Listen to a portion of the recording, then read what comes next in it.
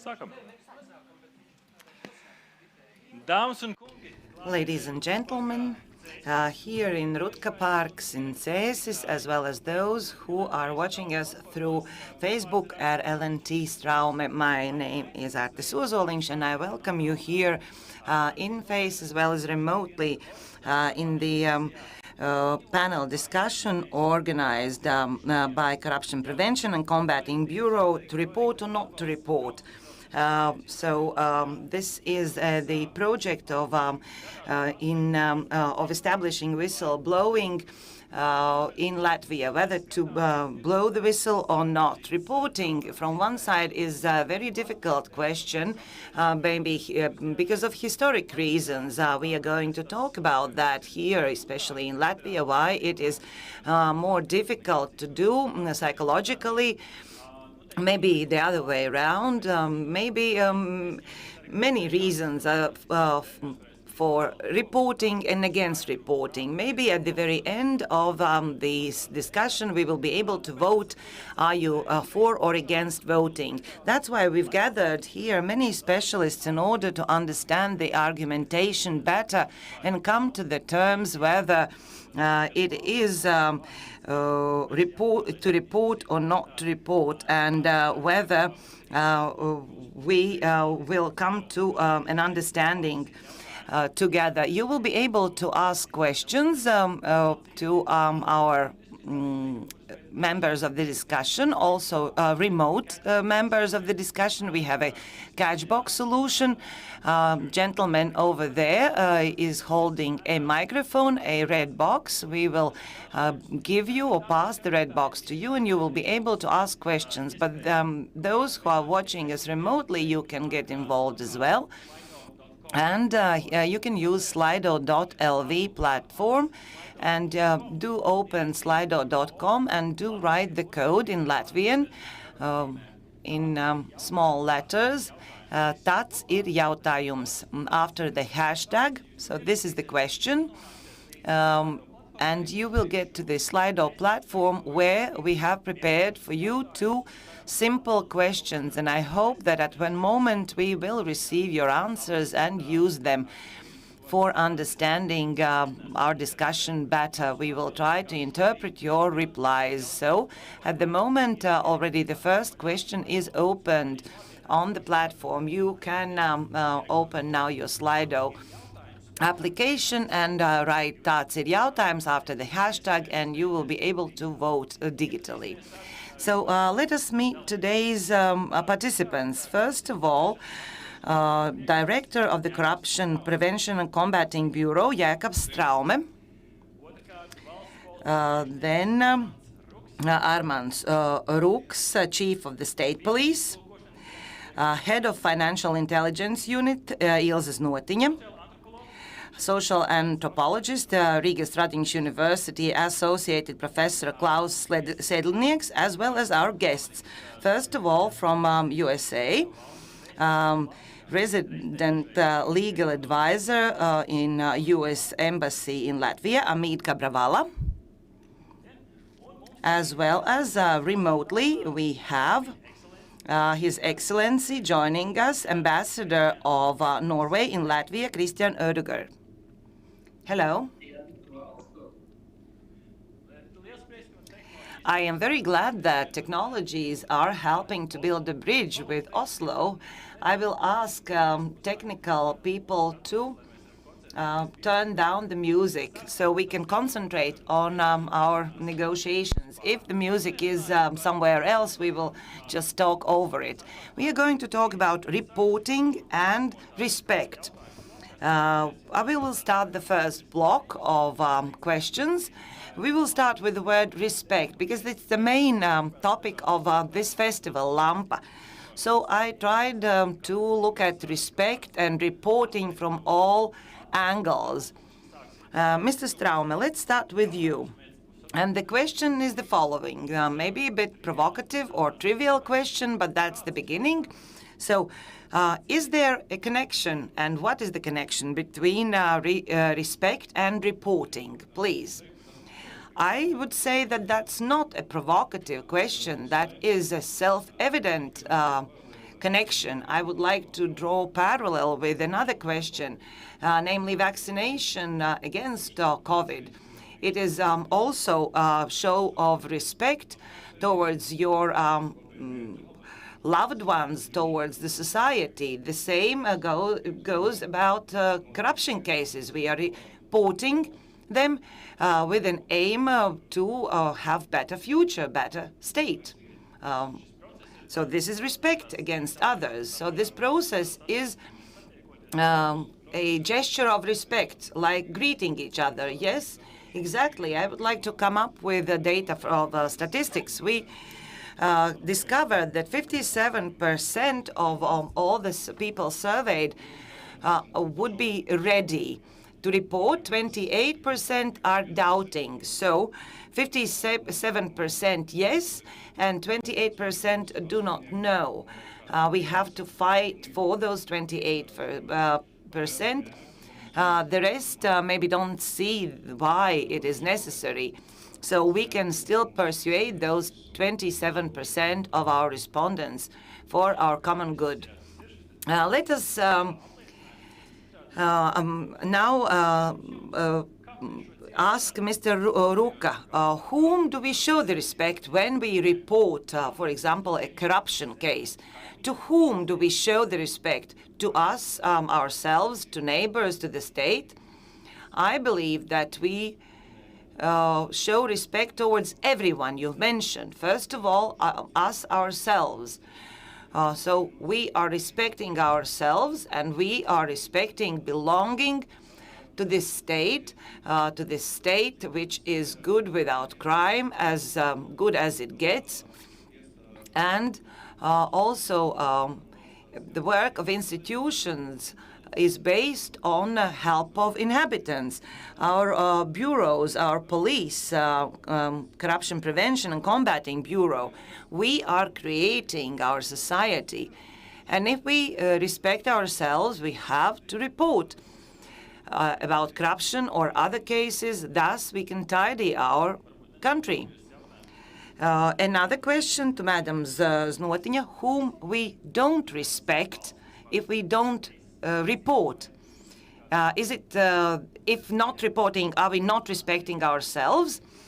I think Klaus will be better to answer this question. This is the question of solidarity and respect if we report. I, as a lawyer, might say that I don't respect the law if I'm not reporting, and the law is necessary for existence of a state. And if we don't understand that the reporting is necessary, especially necessary in cases of crime that can really harm the society or a person's health or life, or even a reputation. In my case, this is the reputation of the state. If I am not reporting about crimes in financial intelligence. So first of all, this is respect against the law. If we don't report, we don't respect the law, we don't respect the order. But we have a democratic society. We are respecting the law in good faith. It is not forced on us. Also, I believe it might be disrespectful towards ourselves if we ourselves are not supported by others and protected by others or others' people reporting ability. Let us take it as a mathematical equation. Reporting, respect. Which sign are you going to place in the middle of those words? Is it the mark of equals or something else, Mr. Sedlnieks? We all know there is no equals. This is much more complicated. It seems that, yes, everyone has to do that. But from the other side, we all know that if we'd ask here people through Slido, do define your attitude towards a whistleblower from -5 to +5. I believe the majority would be in minuses, in negative, like -2. I already gave the answer. We cannot do this experiment because I gave the answer already. It is not as easy as it seems. And we have to remember two things in order to understand what is happening, what we have to talk about. The first, our attitude towards the law, and second, sense of belonging of our group. I don't know how many of you and whether all of you spent time in kindergarten. I frequented kindergarten, and it's important to understand that we are animals of herd, and laws are very important for the herd. And children are kind of sucking in the law or the rules. And there were several rules or regulations that were cited by children like poems. Do not show, and there's a rhyme in Latvian. You understand the development, Freudic development of our childhood. And the third one was about also whistleblower. This, the one who is reporting, is a bad person. Or another rhyme.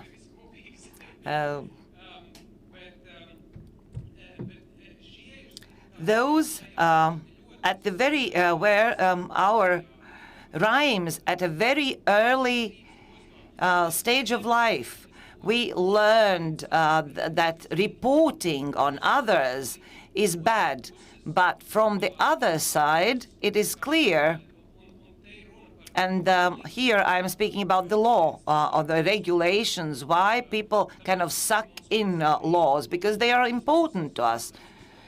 But from the other side, also what is happening in the kindergarten, those who are not observing the rules, they are punished. They are being punished. So consequence after the wrongdoing. So to report or not to report, whether it is correct or not to report. And which group do we belong to? We do not tell on our friends. We do not tell on our friends to teachers who can punish our friends. It cannot be done. That is bad. But from the other side, if we amongst us know that someone breached an internal law, we will go and tell on that person, and we will all chant this rhyme on that person. But that is also reporting, public reporting, this chanting of the rhyme. But which side are we? Are we identifying ourselves with the state? Or do we consider that the state is somewhere on the other side, other people over there? For example, here on the stage, there are people representing the state, but I, sitting in the hall, am not the state, and I have to fight against those sitting on the stage. I have to support my herd, also sitting in the hall, and I will not report on them. So it is the question of perception, how you perceive it. There is something negative and something positive about it. But it also has historical background, a huge historic background. We are going to talk about that later. I could talk for hours, by the way. Usually I read a lecture at the university for 1.5 hours. I am admiring the interpreter for interpreting the rhymes, the nursery rhymes, although she didn't. I'm sorry for that. I hope you understood that the essence.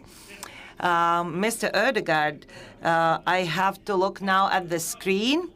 What sign amongst those equations, those words, respect and report, does the society of Norway put? What's the attitude of the society in Norway against reporting? I don't think there is really big difference between Latvia and Norway on this issue. We have more or less the same attitude, the same way of viewing these issues in Norway and Latvia. Of course, we have a bit different historic backgrounds and so on, but I don't think the attitude among people is very different in Norway compared to what you find in Latvia. I fully agree with what has been said by the other panelists. It's a very difficult moral question whether to report or not. I think it has to do with solidarity, with keeping rule of law. And in a kind of global context, we have to discuss this from our democratic societies. Norway and Latvia are open democratic societies. That's a bit different from countries with authoritarian regimes, dictatorships, and so on, also in the neighborhood in Europe.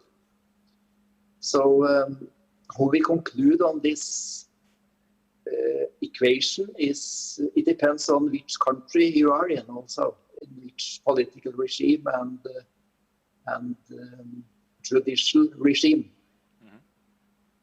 Vairāk interesanti punkti, kurus noteikti gribējuši arī apspriest.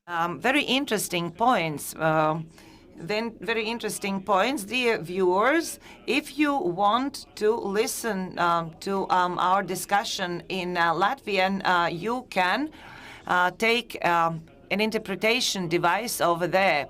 If you want to listen in Latvian or in English, you can take your interpretation device. The same question to Mr. Cabravala, but about American society, the word respect and reporting, what equation mark are you going to put in between? I became a lawyer because I wasn't good at math, so I don't know exactly what the right mathematical symbols would be, but I will say that the words respect, reporting are both nouns and verbs. To report, to respect. What you're doing right now as an audience here in person and online, you are undertaking the action, the verb of respecting, by respecting each other and by respecting the panelists here. And the mode of your respect is listening. And I've learned a lot about listening in the year that I've been here in Latvia, and that listening is not a passive verb, it's an active verb. And it doesn't simply mean nodding your head and grunting in disapproval or in agreement, but it's about connecting the dots.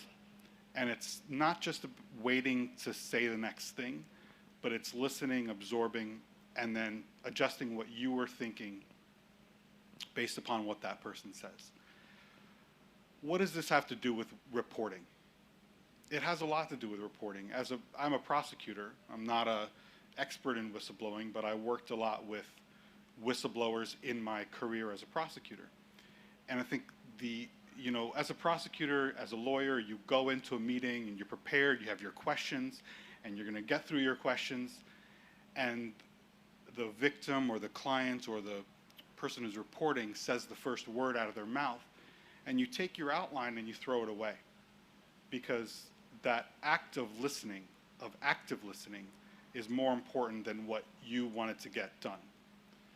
So what do I think about the culture of reporting in the United States is, I want to really take a step back and think about what the concept of reporting is. It's very different things to our colleagues in Norway and our friends here in Latvia. In the United States, I think the concept of reporting, of whistleblowing, comes down to sort of the exercise of our right to free speech when we see something wrong. So I don't know if it's, you know, there's legal definitions, of course, and I wouldn't try to teach kindergartners about this, but maybe your reasonably intelligent cousin that you meet at a picnic or a barbecue, how would you explain whistleblowing or reporting to them? I would explain it to them like,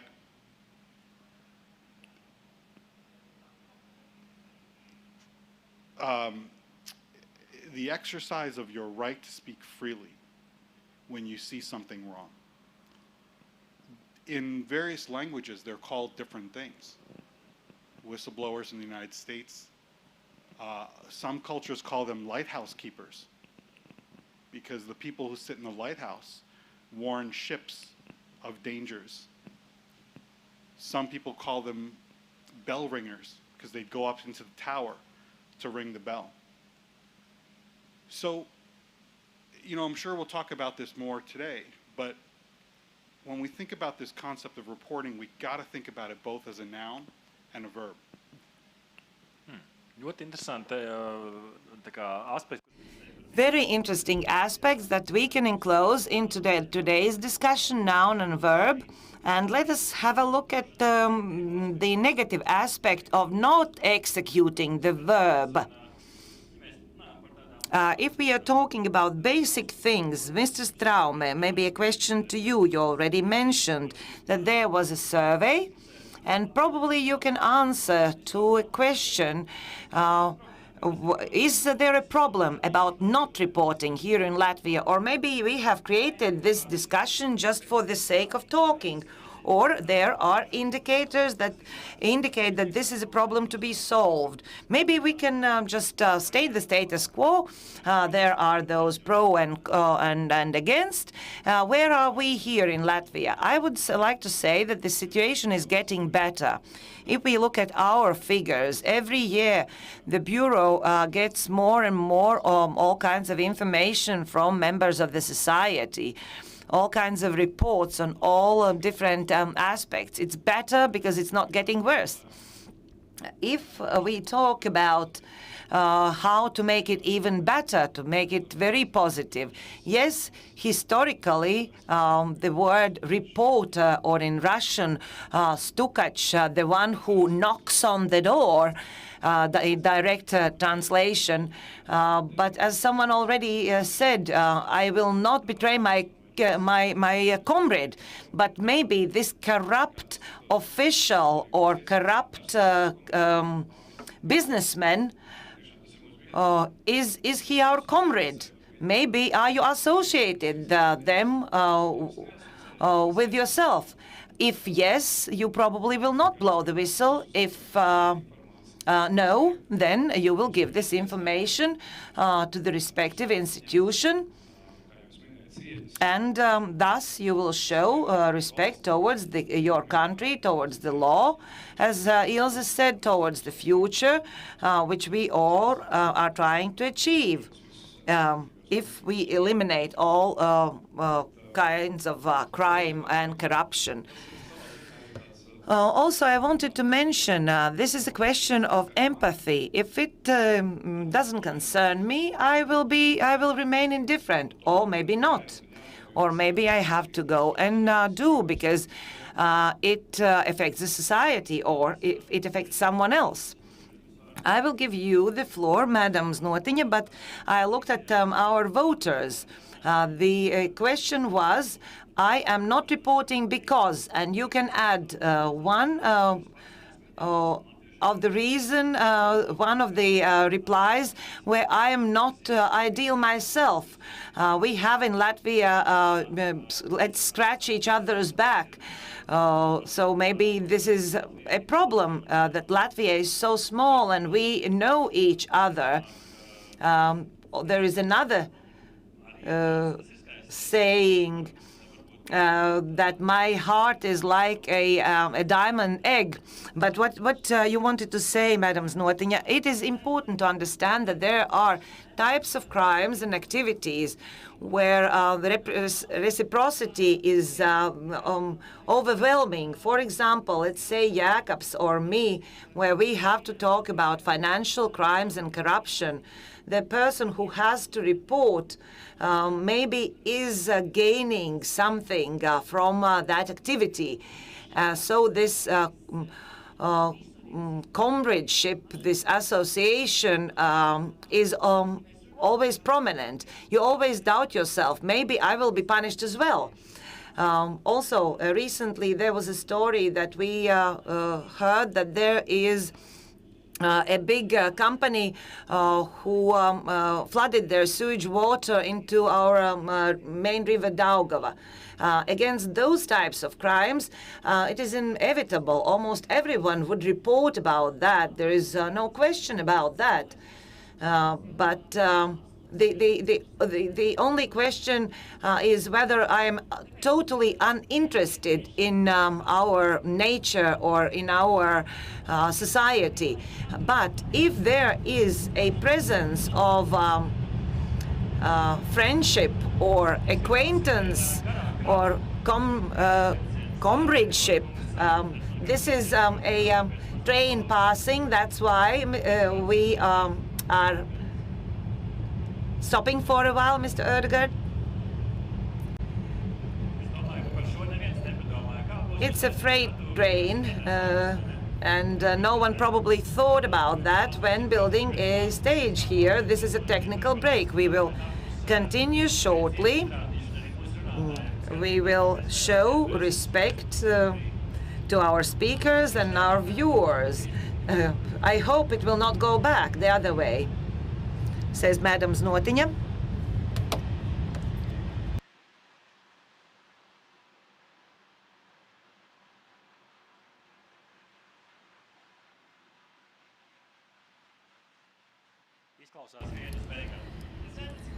So you see, in these difficult circumstances, we have to work, and moderators are not taught what to do when the train is passing by. Yes, we are in a good position today. Why not be provocative? But for us, it is the main task because we are colleagues. And I personally, I believe that we, as public officials who receive those kinds of reports, have to create an environment where those reports never go unnoticed. Because the worst thing that could happen, you probably doubted yourself whether to report or not, or maybe you are guilty, a little bit guilty yourself. And then when you submit a report, you see that nothing happens. Or maybe the information is being flooded and you are reproached yourself or punished yourself. So the main issue from the perspective of the state has to be we have to take care of all the reports, and all the reports have to be taken seriously, even if they are false reports. In those cases, we have to explain to people when and on which cases they have to report. So we also have a lot to do. I also wanted to add about corruption, where both or two parties are interested in. And if we look from the perspective of conventional economy, then most probably we will never receive a report from parties involved. For example, one person got got to provide service, the other got money. But human nature is not as easy as that, as simple as that. Because we have a sense of justice. We humans have sense of justice and emotions connected with it. And this is another fundamental issue. If we think that we have been cheated, that someone took more than we think to be just, or we have been pressured. For example, a corrupt public official offers me his friendly hand, I am happy. But if I am pressured by that or threatened by a public official, then my emotions lead probably, or most probably, to reporting. Because this is also one of the fundamental aspects of this issue, that we get angry if rules are broken, or principles of honesty amongst two people. And if we don't have emotions, then there is a possibility that we will go by and not notice a crime. But if we see that someone is, for example, hurting a child, then our emotions are running high, and we are always ready to go and fight, even if that person is a bodybuilder. It is very important to feel that sense of injustice, that someone stepped over the boundaries that we have all agreed upon, and someone comes and breaks those rules. Yes, it is easy to say, and it is a very good explanation. I think we have to talk about that. But the next question is how to reprogram ourselves, and how to change the feeling between this is my friend and someone is talking. Someone who is writing us online is saying the person might do something good for me. And how to transform. Maybe Mr. Ruka has an answer. I can agree to what previous speakers said, but I do remember you mentioned kindergarten, these basic rules. If you report, you are bad. I think reporting means also a certain level of maturity. When the person is grown up and mature, and he knows that, for example, giving or asking a bribe is shooting oneself in the leg. Because we harm the society, we harm the state. And if we are not looking at it from the perspective of maturity, then the result is as we know it is. And in police, all those corruption cases, we are all fighting against that. We are talking with our colleagues. And you do remember this subculture we had, how there were songs, how traffic policemen liked 5 rubles. You can always get away by giving a bribe of 5 rubles, and everyone was singing this happy song, thinking that this is normal. This is a new normal, and so we all got very used to that, and now we have very dramatic situation. Speaking about our traffic rules. But as a result, many people are getting hurt and even die on our roads. So this is sign of maturity. Reporting is a sign of maturity. Okay. It is easy for us because we are on the stage. We can say you are not all mature. But if we look at those people who are taking bribes, they are also grown-ups. So where's the transformation? Not reporting is the sign of immaturity, but what about those people who are taking bribes? I think that this is the issue of educating our society from early age, teaching that we have to obey the law, And if we want our country to be good, orderly, be it a question of corruption or anything else, we all became latent. And if we are latent, we do not understand the amount, the vastness of the problem. And people are getting harmed, or the state is damaged. The crime is uncovered. How often in your investigations, do not go into detail, but how often are there cases that we could solve the case, but I'm missing a reporter who could give me the very good piece of evidence? Is it a problem in your daily life? Yes. It is a problem, and I already said, taking into account that crime is social behavior. There are no country where there are no crime, and it cannot be eliminated. But there are people who can tell quietly or whistle quietly, but who is not going to report, put it on paper, because people are afraid to report or to come up with a witness statement. Also, people don't want to be punished for that or harmed for reporting. And also there is an issue whether our people are trusting our institutions. If I come up with a report, maybe I will create problems for myself. There will be processes, and I will be summoned to police on numerous occasions, and then to prosecutor's office, and then to court. I am noting it all down because next issue, question is myth.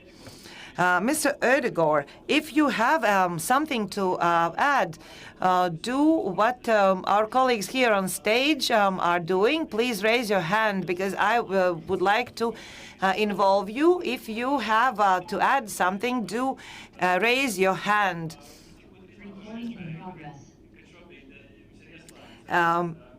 We will use this opportunity. You have your microphone on. These differences that we have had historically, from what you've said, I understand that there are no big differences whether we lived in Soviet Union or not, whether you had a totalitarian regime or not. Maybe we have to change our values and perception on reporting.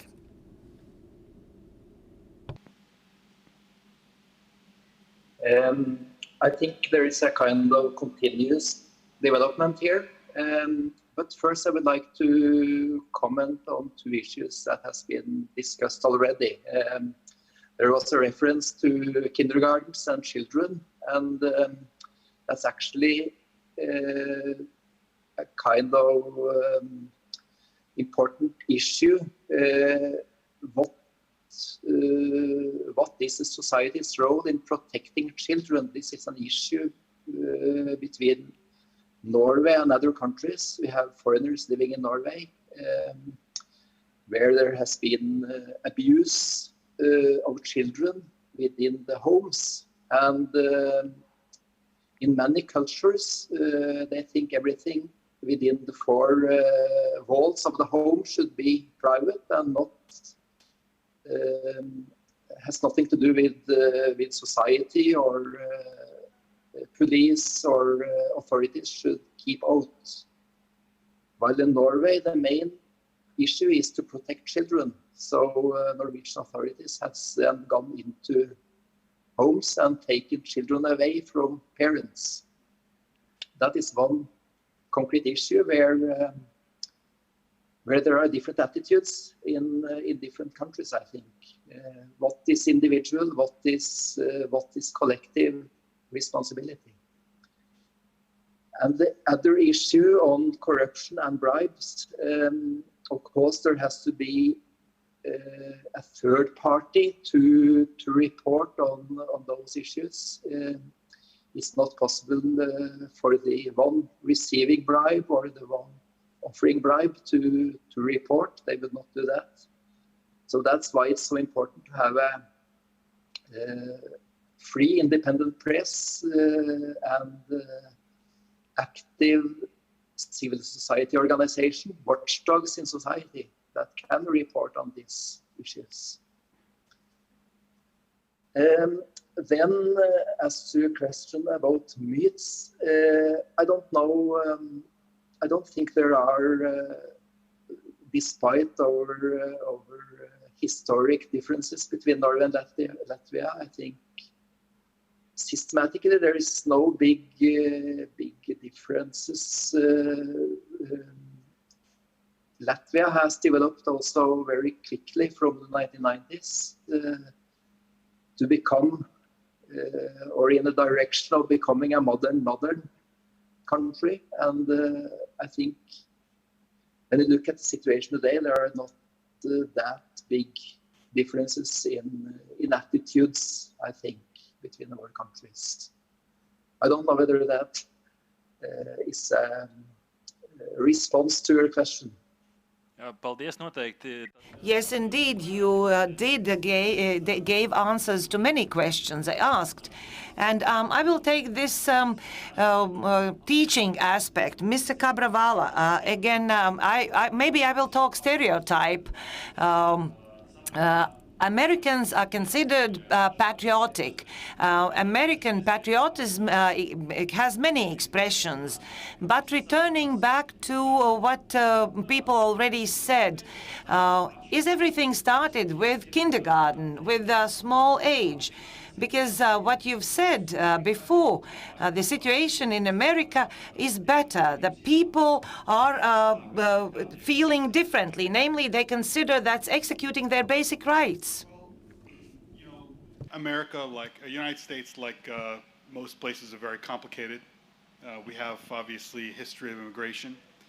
I myself was raised in an Indian family that we really embrace this story that everyone knows, the Japanese story of the three wise monkeys, who, you know, they see no evil, they hear no evil, and they speak no evil. That was kind of how I was raised, because actually Mahatma Gandhi was the person who really popularized that concept. But in the United States, we have this rugged individualism, we call it, you know, like, and that's tied to our roots as a place where people came to seek refuge, whether our earliest immigrants or later immigrants for economic opportunities. And then immigration throughout our country's history has been defined by this seeking a new life. That concept of rugged individualism is antithetical to this concept of speaking no evil, hearing no evil, doing no evil. But what both concepts should remind us of is that the rules of the animal kingdom apply equally when we speak about reporting. The animal kingdom, the basic rule is that when you come under attack, you have two choices. You either fight or you flee. And powerful people, powerful organizations, they tend to fight. And that fighting manifests itself in the area of reporting by destroying careers, destroying reputations, maligning people. The more people you have who report a specific activity, like Ms. Znotinja was saying, the more powerful that chorus of voices is. It's easy to say, you know, you're a liar, you're crazy. But when more and more people say the same thing, it's very hard to discount all of them. We've all been to football matches, hockey games, and sometimes when the referee makes a bad call, what do we say, right? The whole crowd goes wild and they start saying, you know, the referee is blind. It's really hard to silence 20,000 people saying the referee is blind, right? this is the same thing. When you have a lot of people bearing witness, that animal instinct goes from the strong, powerful person, corporation, institution, singling out that reporter, that whistleblower, to where society singles out that powerful, corrupt organization and looks down on them, like that angry crowd judging the referee for making a bad call. Es domāju, ka labi sasaistās te kopā. I think it goes well together with what Amit said, that we are trying to say the referee is blind. Yes, it is an important moment when reporting. The society has to know the rules of the game. And it is not all about giving 5 rubles to a policeman. But on the contrary, if you are asked for 5 rubles, you should report, because you want the safety of traffic, and you would do that even without thinking whether the consequences would be grave, or probably you would be summoned to the police station. And Arman said very well about maturity, but I would like to expand it. It is the question about the maturity of the society. I think we have developed in quite a rapid pace in the last years. And it is important that we are talking about that today. Let's remember the society 10 or 15 years ago. Then we accepted corrupt public officials who asked a sum of money for every signature or delayed processes, and that was normal. Now, biggest part of society understand that that's wrong and will not tolerate that. But all the organizations and of the country, of also NGOs, have to explain what has changed and why the society should be reproachful towards those corruption cases. Mr. Sedlnieks, maybe the problem lies in the very beginning. Because I saw, for example, Norway is kind of different, but at the same time is not different. Reporting law is called, again, a Russian word, knockers law, those who knock on the door. But where is the problem? We don't want to say bad things about police, but we all have heard stories of offering money. For example, I was driving 120, I gave 100 and everything was okay. Where is the problem? Is that, are those tales from history, or is it happening now? The essence of the problem lies in the following. It is connected with legitimacy of power, because here everything depends on that. If we look at our experience, or experience of other countries, or other public orders to report, for example, on the fact that my neighbor gave a bribe to Nazi officer and saved someone, gave a bribe, or that someone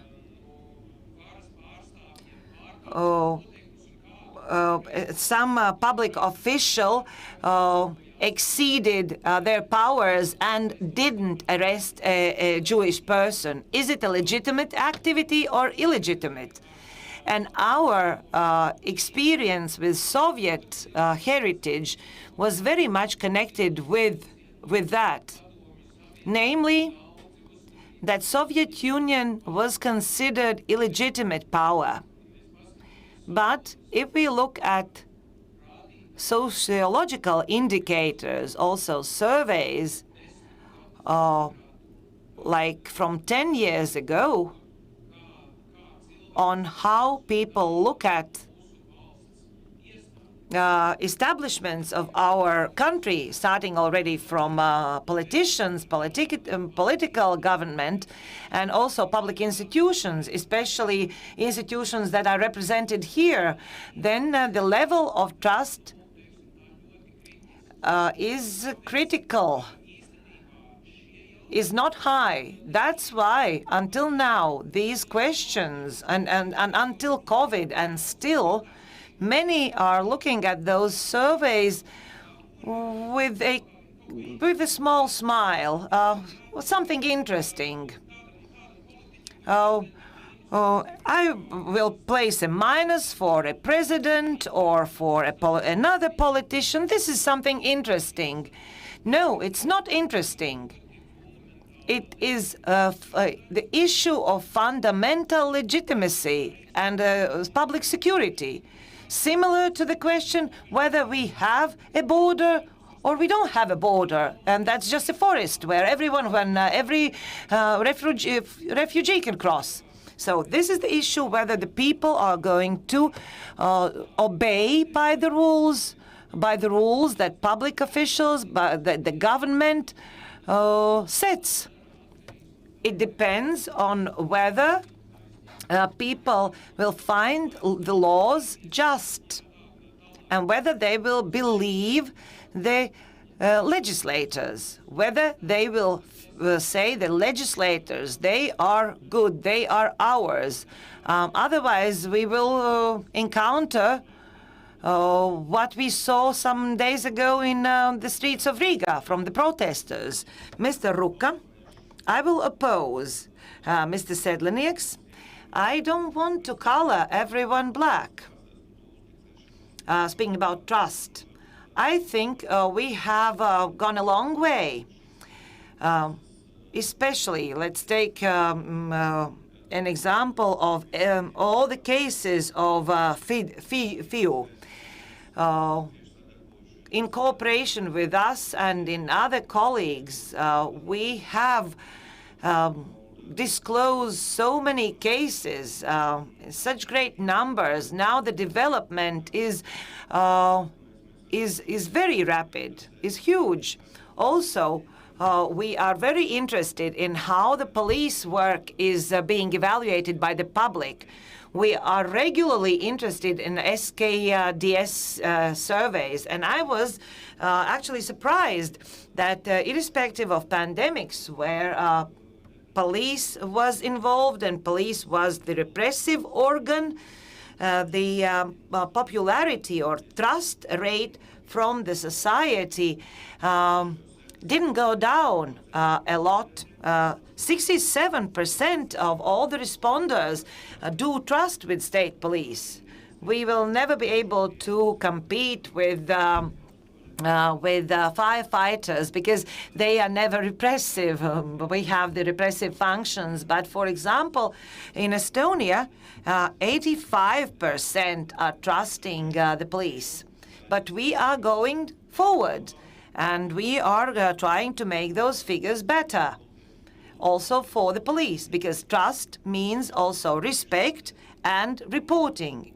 Those things are closely linked. The progress is happening.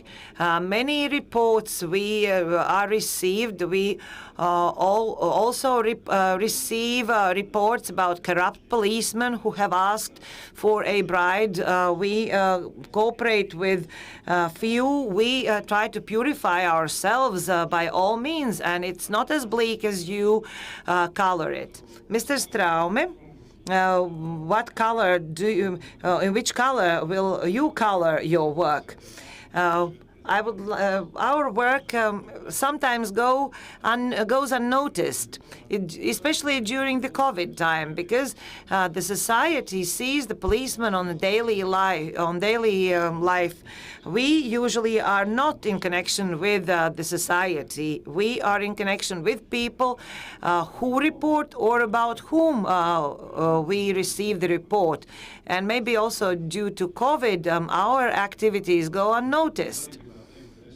But I would like to say that the number of reports is going up, showing the fact that the society do trust us. We are going to talk about myth. One of the myths is that it's not worth reporting because nothing will change. I will try to oppose, but this is interaction between one and the other. The number of reports and the end result, efficient work of our respective authorities, their activities after receiving report. So if we are all doing a common job, we will succeed. We are never all ideal, but people are changing.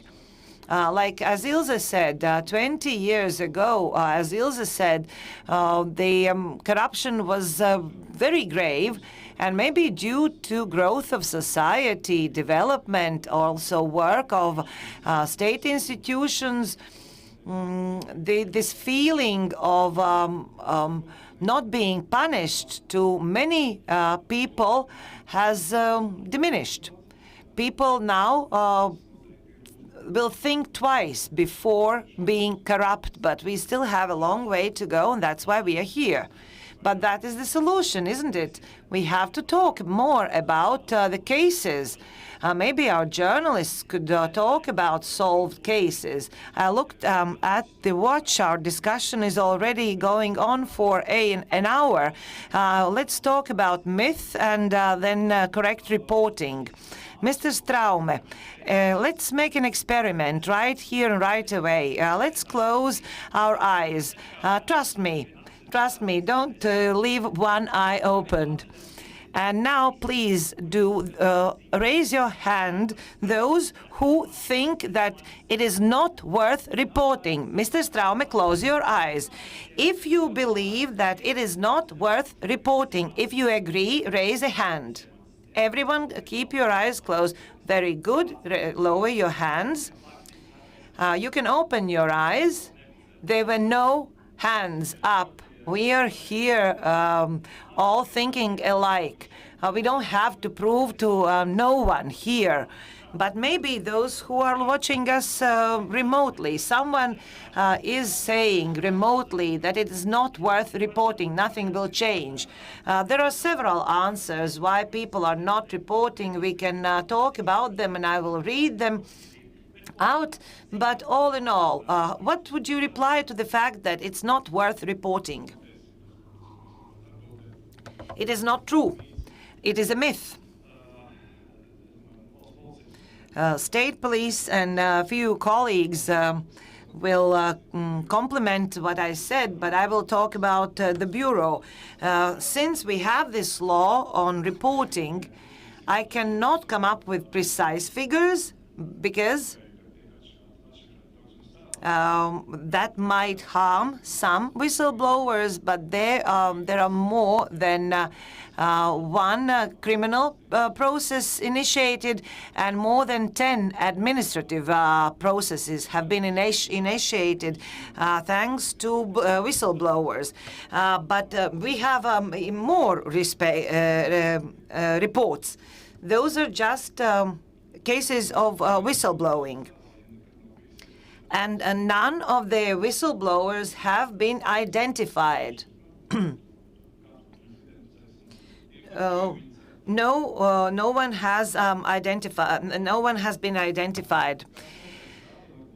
What maybe creates a negative reaction sometimes is that the following: not always whistleblowers' expectations are met. Maybe the whistleblower thinks it is evident, the crime is evident, but nothing has been done.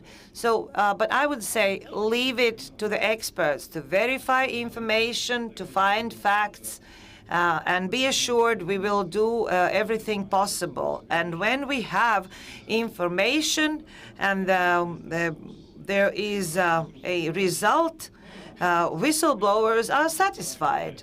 And this is it. But in cases when whistleblowers are dissatisfied, very often these stories are are told publicly. Thus, we probably have this perception that it's not worth reporting because nothing is happening.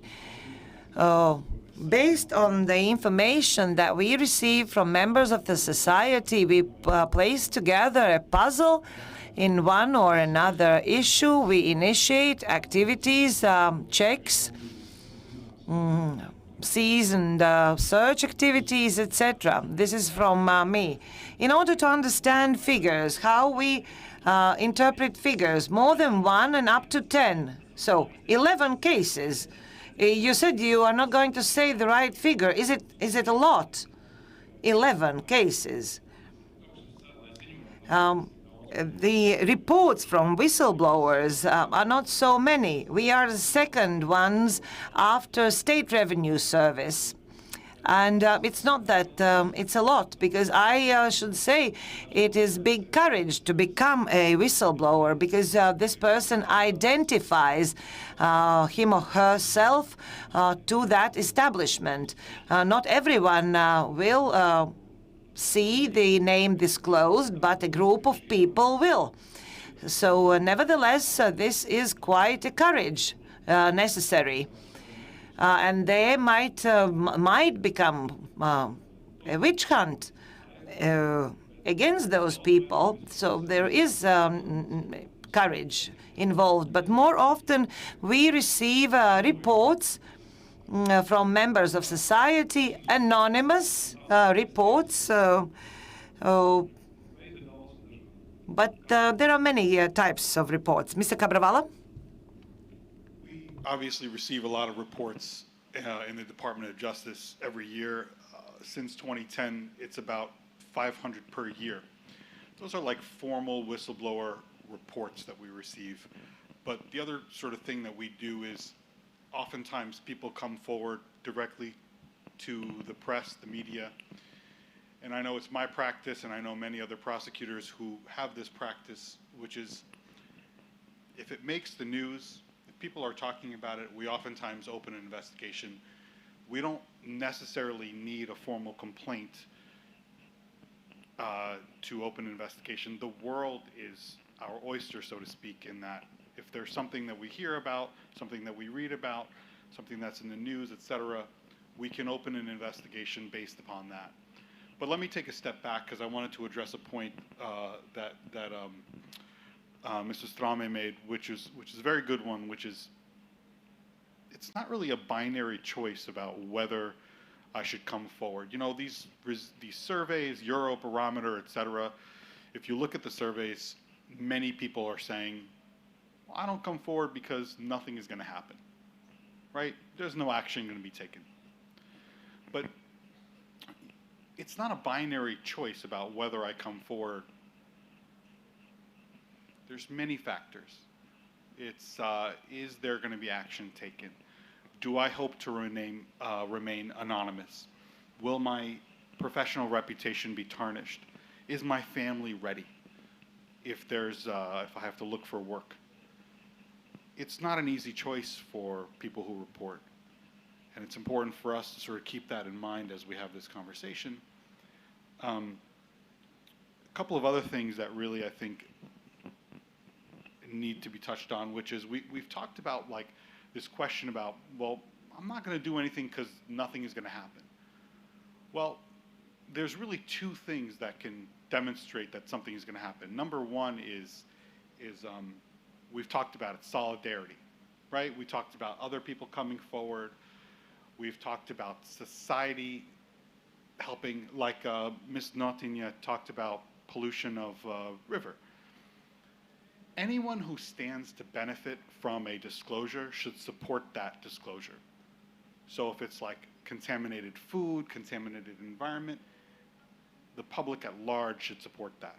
But there's another key aspect, and we've talked about that as well, which is what Mr. Strame and Mr. Rooks had mentioned, which is accountability. How do we show people that when they come forward, that we are going to do something about it? Not just, there could be an internal investigation, there could be a law enforcement investigation, as the gentlemen here do in their day-to-day lives? But is there going to be ultimate accountability and a change in practice? How do you show that? How do you show that to the public? You know, one of the ways that we do it, and of course, a hammer only sees nails. I'm a prosecutor, so I only see that aspect. I don't work on the preventative side, and I would like to. But one way that we show it is meaningful prosecution and change in policy. So I've worked on many cases where a whistleblower has come forward, let's say to disclose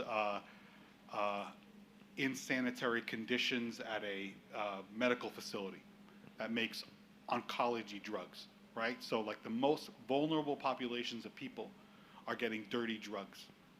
It's the perfect crime. You hold them to account. You hold their individual leadership to account, and then you force them to make changes, compliance programs, inspections by outside auditors. You hold them under a microscope for years. And our courts have been amenable to this. You know, it took a brave prosecutor some years ago to say, you know, why can't we force the company in a plea agreement or in a judgment to hire an accounting firm to look at them for the next 5 years and report to us every 3 months what's been going on. It's very expensive, but that's how you change a culture. You also show the public that good business practices, anti-corruption, anti-money laundering, compliance, these are not just industries, these are not just labels. They are actually good for business. Iedošu vārdu Straumes kungam, Znotiņas kundzei, un pēc tam es vēlos arī uzrunāt Edegoru kungu. I will give the floor to Mr. Straume, then Madam Znotiņa, and then Mr. Ødegaard. I forgot what I wanted to say. Yes, I wanted to add what I said before, that we understand that there is a feeling of unfulfilled expectations. There is no feedback very often. Maybe someone shook up his courage, but never saw the result. Never came and arrested that person, or never came to season search, or see through documentation of a corrupt municipality. But we know how to do that. Within the framework of our Norwegian grant, we will come up with a new reporting platform where the reporters will be able to follow the progress of their own report. Is the platform already ready? No, it's in the process. We will inform the society as soon as this process is almost ready. Madam Znotiņa, I wanted to also say that it's absolutely wrong to say that it is not worth reporting. We receive reports from all layers of society, from legal advisors, also auditors, bookkeepers, also banks. We have a specific profile. We work a lot with this sector to inform this sector and inform them that their reporting is very, very important. Because in their sector, the corruption is very prominent, and the consequences might harm the sector itself. At the beginning, that might be an issue of loss of reputation, but the result might also be, for example, fines or other types of punishment. What is important, but I don't want to come up with a precise figure, because my colleagues know better, but we receive around 6,000 reports per year, and 93% of those reports were evaluated last year, and most of them undergo in-depth analysis, meaning that the report is being sent to our colleague, to other law enforcement bodies like State Police or Corruption Prevention Bureau. The amount that we look at is very big. So we are rather efficient. What is important in my case, when I started to work in FIU 3 years ago, there was a system where one could report in the way from the very beginning and receive a feedback, whether it was worthy or unworthy report. We have cooperation groups, and there are people sitting in the audience here, people who received feedback from us, whether the report they've submitted was good or not good. And also we want to establish an anonymous environment in order to start the processes. And this person, for example, a notary, would not suffer consequences. It is rather difficult for a notary to be sure of his or her safety if he's the only one who knew the facts of suspicious activity. I myself was in the working group establishing movement of whistleblowing or reporting, and we spent a great deal of time to find a mechanism how to ensure anonymity.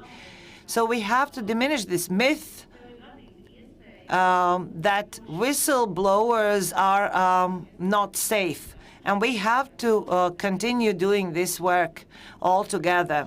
Mr. Ødegaard, I would like to ask you in this context, also looking into the next myth, namely anonymity. What would you say from the Norwegian perspective? First of all, is it worth reporting, this first myth? And second one, anonymity, namely the myth that I will be traced and I will be found by those on whom I whistle the blow. About those two myths.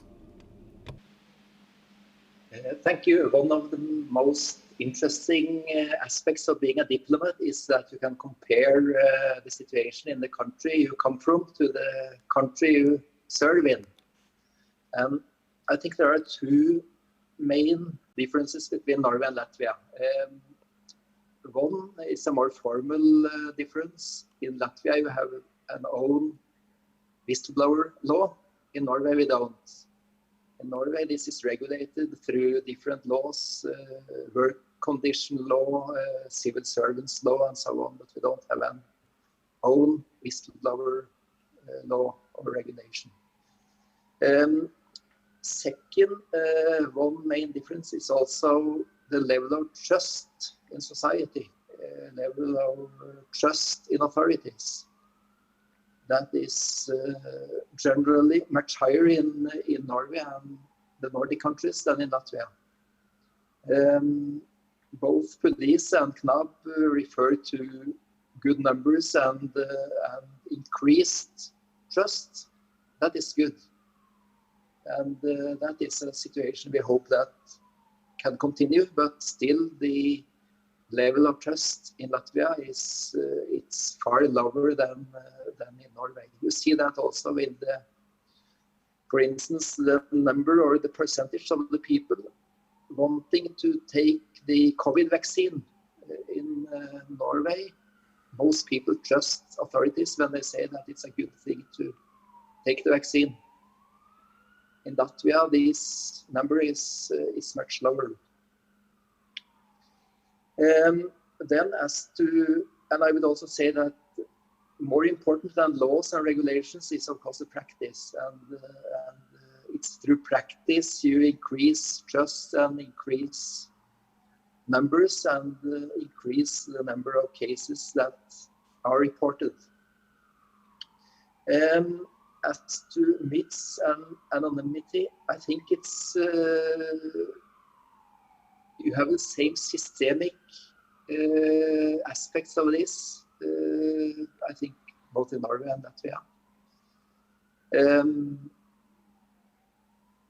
According to the higher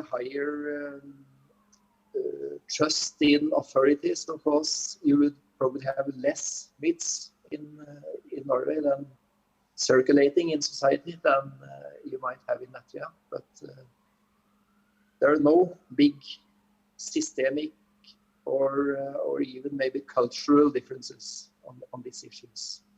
Thank you. Paldies, un es uzreiz gribu turpināt to. Thank you very much. I would like to continue with this anonymity and speak about the next issue, namely about the right kind of reporting, right reporting. What Madam Znotiņa already mentioned, you want to build a system that is protecting the reporter. So what are the components of the system? Those are people who, and when preparing for this discussion, I talked to my friends. I'm not going to name them. The case that had to be reported on was the following. Small suspicions about a person. You report to specific person, but your manager is coming to you and saying, whom did you report? Why did you report about that? So who is the responsible one? Is it true that Latvia is so small and you will be calculated? So human nature, human being is the weakest link. It is very sad. Your story is very sad that such a situation might have occurred in a company.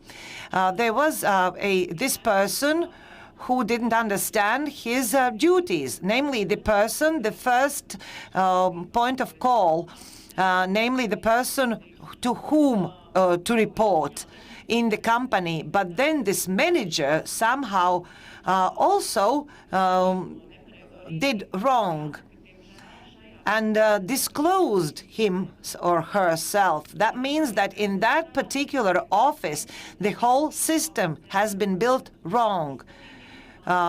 This system that would never allow information to go down the right channels and to bring the results.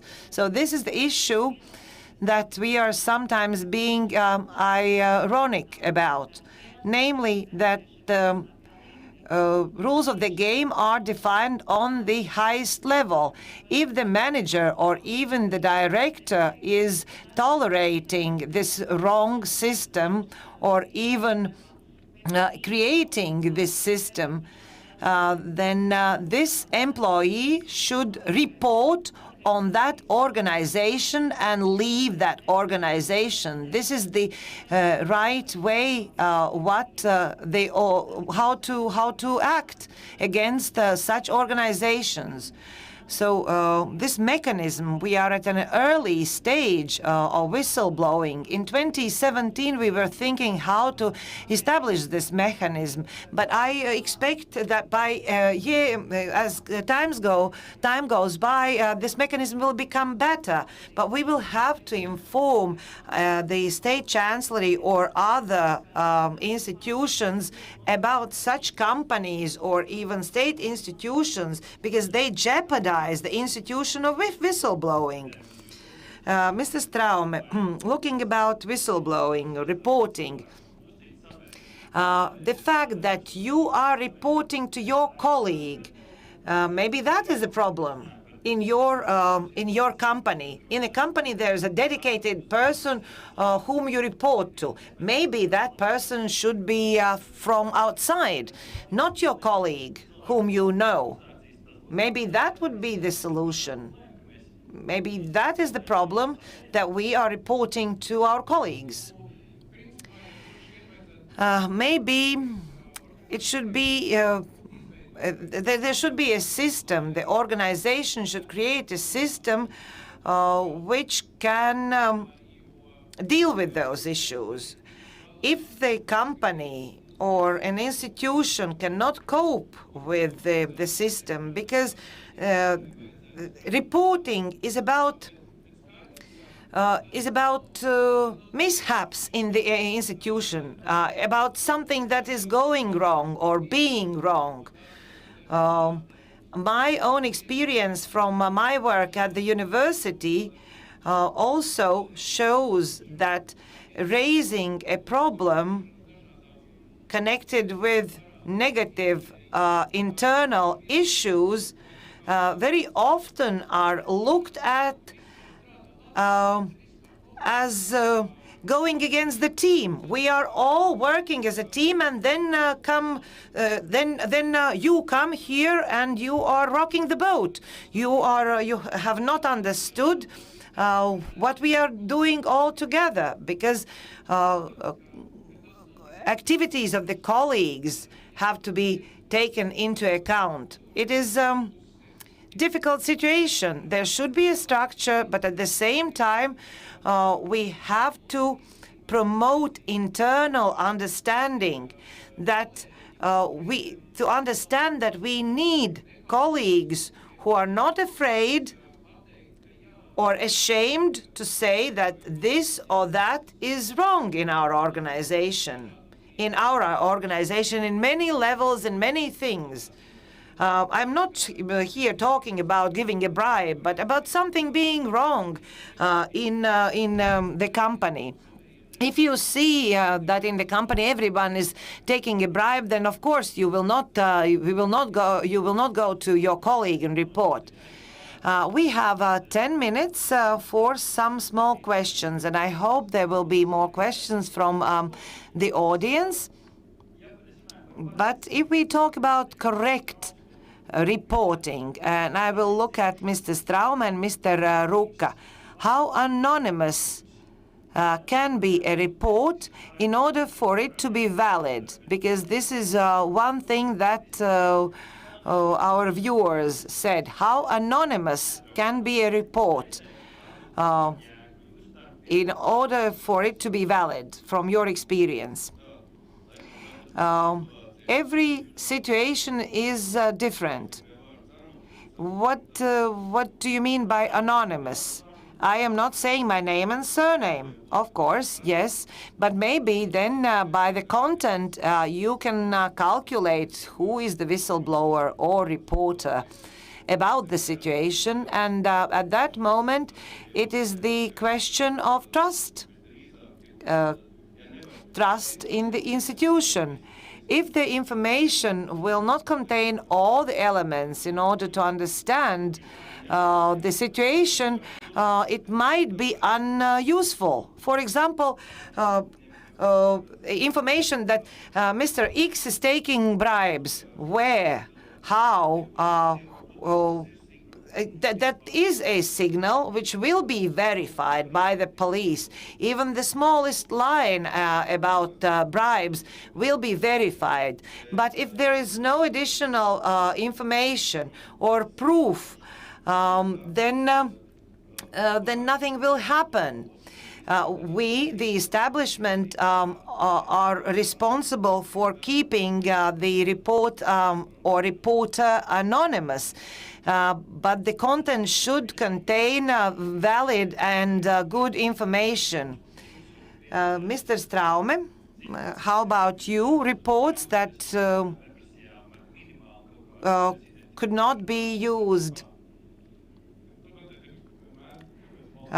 There should be a good balance, how much information you enclose and how much you disclose about yourself. Whether you give your name or not, as Mr. Ruka said, if this information is going to be superfluous, then probably the establishment will verify the fact or will make some checks, but nothing more. What I wanted to say, how to report correctly in the cases of corruption, for example.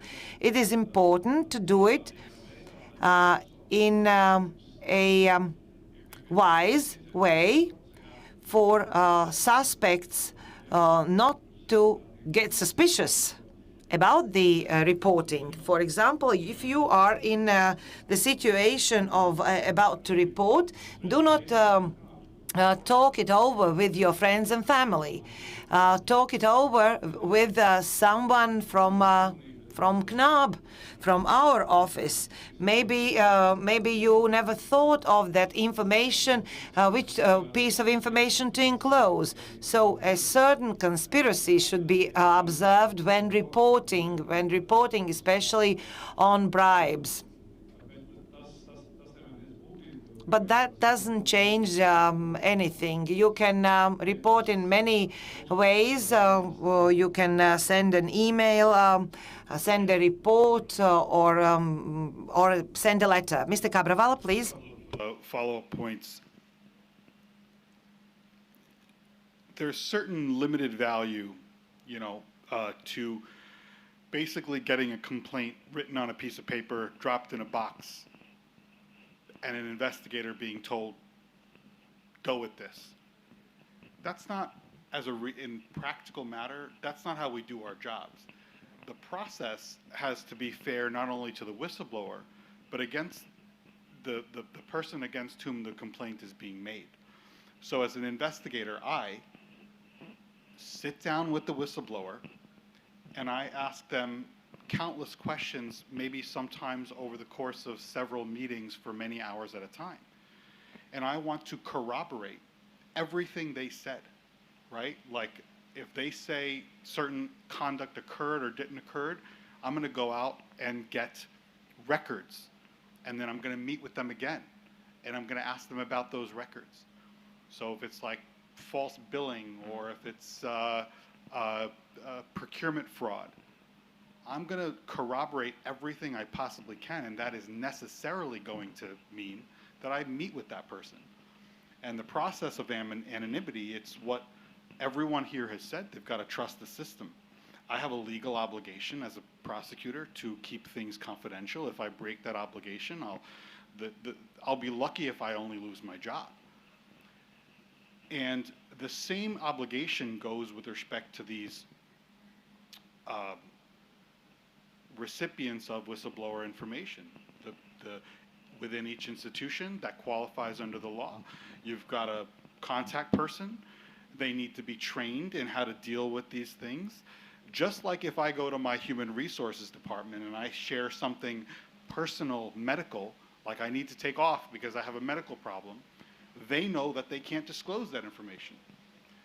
It's this training that helps them identify the gray areas. Mm-hmm. So that contact person needs to be trained, and there needs to be sufficient institutional integrity and independence, right? They can't be like you can't create a conflict of interest. You have to have them sort of independent so that they can report to the leadership of the structure and if need be to external sources. The vast majority of reporters, of whistleblowers, they're not Edward Snowden. They're not just going to the press.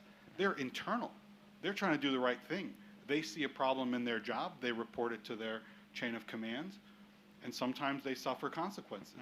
So if the vast majority of people are internal reporters, then make sure that the internal process has integrity and independence and is autonomous and accountable, so that there is what Ms. Nautinha said, you do this in your job, you give feedback when you get a report. Well, we should give feedback to whistleblowers. This is what we're doing. This is the actions that we took. This is what the person against whom you made a complaint alleges, or this is their defense. What would you say to that, etc. Es skatos, ka pulkstenis tuvojās jau mūsu.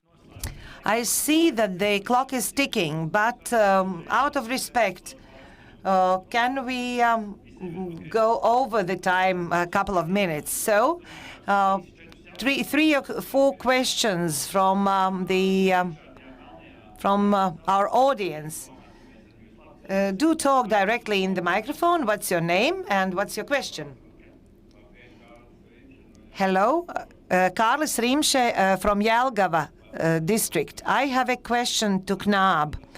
KNAB's name is Corruption Prevention and Combating Bureau. How to understand these construction cartel case? It went on for 3 years. Maybe you should have stopped it 3 years ago. Maybe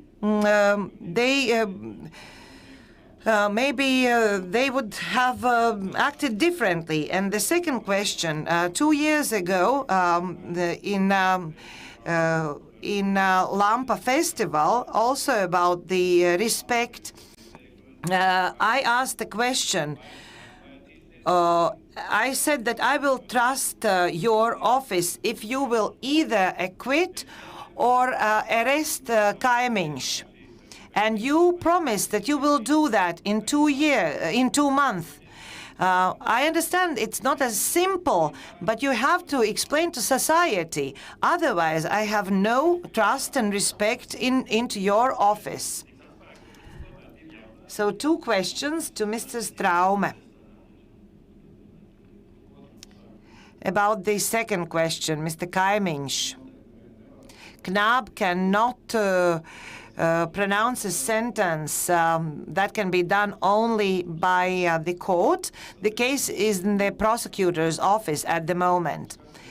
Speaking about the cartel case, I think that the result is very good. Namely, we, on the basis of information we gathered, Competition Bureau can take action.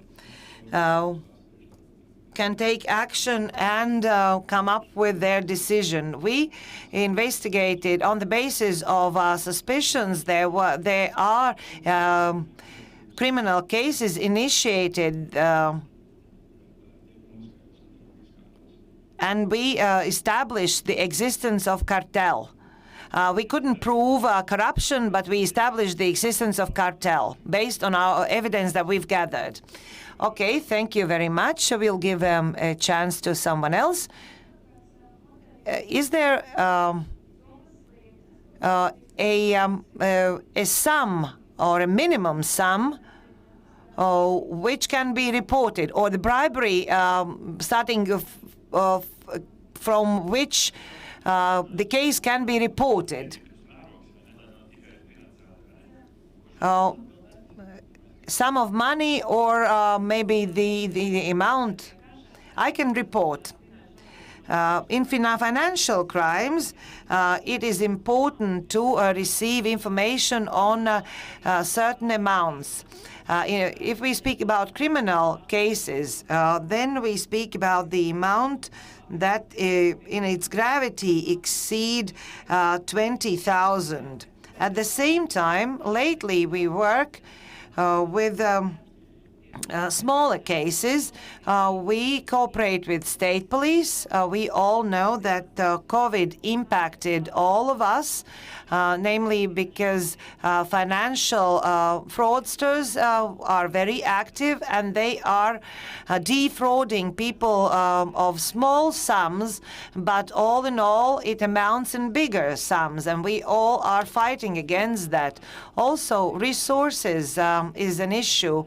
In public and private sector, we cannot work with all of the reports and treat all reports equally if they contain smaller or bigger sums. But at the same time, maybe a report which doesn't contain a sum of money at all will be the one that will help us disclose a huge case. Don't be afraid of certain sums. And I think my colleague will agree to me. For us, it is important the fact, the information, not the amount. In addition, once the sum could be small, for example, in corruption case, what you offered a policeman, you accepted. If you offered more, the policeman, corrupt policeman, would accept more. And you should report the fact. Not the sum that you gave to the policeman. And then within the competency of our institution, we will disclose this case. Also, we heard about a crime investigated where the object was not 2 barrels, but the 2 jars of honey. And 2 policemen were committed for accepting 2 jars of honey. Ladies and gentlemen, colleagues were signing the end of this debate. Thank you very much, colleagues. We are here in presence. You can ask questions afterwards, maybe if you can catch the speakers. But now, thank you from me and everyone else to the following people: Jakob Straume, Director of the Corruption Prevention and Combating Bureau; Armands Ruks, Chief of the State Police; Ilze Znotiņa, Head of Financial Intelligence Unit; Klaus Sedlnieks, Social Anthropologist; Ambassador of Norway, Christian Ødegaard, for him to hear us in Norway, as well as residing legal advisor of U.S. Embassy in Latvia, Mītka Bravala. Thank you very much. Let's meet somewhere else on another stage, and have a nice day.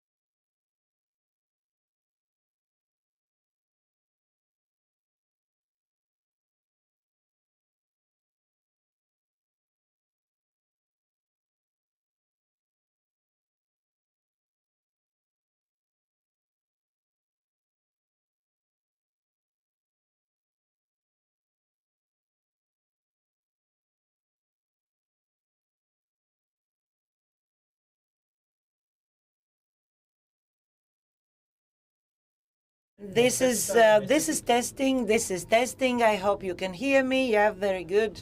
Hi.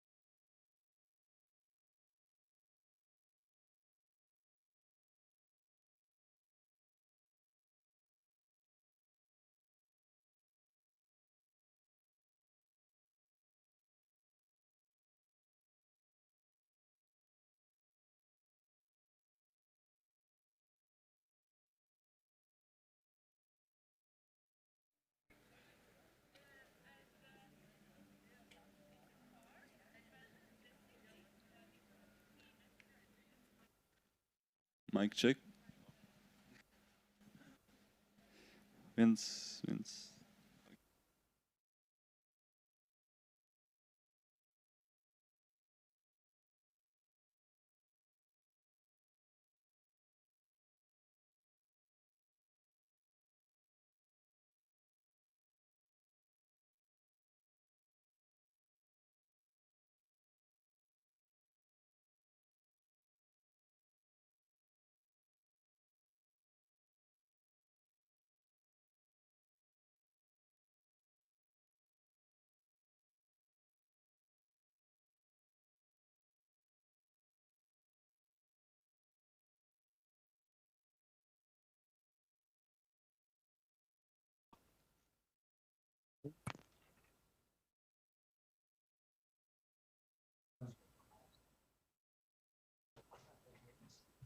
Ja, tad jāpastrādā būs bišķiņ, jā? Nevarēs tēt traucēt. Neko teikt, pamestiet, sēdim zīmē.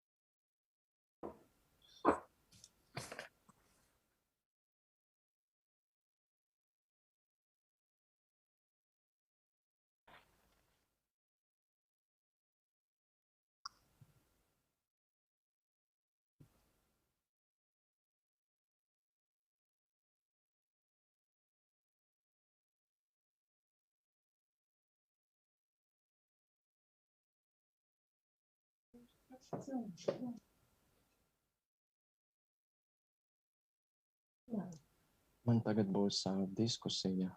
Mama, vai klusa?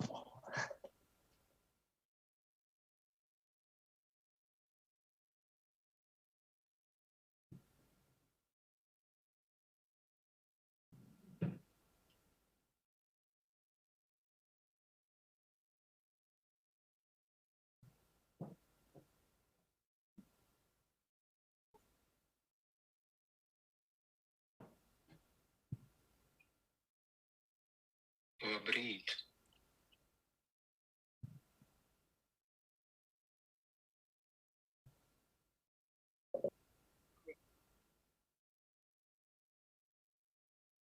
Labdien!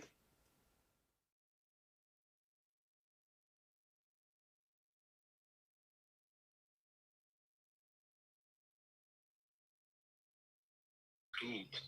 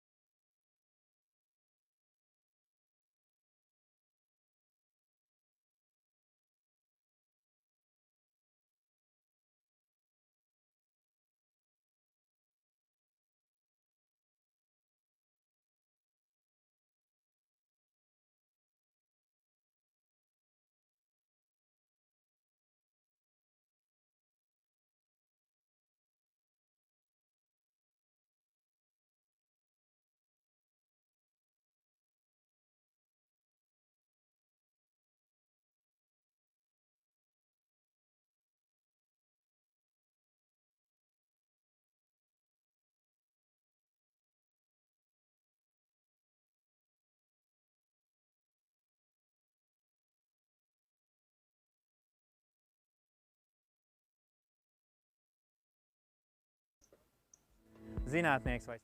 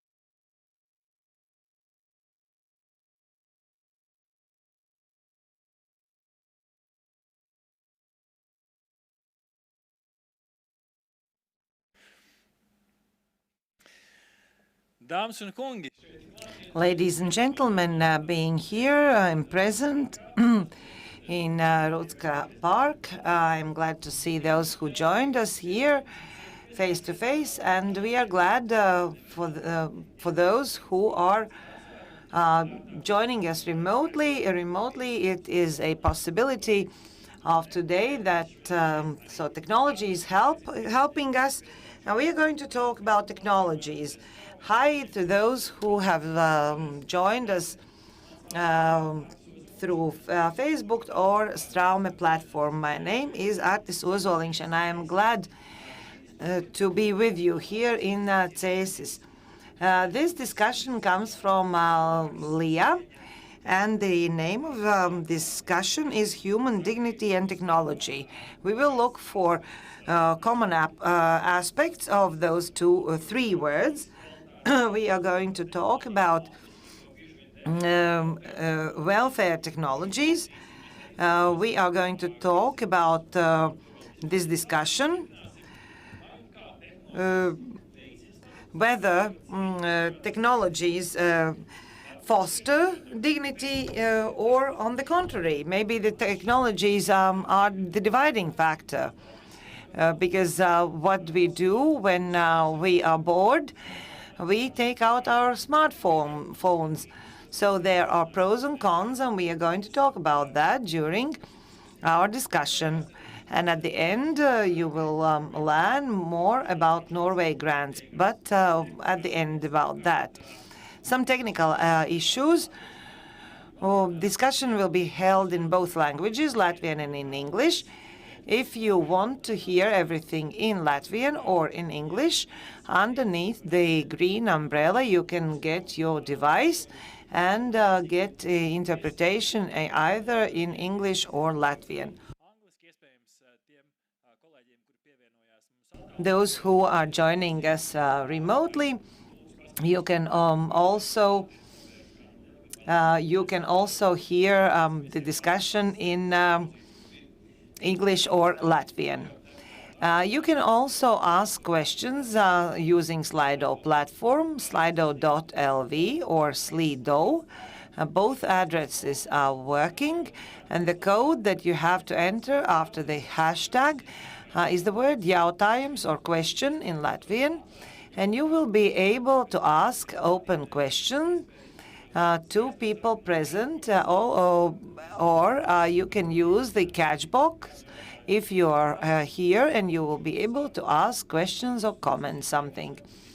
I will give you the floor a bit later, maybe somewhere in the middle of our discussion. How do you feel? Are you okay? Are we ready for the discussion? So let's get acquainted with the participants of the discussion here and remotely. First of all, Baiba Baikovska, Agape Latvija, Agape Latvija founder, Rīgas Tradiņš University, also Agnes Cimdiņa, advisor at the Royal Embassy of Norway in Latvia, socio-anthropologist. She is working with the Inclusive Society. Hello. Also, we have remotely Katerina Kadeville, manager of healthcare department in Innovation Norway State Institution. She has the most direct connection with those technologies, welfare technologies. Also, Walter Skrētains, graduate of Liepāja Music and Design School, creator of company OK Original Design. Hello, Walters. As well as we have here Bjarne Uldal, co-founder of Nordic Edge. Also, he represents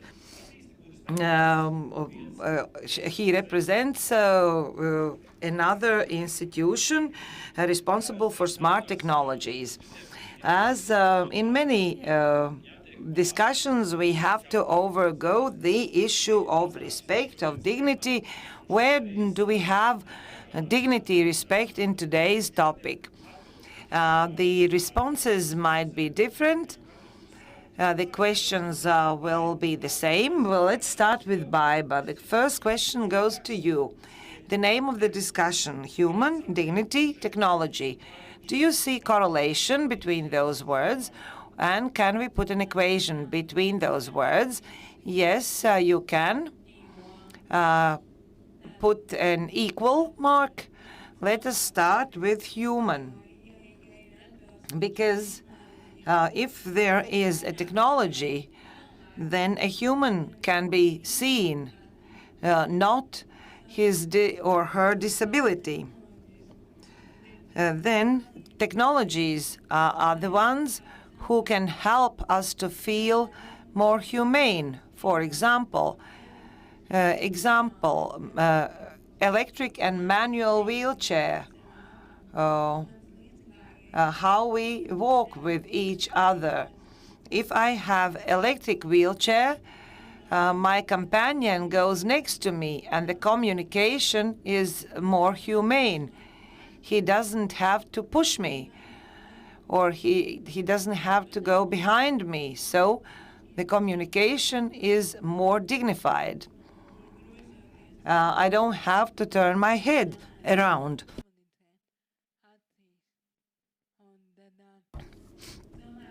Also, human technology dignity. There are many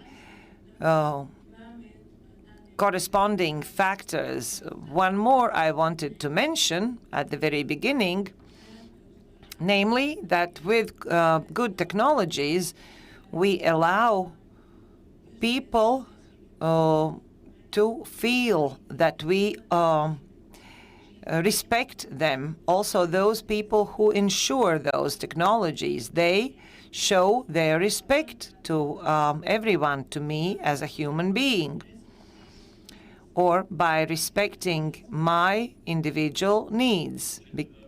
So I think very good points. They help to feel the belonging, as well as to help to feel respected and respect others. Agnes, let's look at different society groups. Whether technologies help us as human beings or also groups of society. Maybe technologies are the uniting factor for people whose languages differ. The technologies can divide and they can also separate us. We all live in the world of technologies. We spend a lot of time in digital world, maybe even more than in physical world. And when digitalization just started and social networks were invented, it seemed that it is alternative reality. No, it's not so. You might say that when speaking on the phone, we use alternative reality. Digital world is a real world we are living in, like home, like office, and it offers a wide range of possibilities to get united, to enclose, as well as to push away and separate. And that's what we can observe globally all around the world. Speaking about our differences, this is a big topic. I hope we are going to talk about that. And in order to comment your question that you asked to my colleague, I have to say that I am happy that human dignity and technology is in one discussion, because usually this socio-cultural and material and technical are being separated. In innovation policy, in other policies, we think that technologies can save the world, but without being intelligent, we do not know how technologies can be used. We have to understand our differences, and not always it is true in the world of in our world. technologies are the basis of material technologies, but at the same time we live in socio-cultural world, but they are united. We cannot speak about one without the other, otherwise we will not understand what is needed for a human being. Yes, we all hope for technologies to save us, but who create the technologies? Humans. If we don't have values embedded in technologies, then technologies will not help us. Indeed, even when inventing a technology, it doesn't mean that people are going to use them. There are many examples. Very good technologies are placed aside or not used because people either don't know how to use them or a new version is being invented. So we have to understand how people are thinking or how they interact with technologies, what are their needs. We cannot understand that without understanding sociology and culture. And I am very glad that we are going to talk about that today. Baiba? I wanted to add that I can agree and thank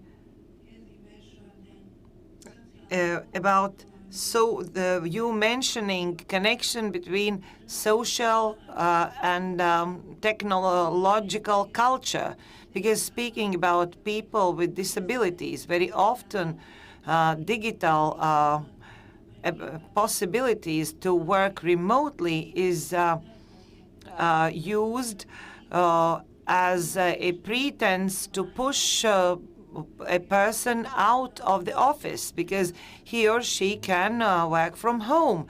But very often the person doesn't want to work from home, although the technology allows that. So it means another ditch that we are falling in. From one side, we are happy that we can stay at home and work from home, but the other aspect, maybe people don't work to use that. Yes, indeed. Sometimes it is easier to say you will work remotely, not to adapt the environment for example, a person with disabilities. So technology is used as a pretense for something. Do work somewhere else, not with us. Bjarne, a question to you about dignity, about respect. I would like to give you the floor. You represent smart cities, urban environment, and those technologies. Is respect the underlying factor for those technologies, dignity, underlying factor of your technologies? Maybe technologies that you are creating, your colleagues are creating, are automatically creating respect and dignity. I'd like to rewind 7-8 years ago, because when we started working in the smart city space, which was loosely defined, we don't know what this is going to be, but it has to do with technological innovations. So then the whole process was run and supported very heavily by the big players in the technological sector. Dignity was not part of the equation at that time. I think it was all about trying to find new ways of developing products and services, not disregarding human needs, but not caring for the humans either. So what we've seen since that is quite a big change, at least in the Nordics, where I'm working now with the Nordic Edge Innovation Cluster. First in Norway, we started developing a smart city roadmap 3 years ago, which said that technology can be a tool, but it must start with the human needs. And that's all about dignity in that sense, because if we're going to have solutions that will be inclusive, that will be inviting, that you can include more people than not just the technological geeks, but also people with disabilities, the elderly, also the young people. So a much more inclusive smart city definition, if you like. And also not just focusing on what you can do in urban environments with technology. That's given. You can, of course, do something with mobility and other topics in the cities. But much more interesting is how can we use technology to provide better services for those people who choose to live outside the cities? Can we maintain people in the rural areas? That's a challenge all over Nordics, maybe also here in Latvia. Can we give the elderly the opportunity to stay close to their families, maybe to stay home longer, and then, of course, respect their dignity as human beings? Then maybe technological solutions can be a tool, but it's never the first answer. Man patīk tas, ko tu teici par to, ka I liked your answer, namely that technologies at the very beginning replace human needs. We will talk about that. We will talk later about the process. Thank you very much for initiating this talk. Katerina, a question to you. On your daily work, you are working with technologies that are welfare technologies.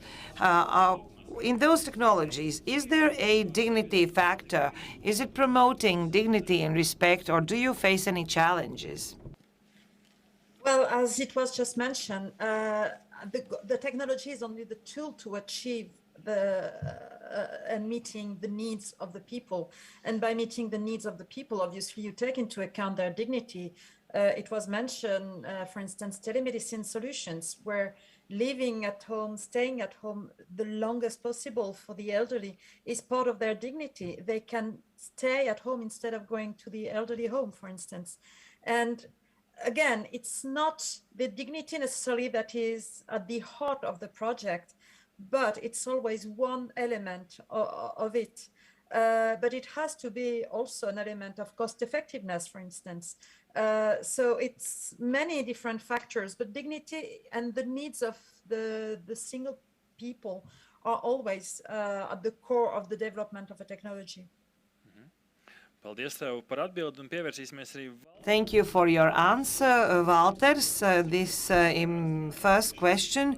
In your daily life, you work on daily basis with young people, with children. You help with your devices, technologies, with spinal problems. For you, this service is meant for young people. But how do you look at other devices, welfare devices? Are those technologies meant for all age groups, or there are differences? Or welfare technologies, are they tied to certain age group, or there is no connection with between technology and age? I will start with the following. I am very sorry. I can hear only English, and now, and even then, the questions overlap, and I cannot go into the reply. Maybe you can repeat the question without interpretation. So the question will be repeated. Strādā ar jauniešiem, ar bērniem, vai tavuprāt cieņu un tehnoloģijas, vai tas ir vairāk piesaistīts kādām konkrētām vecuma grupām, vai arī šeit ar vecumu nav sakara, drīzāk jautājums, kā tehnoloģijas spēj cilvēkam palīdzēt iekļauties sabiedrībā? Es domāju, ka no... I think that there is no connection between age and technologies. I believe I will call these society layers of society, and there are numerous. There are people with disabilities, children with disabilities that I work with. There are other people with special needs. For each of them, every layer of the society needs their own technologies in order to live a wholesome life. Thank you very much, Walters. I hear that you are still hearing English. So at that moment when you're answering, you take out your earphones so that you don't hear the English interpretation. We will deal with this technological aspect. I hope that it will be eliminated, this problem. And also, when asking the question, we will not interpret. I'm sorry for that technical mishap. We will deal with it because we are very used to technologies. Let us talk about the quality of life for supportive technologies or welfare technologies. I am very much involved in technologies on a voluntary basis. I can admit that I have never heard of or not much about welfare technologies, but not in Latvian welfare technologies.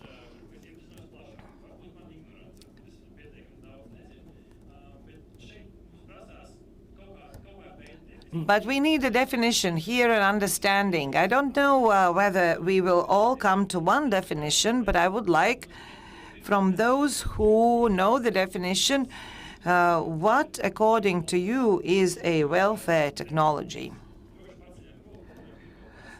Please raise a hand if you have a definition. Agnes, and then Bjorn, Baiba, and other colleagues. Agnes. In a wider spectrum, welfare technologies are technologies that are used by us. Why we use them? We use them to make our daily life better. Not always those technologies make quality of our life better. Sometimes they harm, but the wider spectrum of the definition would be all technologies. In a more narrow spectrum, welfare technologies are innovations in the healthcare system or sector with an aim to satisfy human needs, people with special needs. For example, for elderly people to not to place them in a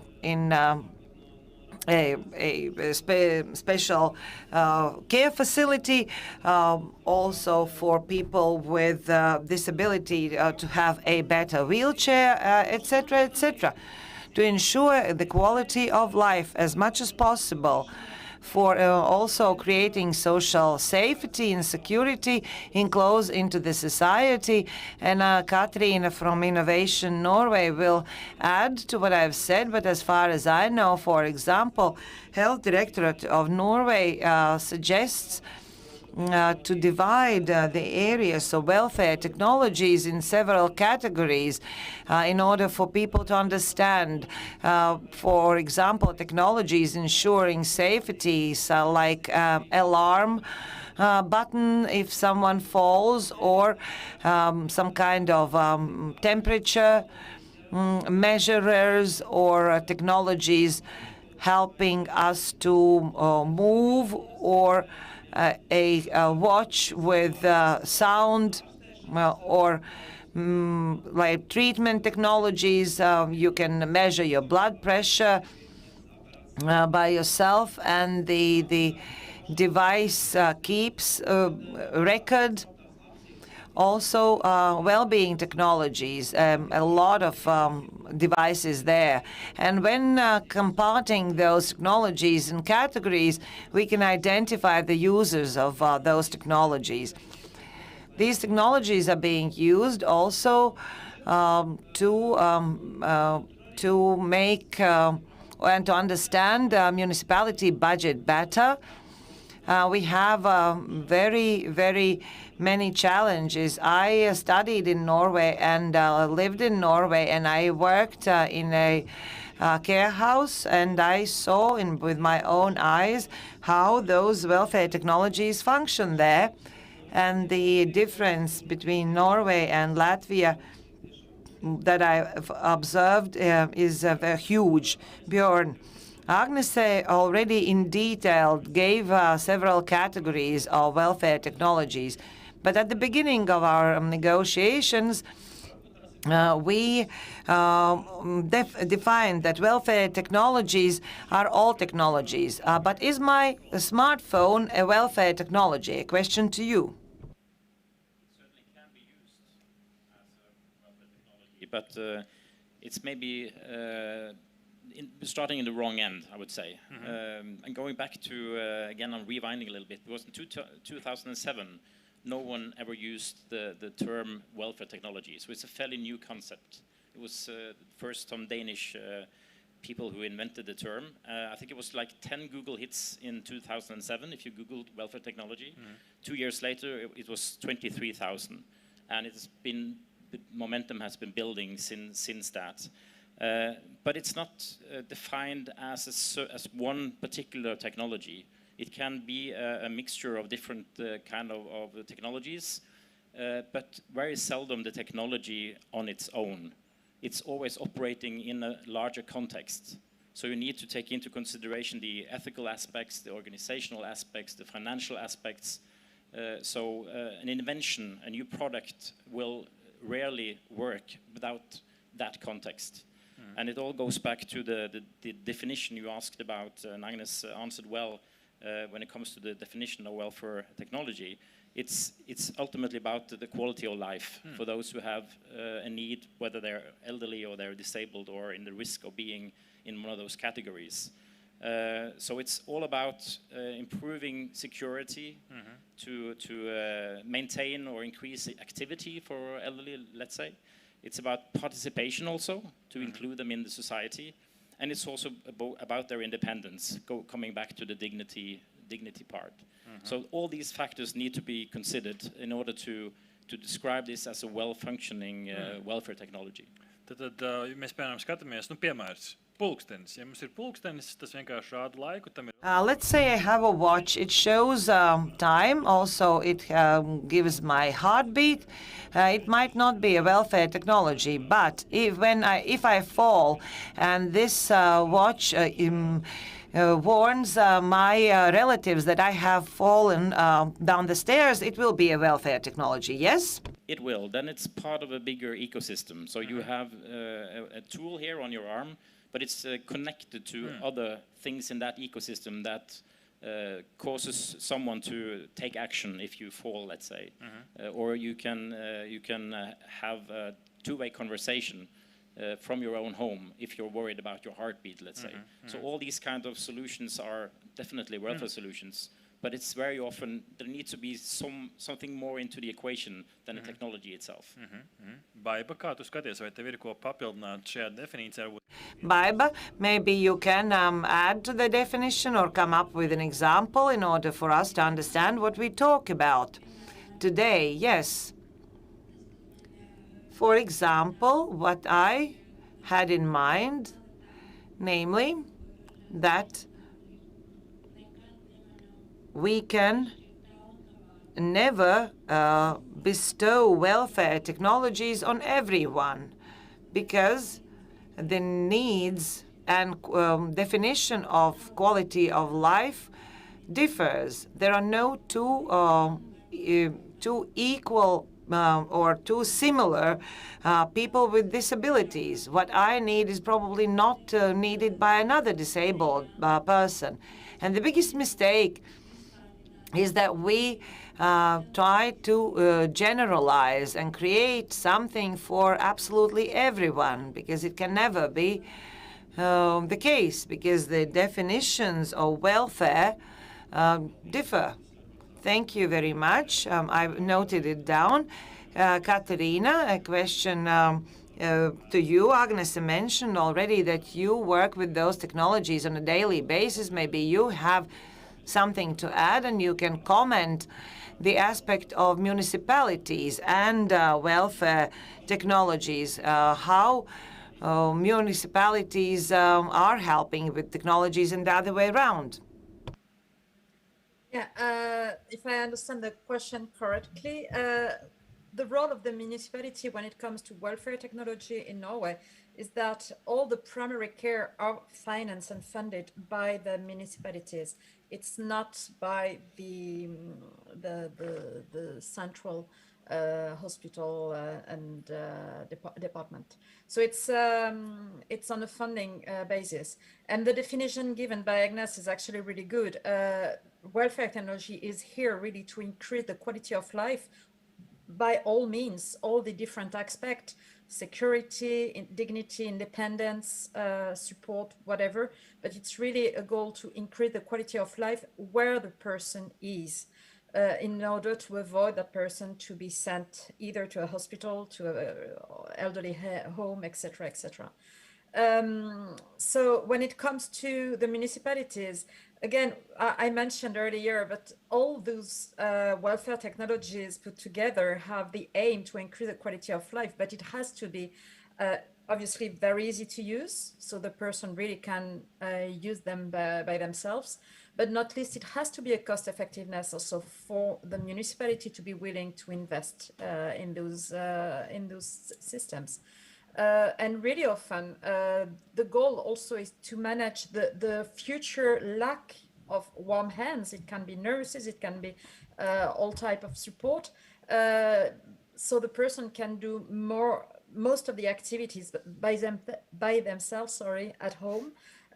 Without the need to have, for instance, a nurse only coming over for an elderly person just to give them the full medicine they have to take at a certain time. So instead, they invest in a system that are actually delivering the exact right amount of medicine to the patient at a certain time with an alarm, etc. So it has to be both to make sure that the person has a better quality of life, and at the same time, it frees also some time for the nurses to be able to really spend their time with the patient that need them. So it has to be also that aspect of cost effectiveness. Thank you for your answer, Valters. From your what you do on your daily work, maybe you can come up with an example. What is a welfare technology according to you, and how you use them?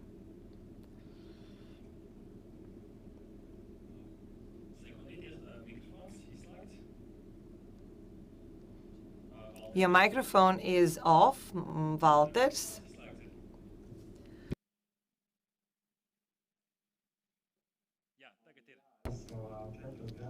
Already for 4 years, I am helping children with difficulties of mobility, and I started.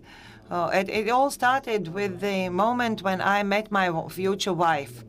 Until then, I never met people with disabilities, with difficulties to move. For me, that was something unseen, and I was 17. In my case, I take care of the following, that children could exercise at home and develop at home, because there's a big problem that exercising is too little for those children. For them, in order to progress, they have to work constantly. Some more or some less. That's why my technologies give a possibility for children with disabilities to move around, to move, to exercise. They can participate in daily activities of the family, and those technologies are supportive because they are enabled with the help of those technologies. For us, it is self-evident to get dressed and to eat by themselves, but for those people, sometimes it is just a dream. Thank you very much. Valters, hi, the young discussions who are also participating in your Zoom meeting. Valters, you gave a very good keyword. I hope that we all understand now what are welfare technologies. All of us do understand. Maybe someone of you does have a question on definition. Okay, if not, then let's move on. If we understand what welfare technologies are, then the next question that I want to touch upon are challenges that are being solved by or answered by welfare technologies. We've mentioned that. The second aspect for challenges, what challenges are created by welfare technologies? Because not everything is black and white. Some technologies might help, but at the same time might harm. You, by replying, can tell about challenges that we are coping with, as well as challenges that we have to deal with and that come from using technologies. Baiba, do you have an answer? No, I don't have a reply. But the challenge is loneliness, to combat loneliness. And those technologies create loneliness. From one aspect, people are connected. They have a possibility to communicate, but at the same time, they feel lonelier and lonelier, which is a paradox. Through technologies which were meant for supporting communication, actually harm that and create loneliness. I think that this COVID time, I think that was a magnifying glass for mankind. I think that's the best example. Let's remember the beginning of the COVID. Most of us were happy. Oh, we are free. We can do whatever we want. We can stay at home. But after some time, parties through Zoom and seeing your friends in Zoom, they couldn't compensate for the fact of not seeing them face to face. Exactly. And there are people who do not know how to use those technologies. There is an issue about skills, literacy. For example, my friend in Madona, who is heavily disabled, she doesn't have access to technologies, but if she had, she couldn't use those technologies. Can that be solved with yet another technology? Is there something bad in the technology or itself, or the technology cannot solve that? That is the question about humane attitude. We cannot create dignity and dignified relationships with technology. And we can never create technology for the sake of technology. We have to invent a technology with a human in mind, and whether this technology is accessible and usable. Here I would like to ask a question to Katerina, what Baiba mentioned. Efficiency versus human contact. How not to lose humanity if we take into account that technologies strive for efficiency, to do less, to do quicker, to do cheaper. Everything goes for efficiency. How not to lose dignity, humanity? Should we stop at the beginning of the idea and state what is the need of the human being? Obviously, that's something that is a really important phase of the entire technology. As mentioned before, yes, indeed, having a lot of tools and things working integrated at home make the need of external people to come and check themselves less, but it will never replace the nurse that comes, the family, the doctor, etc., etc. So we have to not lose the fact that, yes, indeed, it's enabling a better service, enabling a better a better quality of life, but it's not replacing the human contact. It will never. So it's always something we have to take into consideration. But when it comes to dignity, in many cases, the people actually that are using those technology are really happy to have them because it increases their quality of life. And that is something we have to keep in mind. Nobody impose a technology to someone. It has to be something the person itself wants to use.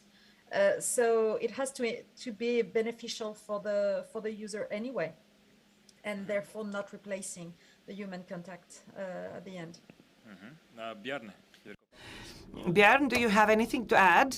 I think there's been a lot of discussions about the concept of warm hands versus cold technology. And one interesting piece of research that I came across recently showed that actually the elderly, they are more interested in new technological solutions than the caregivers, than the staff. They see bigger problems implementing the technology than the users themselves, even if they're high age. So it's not a black and white question. I think certainly dignity can be about being able to wash or shower yourself, and using technology to do that on your own, even if you're 85, would improve my life quality. But of course, in other cases, I would like the personal touch, someone who could sit down and talk to me and have other kind of human aspects in the care situation. But it's not as black and white as you often can get the impression when you hear about the cold technology. Vai šajā pētījumā, par kuru tu runā? Does this survey also mention reasons why, you already mentioned one, other reasons why elderly people do want to use those technologies?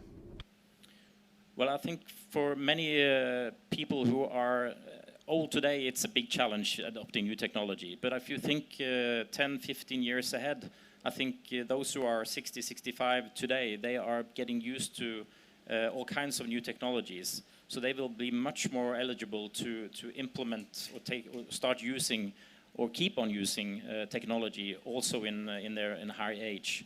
So I think you will see a much bigger demand for those kind of solutions. And it's also supported by the fact that, at least in the Nordics, very many elderly, they have a fairly decent economy. So if they're not happy with the services provided by the public sector, they will start buying services from technology and care solutions providers outside the public domain. Agnes, tev bija ko papildināt? Jā, papildinot tevi. Adding to what has been said. Yes, indeed, as Baiba said, there are no similar disabled people. There are no two similar old people or elderly people. And I recently read a PhD of a nurse, and she surveyed one of the most popular welfare technologies, safety buttons, or if in the case of a fall, if an old person falls down, he or she can push a button, whether it is in a form of bracelet or in a form of necklace. And she says that this is the simplest technology that has been given to elderly by the municipality, but how people use those technologies differ. She has interviewed elderly people, how they use those technologies, and the differences were huge. For example, one lady who fell down and broke her leg pushed the button, and she's helped immediately. Another woman feels offended that she's been given this device, places it somewhere in the shelf and places on herself when her children come to visit. Another one doesn't press a button because she doesn't want to disturb the local doctor. So ways how people are using the technologies are different. So no municipality or family can feel safe only by providing the technology. They have to explain the necessity and the correct use of the technology. Another challenge is the aspect of cooperation. For again, alarm button. like 30% technology, but someone has to receive the signal. Someone has to push the button and receive the signal and come to rescue. So this is again a cooperation between companies, entrepreneurs, families, patients, clients, municipality, etc. Another challenge is competency of nurse, especially in the care homes. Because we touch upon privacy issues, which is another challenge. For example, when nurses choose these technologies, they have to be they have to be sure that they do not overstep privacy issues. Also, there has to be computer literacy, and they have to teach those elderly people how to use the technologies. That's why they have to know them by themselves. Also, those technologies touch upon privacy issues. They kind of follow the person or spy on person because this alarm button sends information where you are located, or GPS tracker or a camera, whether people acknowledge that their privacy is being breached. Also, legal aspects are big challenges, and we cannot come up with one unified solution. What are we going to prioritize? Privacy or safety, the client or the caretaker? This is a very good topic that you mentioned about privacy. I called it care versus privacy. This is what you said. Other colleagues can raise a hand, especially those who are on the other side of the screen. If you have something to add, raise a hand and keep your hand up. Otherwise, I might miss you. So, care versus privacy. Where can we draw a line? Well, for example, camera technology, surveillance technology is not the right solution. Maybe the person wants to be alone or meet a loved one, and there I want to switch off the camera. Or every case is individual, separate, and we cannot standardize. Bjarne, maybe you have a reply. Yes, I think you need to talk about the consent of the user. You can't treat everyone as patients. You need to treat them as Mr. Smith or Mr. Nelson. And of course, I think also a few years from now, people will be more open to acknowledging that I can get help using this tool. Then, of course, I will need to give away some of my privacy. So there will be trade-offs, and the equation will be different, I think, from what it has been. It will be an ongoing conversation, and I think people will be worried that their data will be shared with others or misused. So this discussion will continue for a number of years. But I think on the individual level, if they see the use of the technology and they will increase the life quality, then the aspect of privacy is not as important as it is today. So we have pros and cons, and then re-evaluate, and it's according to the client to say what is more pros and cons. So we will have this individual use of technologies. And another aspect crystallized from what you've said, standardization versus individual approach. Bjarne already mentioned when elaborating those technologies. Probably amongst users, we have IT specialists or innovation specialists who are ready to elaborate, come up with those technologies. How, from one side, where we produce everything en masse for mass use, how to be efficient, but at the same time have individual approach. My question goes to Walters, because you are working on a daily basis with individuals, providing technologies for them. How to be efficient as entrepreneur, but at the same time have an individual approach to every client.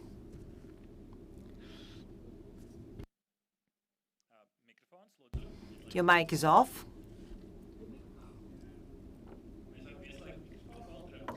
Please switch on the microphone for Walters. I am very sorry. Yes, I have been working for 4 years, and I often encounter this problem.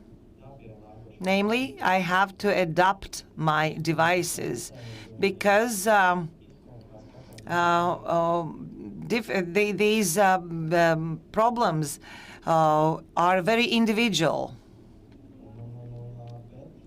But at the same time, working together with specialists and spending time to elaborating the best design, I try to find the golden middle in order to adapt a device for a particular child, for his length, for his weight, etc. For example, we have one basic product with ads on or accessories. Thank you very much. You gave a very good answer, namely that the solution could be the basic model, the base model, but accessories or ads on or other adaptive elements, how we can achieve the individualization. Walters, during the answer, take out your earphones so the interpretation will not interfere with what you are saying. Colleagues, what Walters offered, base product and ads on, is this the solution? It is exactly what I wanted to say. This is the way how not to complicate things. If we speak about people with disabilities and technologies, we sometimes overcomplicate things. Maybe you can come up with an example from a daily life. Yeah, I will end what I wanted to say. Because at one point it will start being too expensive, too time-consuming, and companies, entrepreneurs will stop producing it. And in my example from life, my wheelchair, which is a base model, but no one needed a handle until now. This handle, and this is a handle taken from a manual wheelchair, but the constructor invented that it can be attached here, and I will be able to to hold on, and I will be able to stand up, and I will not break anything else. Also in my working environment, my working environment has been adapted, but not with expensive resources. The environment surroundings can be adapted. And I also wanted to add that we can talk about technologies and people and dignity, but at the same time we have to take into account that there is the environment that has to be prepared, the surroundings. If I have electric wheelchair, but if the environment around me is not adapted, I will stay at home with my electric wheelchair if I can get to my apartment. So it goes hand in hand, synergy. Technology is an environment. You spoke about very good aspect, and everyone else can take that into account, those who create technologies. We are going to talk about that together with Bjorn and others. You already mentioned that needs of people should be placed before the technologies. In your case, with this handle, it was solved. seeing you, specific need, I would, if I were the inventor, I would never think of it if I were sitting in my office without seeing you, without seeing this wheelchair. So you need this. This is a field invention, and thanks to the person who attached it to your chair. Another challenge I would like to add in our conversation, difficult to notice, usability versus aesthetic. By aesthetic, I mean to look good, to look stylish, to have a good feeling when wearing it. The best example, our clothes. We are wearing things that make us feel good, comfortable. We are not just going to wear something just because they are functional. For example, shoes with enormous soles because that will support your back. Baiba, yeah, I have something to add. The same constructor who adopted my wheelchair, the first question he had, he asked, is it important for you how the wheelchair will look like? I answered yes, because I am a woman. That's why my wheelchair is red. But that is possible if we talk individually and explain. He also had options to offer because standard wheelchair is not so nice, not so good. The standard might not correspond to the essence of that person. And also, this is the question of dignity, because we all want to look good, to look attractive, and that is very important to all of us, especially to people with disabilities. By creating technologies with good design that are looking good, we can help people with disabilities to raise their self-esteem and to overcome psychological barriers. These people can have technologies, but they can never leave home. Baiba, I think you will have a lot of questions where your master, where your constructor, where your engineer is located. I have an example. For example, my grandmother, she was having problems with hearing. She raised the volume for television, and we offered her a hearing device. Nowadays, a normal device. We offered to bring her to the doctors. The only thing that we wanted her to do, to start using it. But she said, people will laugh at me. People will see that I have something, that I am disabled. She didn't want to wear this apparatus on her ear.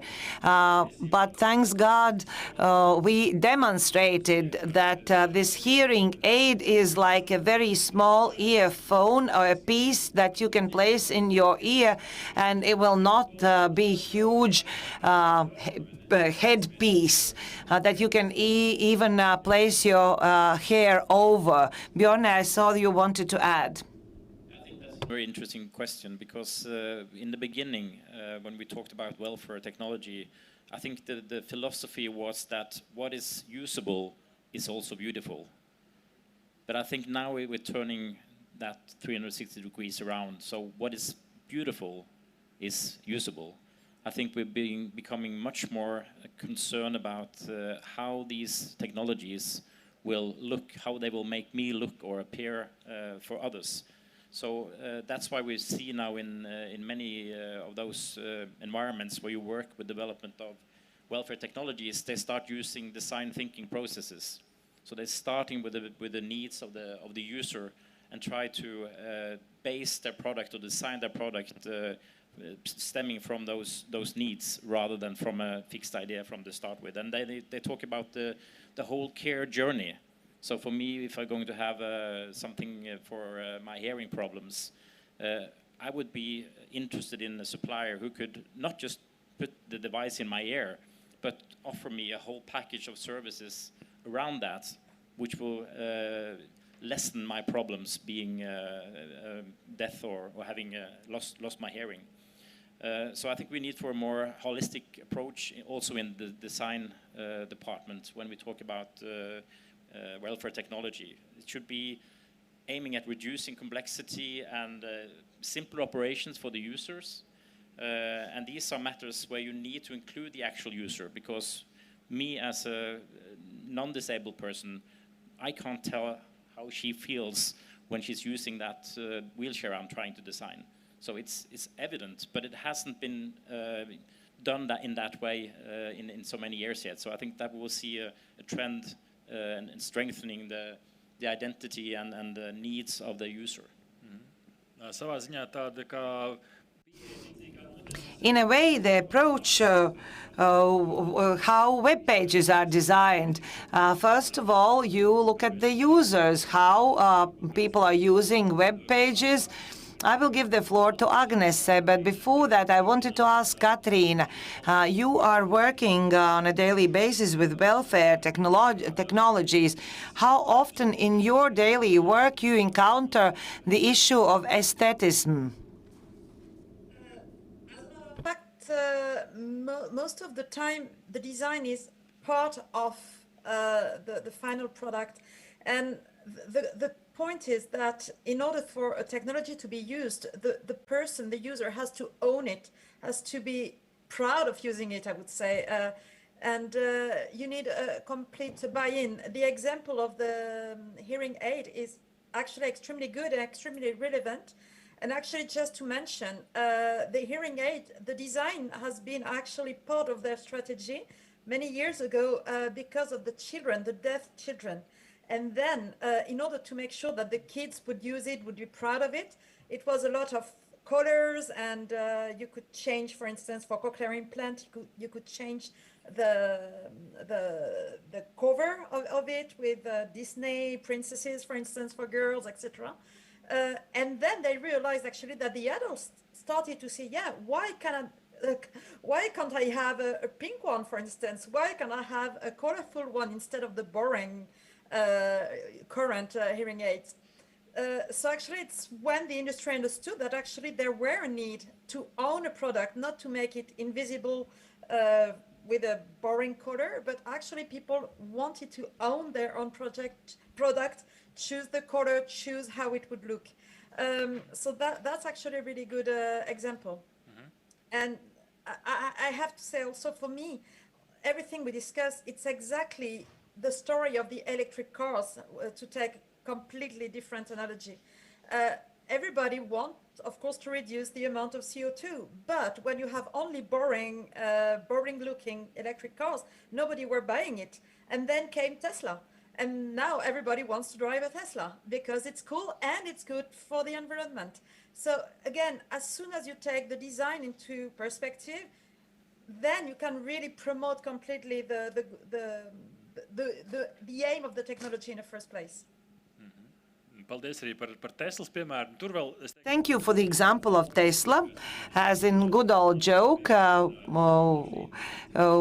the scientists are still quarreling and disputing about whether Tesla is good or bad. Agnes, we are going to talk about green and sustainable and about Tesla at 5 o'clock on this same stage. But we can quote Sartre by saying we are what we are to others. We are dictated by others. By perception of others, and designers have to take that into account. And not only always accessories actually are meant for their function. For example, if a huge mobile phone, if accessorized by a diamond, is meant for a woman, or for a woman's hand, most probably not. And who are the ones who define technologies and the needs? And the answer is simple. speaking about men and women, if we look at technologies that are meant for saving life, for example, and if the tester is a man, we might harm women. For example, designing safety belt using men mannequin, we are harming women. That means in car crashes, women are actually harmed. I think that very recently, they adopted the mannequins for testing seat belts. Now, although the mannequins, so women's mannequins are used, but only once out of 5. Usually men's mannequin is used, although women are driving differently, and the belts might harm women as well as airbags might harm women. Also, video consoles that are designed for men, not women. When playing video games, when we place goggles on our heads, why women are getting dizzy? Because for women, pupils are a bit further from each other, and those goggles have been designed for men. So I had a discussion yesterday. I had a microphone placed on me, and it wasn't meant for me because I was wearing a dress. It was meant for a jacket. Katrina mentioned self-driving cars, and self-driving cars can sometimes not identify dark-skinned people. So the issue is about that the design was created. That design was created by Caucasian men, not a woman or not a colored person. So we have our own differences. Maybe men cannot understand or even doesn't think about differences between men and women. We do see those examples of harmful design. This aspect of sex is only one small part of it. And I am not saying that women are a minority. In Latvia, women are more than 50%, but there are other social groups who are minorities. And if we are not even taking care of women, how about other minorities and other prejudices? So this is a huge problem, how to solve it. So more and more people with special needs have to work in a technology company, and we have to recruit diversity. If the diversity is not represented in tech companies, we cannot think that the design would be adapted for people for whom the technology is meant. And minorities, women, should be working in those companies. We have to think also about education, how to ensure accessibility to education to minorities, to society groups, and that's a big problem. Okay, if I had a hat, I would lift my hat to Walters. You understand how many things you have to adapt to. You have a color, style, as well as other aspects that I haven't thought about, and I didn't know what to do. Let us talk about design of a product. The way to create a product. I will ask to you first, and then others. So, welfare technologies, how those are created? What's the way how to create a welfare technology and how it differs from conventional technologies? How do you take into account the needs, unique needs of your patients, your clients, and is it real at all to take care of your every individual? Everything starts as before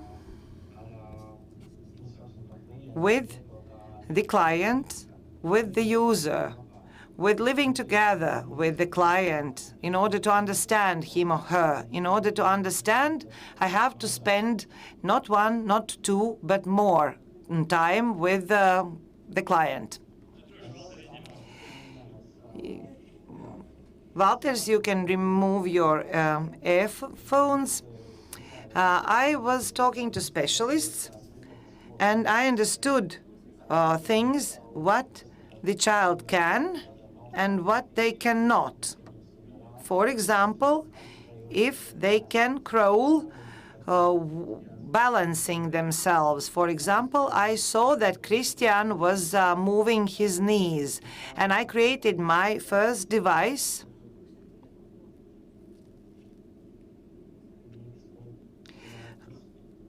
I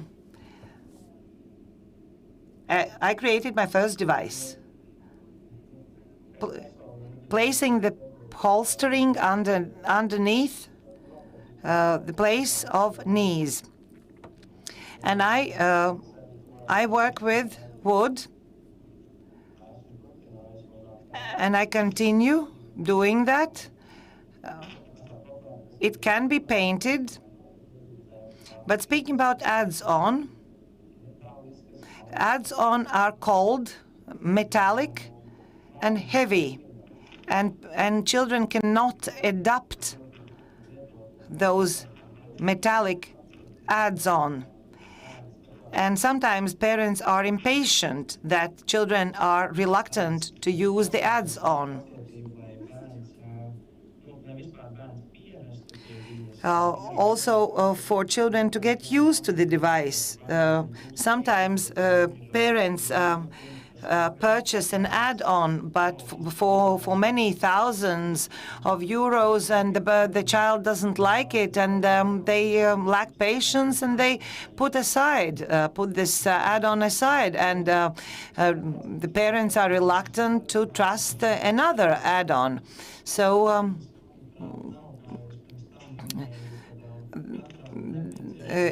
as I mentioned, everyone needs something different. If we need to go from A to B, we will use a bicycle or a car. But children with disabilities, for them to move, they need also a device, a car. Thank you, Walters. Bjarne, I want to give the floor to you because initially you mentioned the person in the middle or in the center of technologies. In a practical level, how when working with urban technologies, you keep the person in the center, not to forget the needs of a person in the center of your technologies?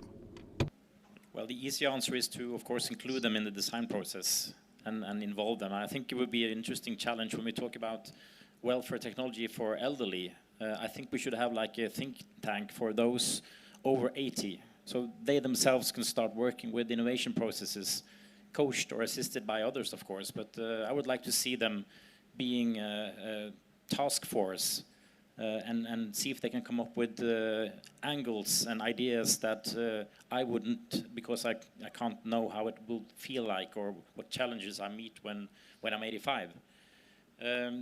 But I think we're touching upon a very delicate matter, and that is the question of the effectiveness of the design process.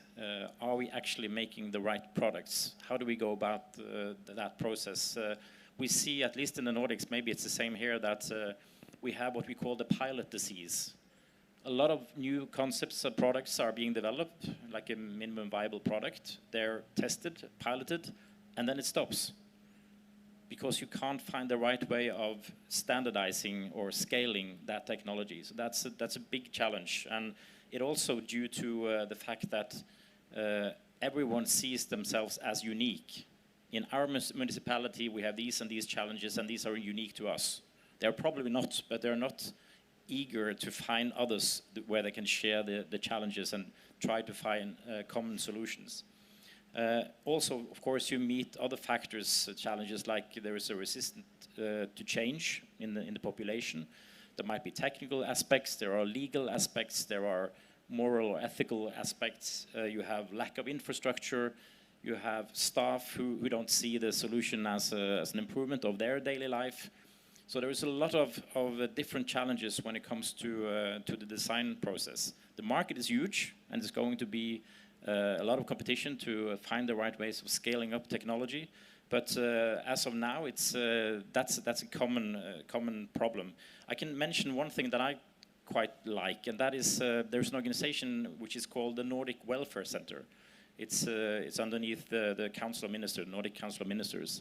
And they've been looking at best practices around the whole of the Nordics. So they've developed this toolbox for the design process.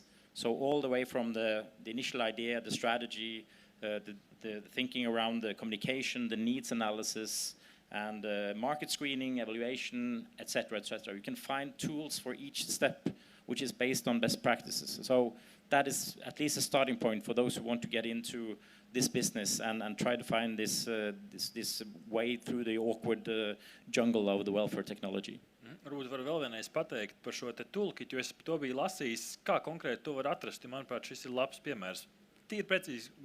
What was the web page or the toolkit that you mentioned? What was the web page of that solution? You can search for a Nordic Welfare Center, and then you'll find the toolbox downloadable.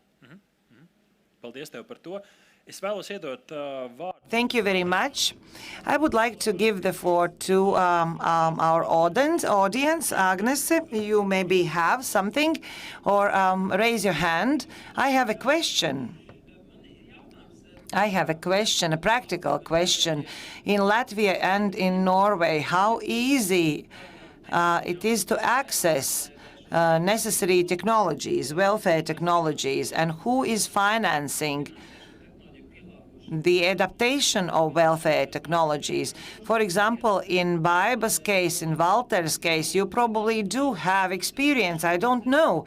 I am interested how easy it is to acquire such a wheelchair which is adapted to you in Latvia, also in Norway. Let's start with Baiba.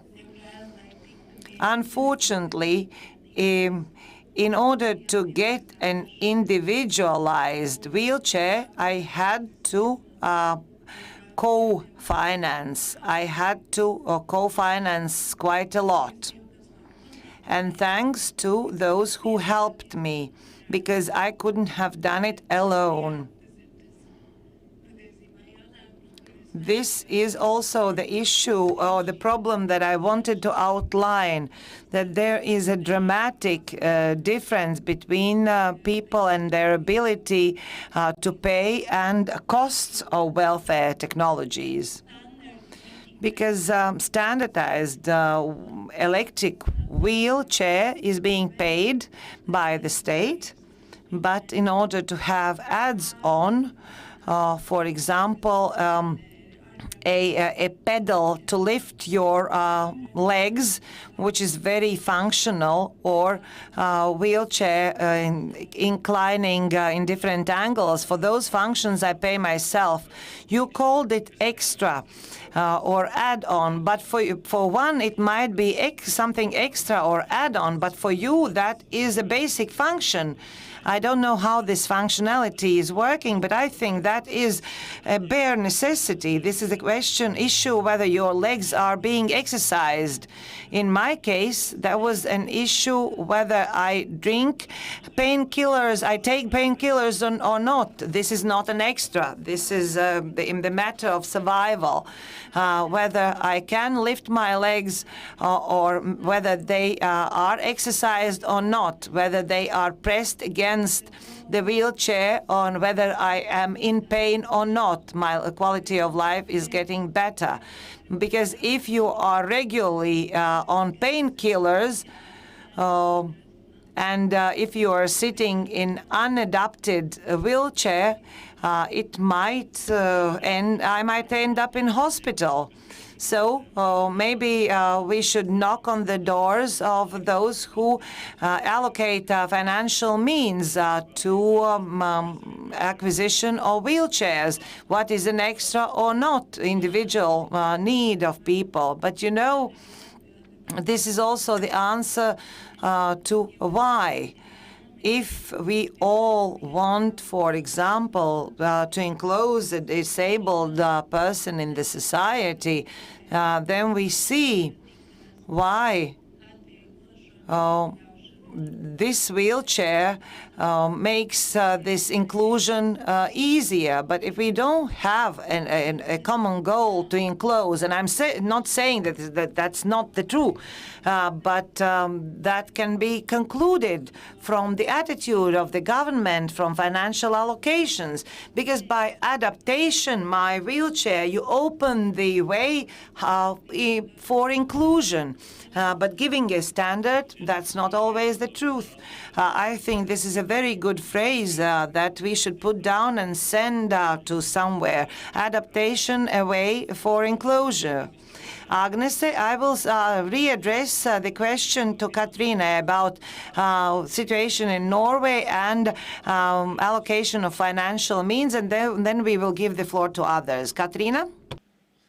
Yes, I have to say that in many ways, it's actually pretty similar to Latvia.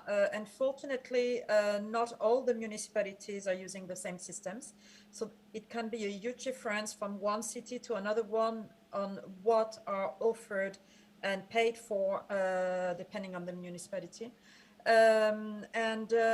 Many of the solutions that are available on the market are not, rolled out yet. So then it means that each person has to pay it for themselves. So unfortunately, there is not one single solution that is extremely useful I can think of that is fully paid and fully covered everywhere in Norway for everybody. Bet tas kopumā ir jautājums par. Is this a question of lack of finances or allocation of finances, or prioritization of needs? That's an add-on question to you, Katrina. Manuprāt,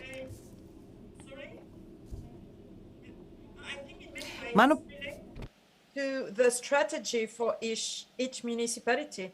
And some municipalities have taken a goal, for instance, to keep the elderly at home the longest possible, and then put a lot of financing in order to have solutions enabling that.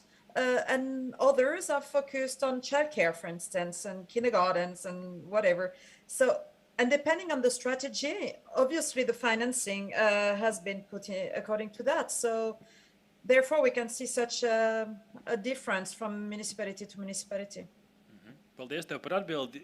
Thank you for the answer. Now the time for your questions, the audience. Maybe you have.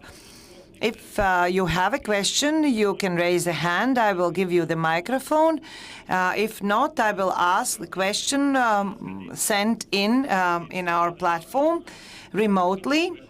I read this question, and I think we would need like 20 minutes to answer it, but we don't have so much time. So there's an anonymous question. Maybe excessive technologies threaten us at the moment when those technologies are faulty, and at one moment people so rely on technologies that they cannot exist without them. And if the technology goes wrong, maybe who can answer that question? Maybe you have some example when the technologies were not sustainable, and because of the unsustainability of the technology, a faulty situation occurred. If you have an answer, do raise a hand. We do not have one single answer. We know what is happening when our mobile phone is low on battery. For some, it's a crisis. For another person, it is not a problem. For one, a problem might occur with a wheelchair, for another one with remote control at home, for switching on and off a TV. But in technology world, we are dependent on technologies, and whether we can survive without them.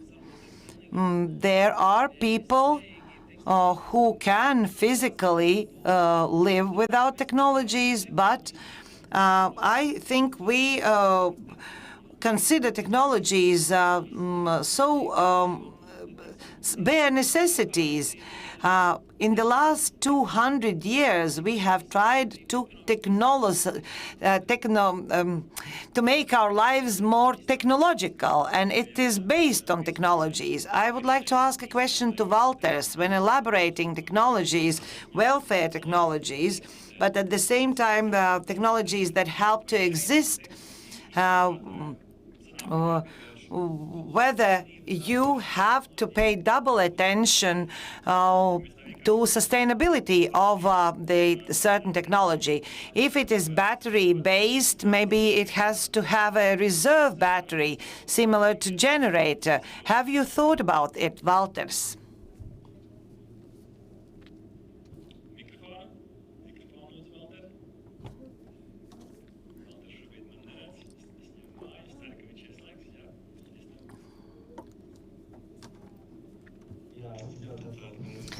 Again, I am very sorry. My technology is very simple. The more complicated, the more difficult to use it. My technology is very simple. In the first prototypes, there were situations where I saw that there is a possibility to squeeze a finger in a joint or something, but that is a question of experience. When I create a prototype, I test it on several children whose problems differ, and I try to see problematic places and see what is needed. For some, additional upholstering is needed. For some, removal of an ugly joint.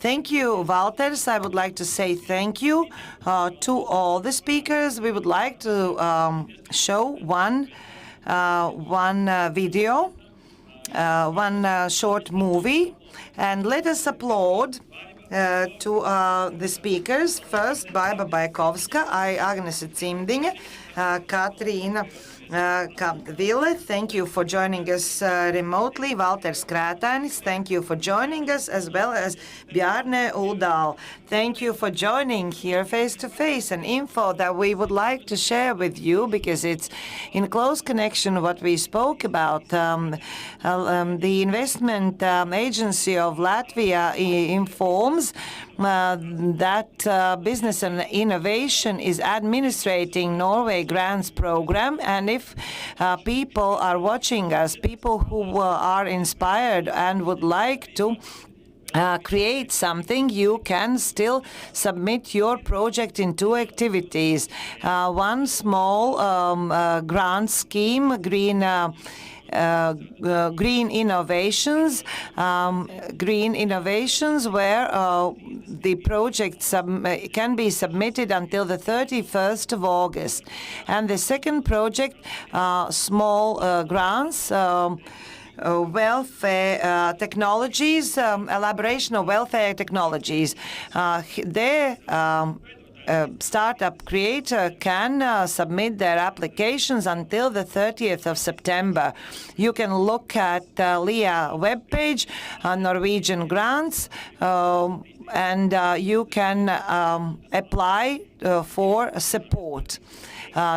And the support is from 10 until 130 thousand euros, up to 70% of all the eligible costs, and the activities are various. For example, testing, elaboration of prototypes, certifying, testing, cooperation with project partners. All those costs are eligible. At the end, you can either create your own prototype or product and promote elaboration of a new product. At the same time, we would also urge to establish cooperation with scientific institutions, because underneath there should be research or scientific cooperation. Also, cooperation with Norway, the Kingdom of Norway can be foreseen. Also, you can find it in the webpage of Norway grants under projects in innovation. Also, LEA Technology and Business Center is another place where you can apply. If you want to apply a new technology or a startup, we will show you a video. This is a place for experiments. If you have an idea, unique idea, this is a place where you can test it. It's a unique opportunity for any private person to elaborate a prototype. You don't have to establish an enterprise. If you're a private person, not a legal person, you can try out, test your project in cooperation with Riga Technical University, Riga Business School. Also, you can be trained. And in every year, this center is going to be located in a different university. Riga Technical University, Medical University, and Riga Stradiņš University. 30 teams and many projects and prototypes will be supported. All of that is being supported by Norway grant with a total budget of 2 million. All that is meant for you who have been inspired today. My name is Artis Ožoliņš, and let's have a look at the video. Thanks. Hello, my name is Nikita. I am the manager of the LEA Technology Center. This is the place where you, as a young professional, scientist or student, can get inspiration as well as knowledge for development of your idea, as well as receive financial support for prototyping to validate your ideas for welfare technologies. Innovation Academy is a program which combines teaching and elaboration of new ideas, which will take place under supervisions of experienced mentors as well as innovation professionals. In cooperation with them and in cooperation with industry, elaboration new technologies. This is the daily life of universities in many areas. Biomedicine, medicine, biology, etc. Our center is a unique project in Latvia in combination with our research facilities. It can provide for your needs with valid added value. Technology and Business Center is a safe environment for your ideas. We will validate your ideas. In order to help you, we will teach you the necessary skills. Come visit us and learn more. We are located in this address in the Science House of Latvia University.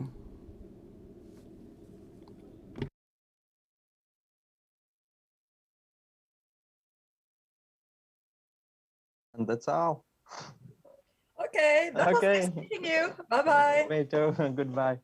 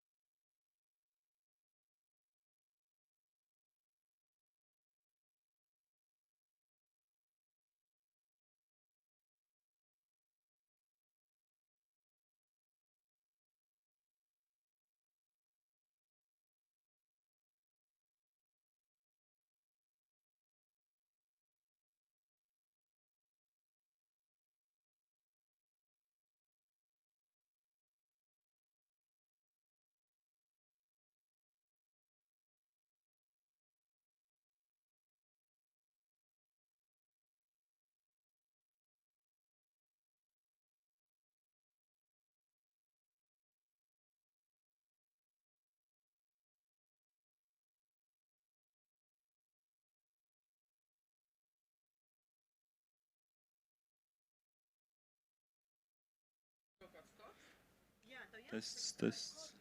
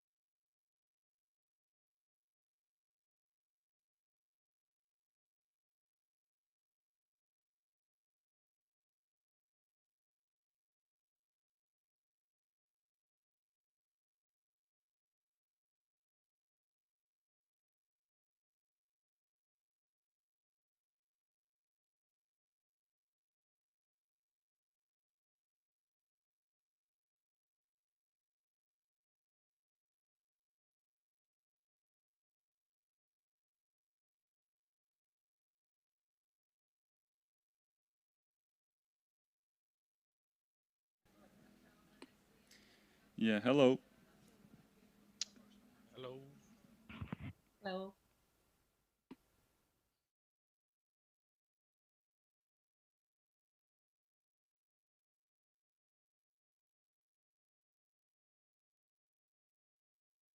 Can you hear me? Yeah.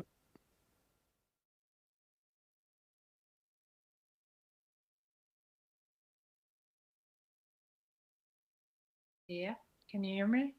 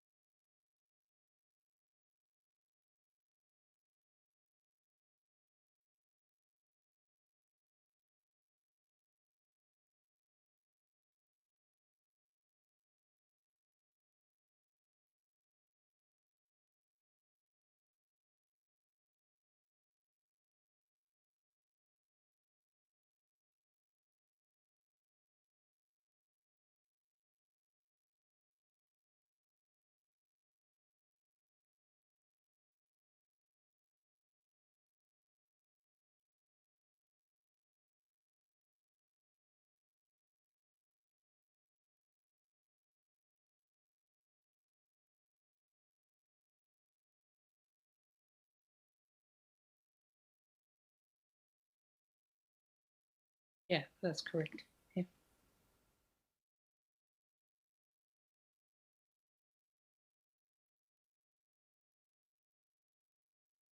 Yeah. Yeah, that's fine. Yeah.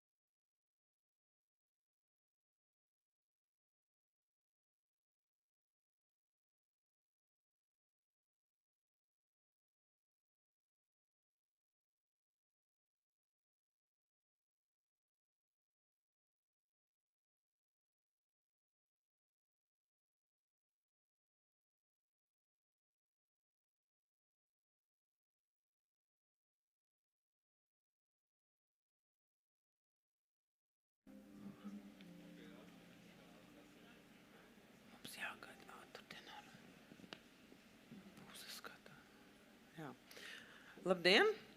Laipni! Hello, welcome to our talk on sustainability. Is green sustainable or is sustainable green? And now in all ways we are going to talk about greening, green and sustainability. So let's start with sustainability. It is a significant topic because sustainability has become a very important issue in urban planning, in other areas, because sustainability is a business opportunity also as an aim for development, as well as an impeding factor and many others. And organizations, municipalities are coloring their sustainability green, and they are using green slogans. And it seems that they have enclosed in their guidelines UN 17 development goals, but it doesn't mean that the sustainability has been made green. But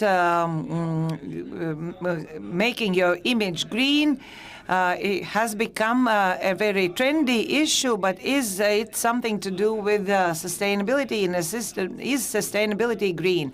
We have read that UN Council for Climate Change has warned us again and again that CO2 concentration in our atmosphere in 2019 have been the highest in last 2 million.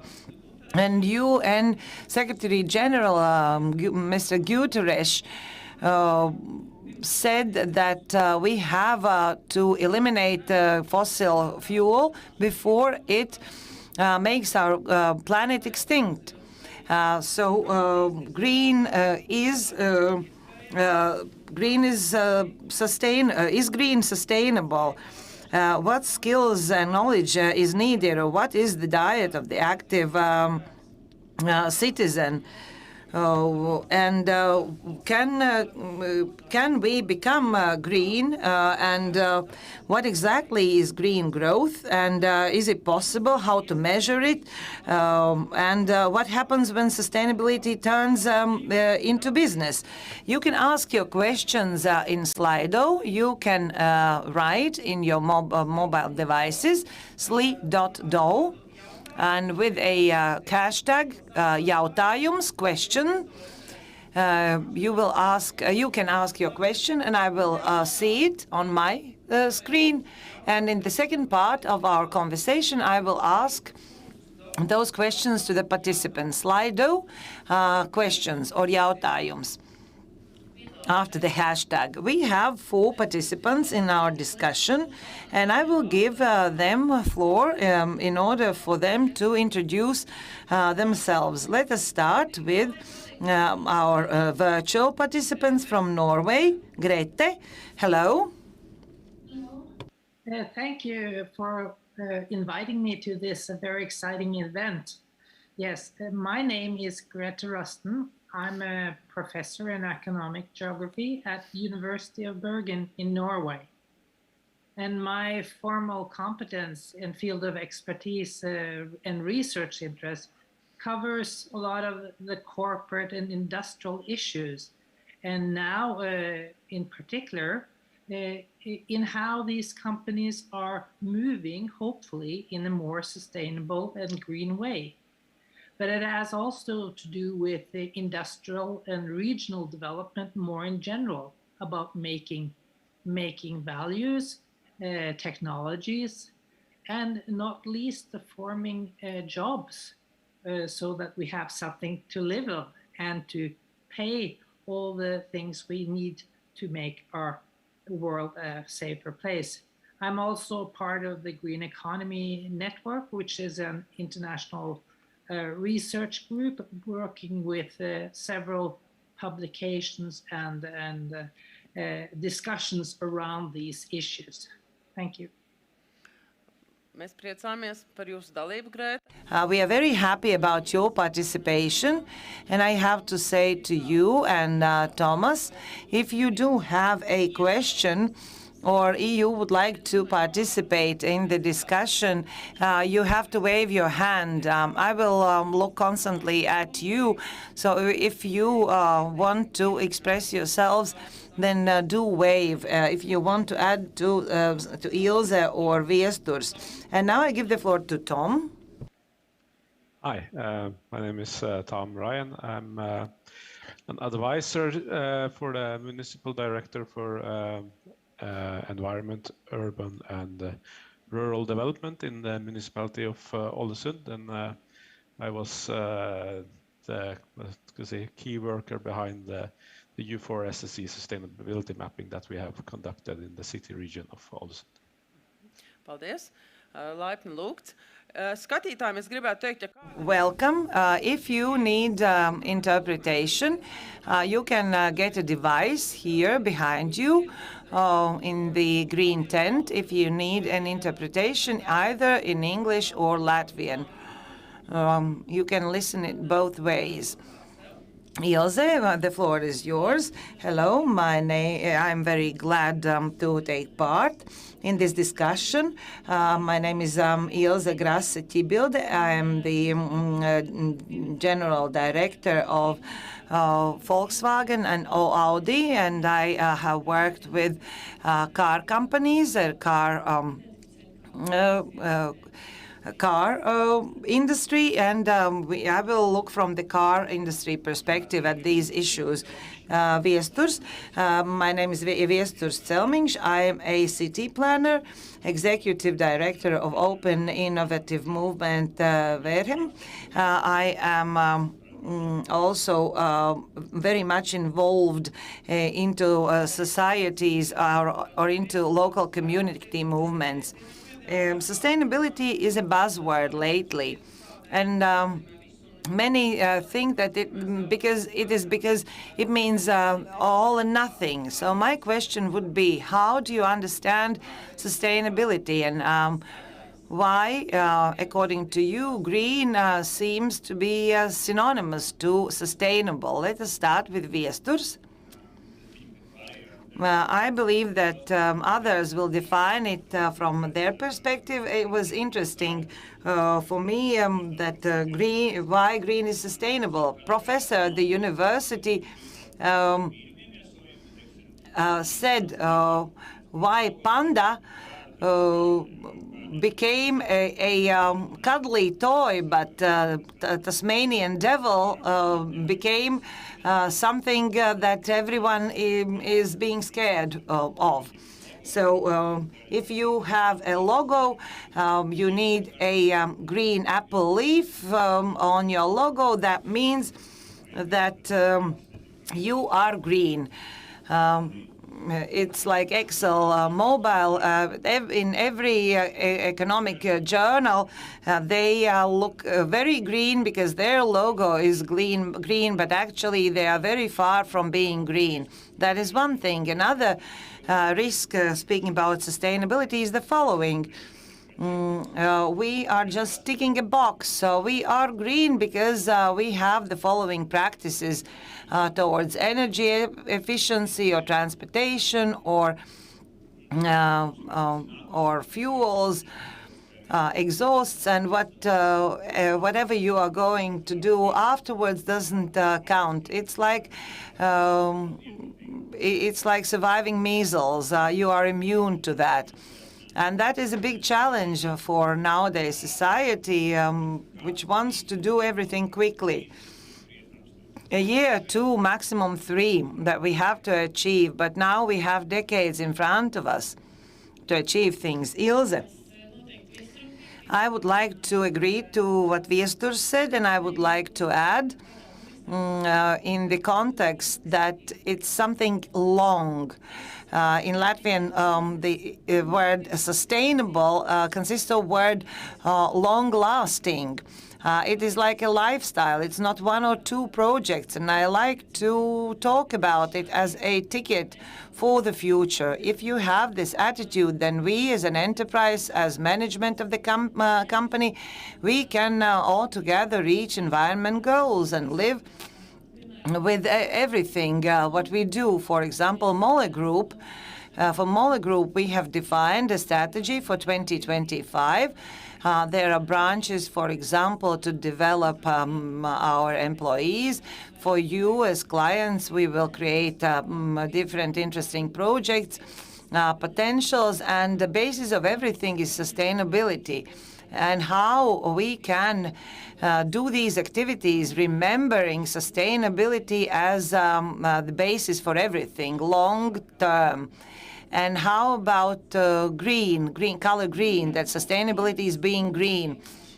I think that is a simplified way how to show it to people, how to demonstrate it to the people that we are environmentally friendly.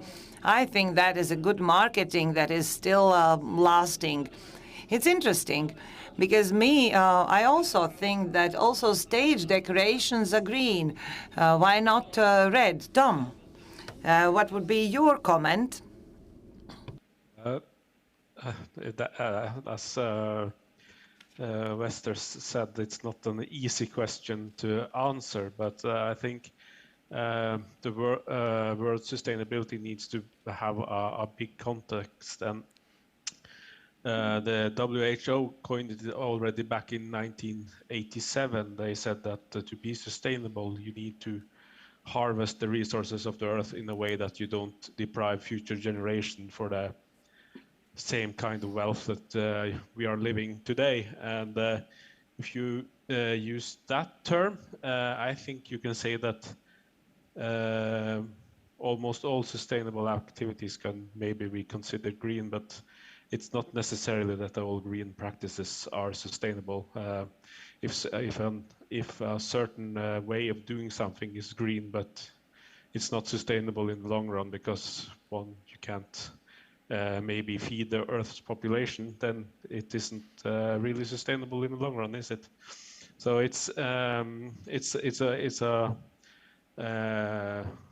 very broad subject, but I think that definition of way back in 1987 is a very good definition of what sustainability is, and it's about giving the world we live in today in maybe a better state to our children and grandchildren and so on. And I think that's the focus you need to have when you're talking about sustainability. And Grete? Yes, Tom had some very good points about the concept there. But at the same time, there are also kind of dilemmas that seem to turn up very often.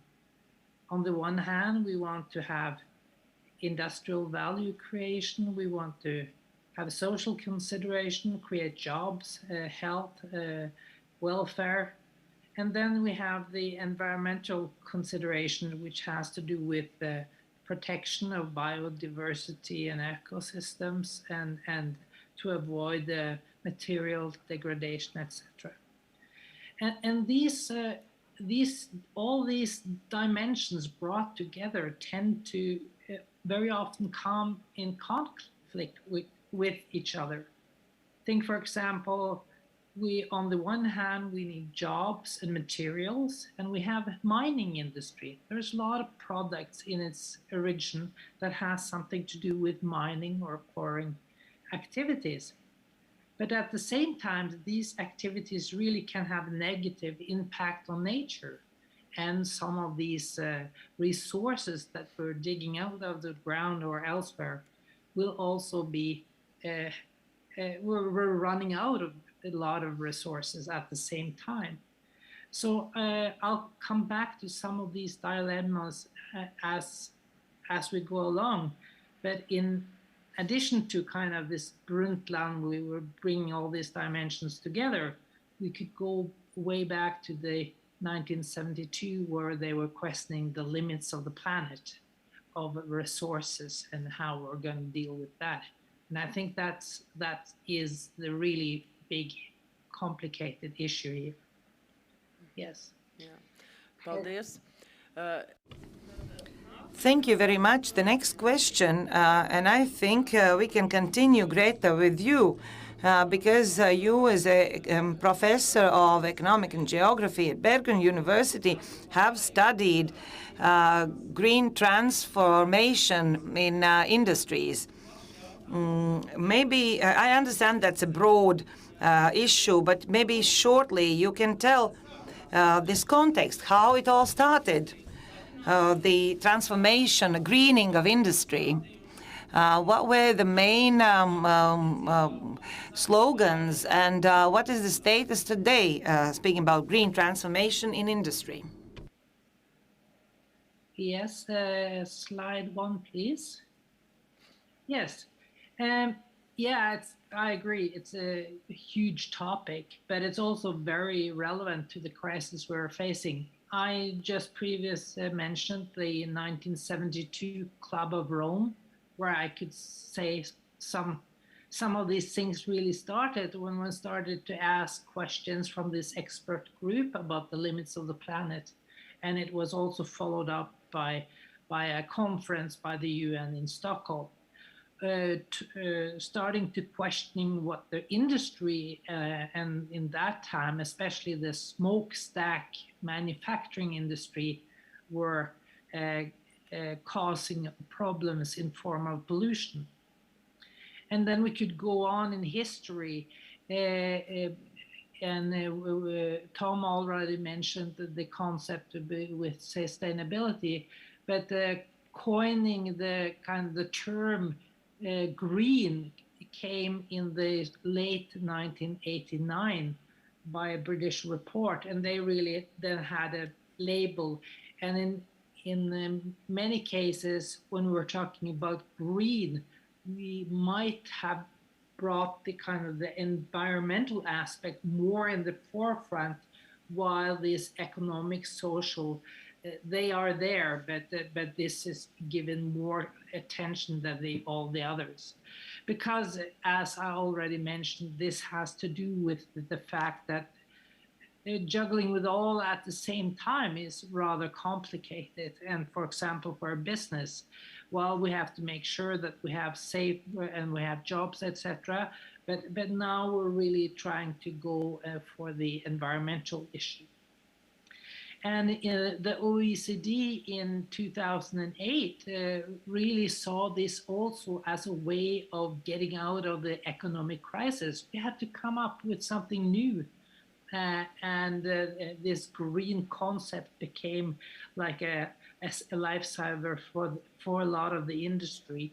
And we have now seen in recent years that this green attention and sustainability, both with the climate crisis, but also in other ways, are receiving more and more attention.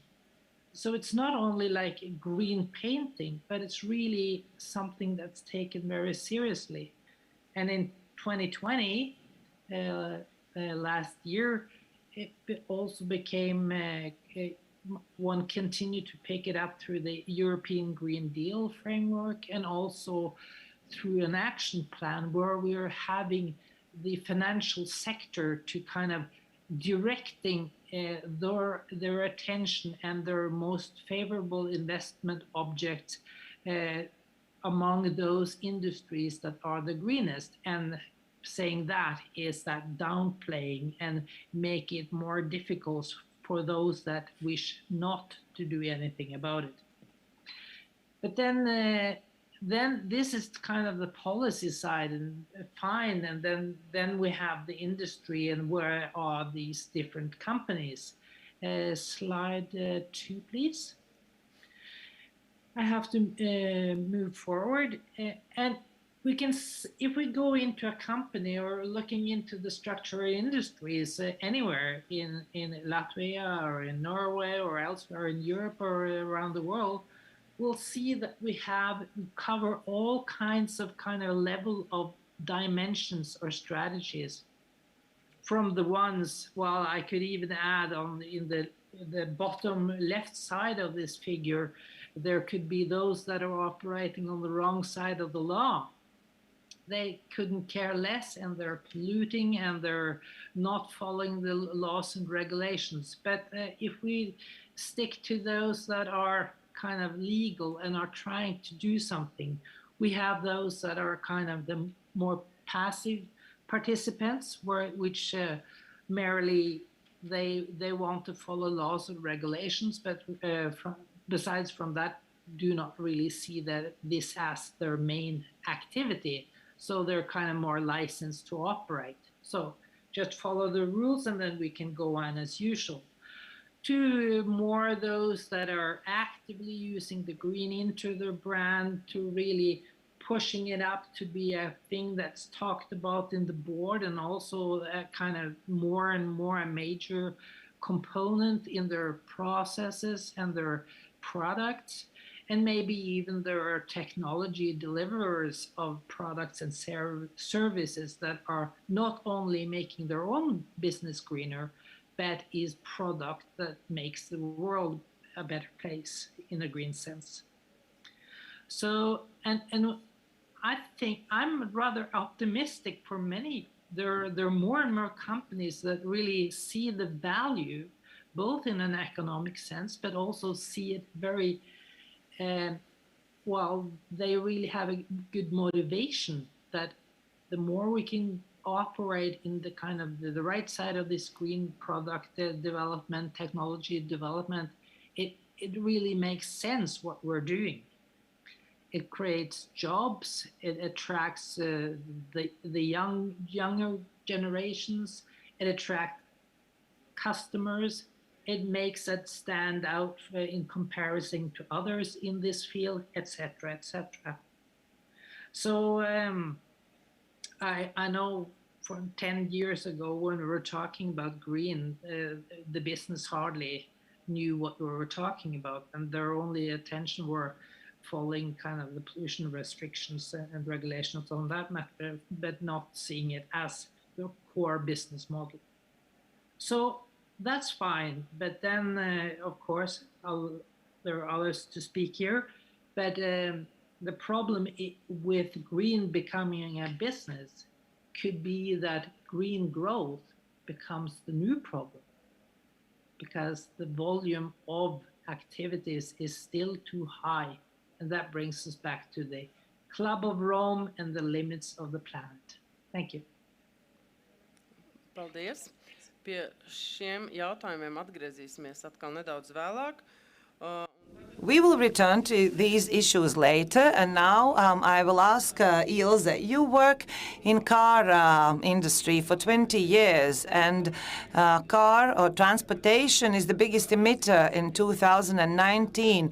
27% of all CO2 emissions were created by car. The car industry is the second biggest polluter, accounting for 1/3 of all emissions.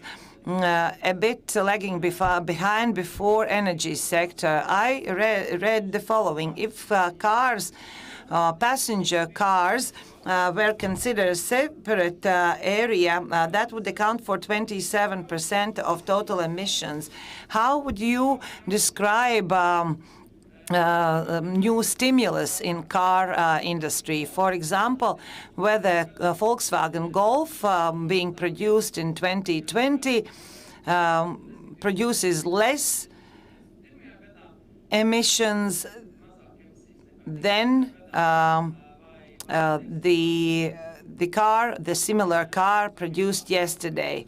Or, for example, my car, Volkswagen Passat, which runs on petrol, I will be able to sell it in 5 years. What are the trends in car industry? Can you describe what are your strategies, motivations to think sustainably? A very broad question. I will try to structure my answer. First thing that I would like to tell you about how producer, not me, because we are sales representatives, but how producer sees this issue I could reiterate what Greta said on how high level this sustainability strategy exists in the company. And Volkswagen not long ago was on top of the scandal about this topic, and that was a huge crisis management, and it's still ongoing. But that was also an eye-opener or a driving force for Volkswagen to be on top with specific vision, products and plans, how to be one of the most diligent in this area. Volkswagen has a group strategy which is called Way to Zero, and there are defined four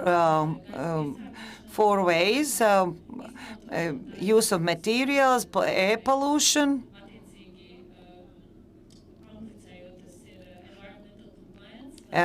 third, environmental compliance, legal compliance, and underneath there is also air quality. Thus, we have defined specific goals. When speaking about 2030, we would like to say that 40% from all cars produced will be electromobiles. I am not going to prompt you what you should buy, but the trend today is that electric cars are taking more and more percentage-wise of our sales. Second way I wanted to mention is a myth or a discussion that the producers are producing electric cars, but batteries are the polluters when produced, and this is an inevitable fact, and we producers are thinking about that, and we set new goals, for example, to use recyclable materials. We are here on Scandinavian stage. Some years from now, the most friendly production plant in Sweden producing lithium batteries will be opened. So more and more we are thinking about what to do about the end of this battery and how renewable are those materials. And our aim is for them to be reusable by 95%. And third, answering to your question, I could more speak about our region, Baltic region, and what we as sales representatives in Baltic are doing.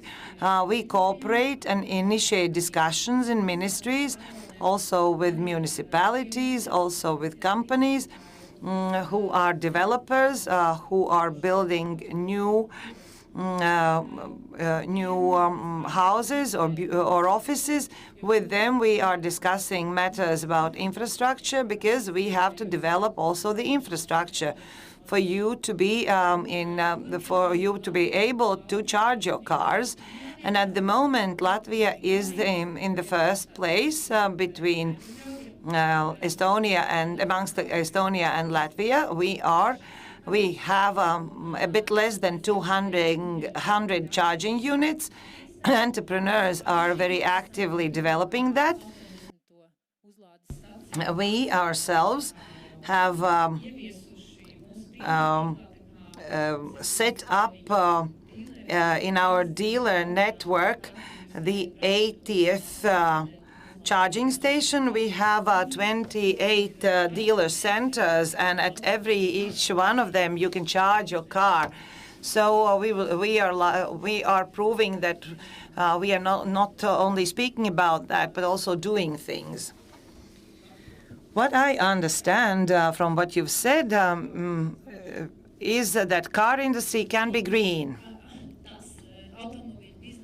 Car industry is thinking about it and is setting at it as a goal, as a measurable business goal. And Viesturs we are closing in on your topic, city planning, urban planning. From this perspective, how much the thinking of Riga and Riga's infrastructure is ready for greening of transport industry infrastructure and also electric mobiles? Short answer is Riga is not ready. The long answer is the goals set can be actually discussed, namely whether we have to swap all other cars for electric mobiles for different reasons. Yes, they are more environmentally friendly. They are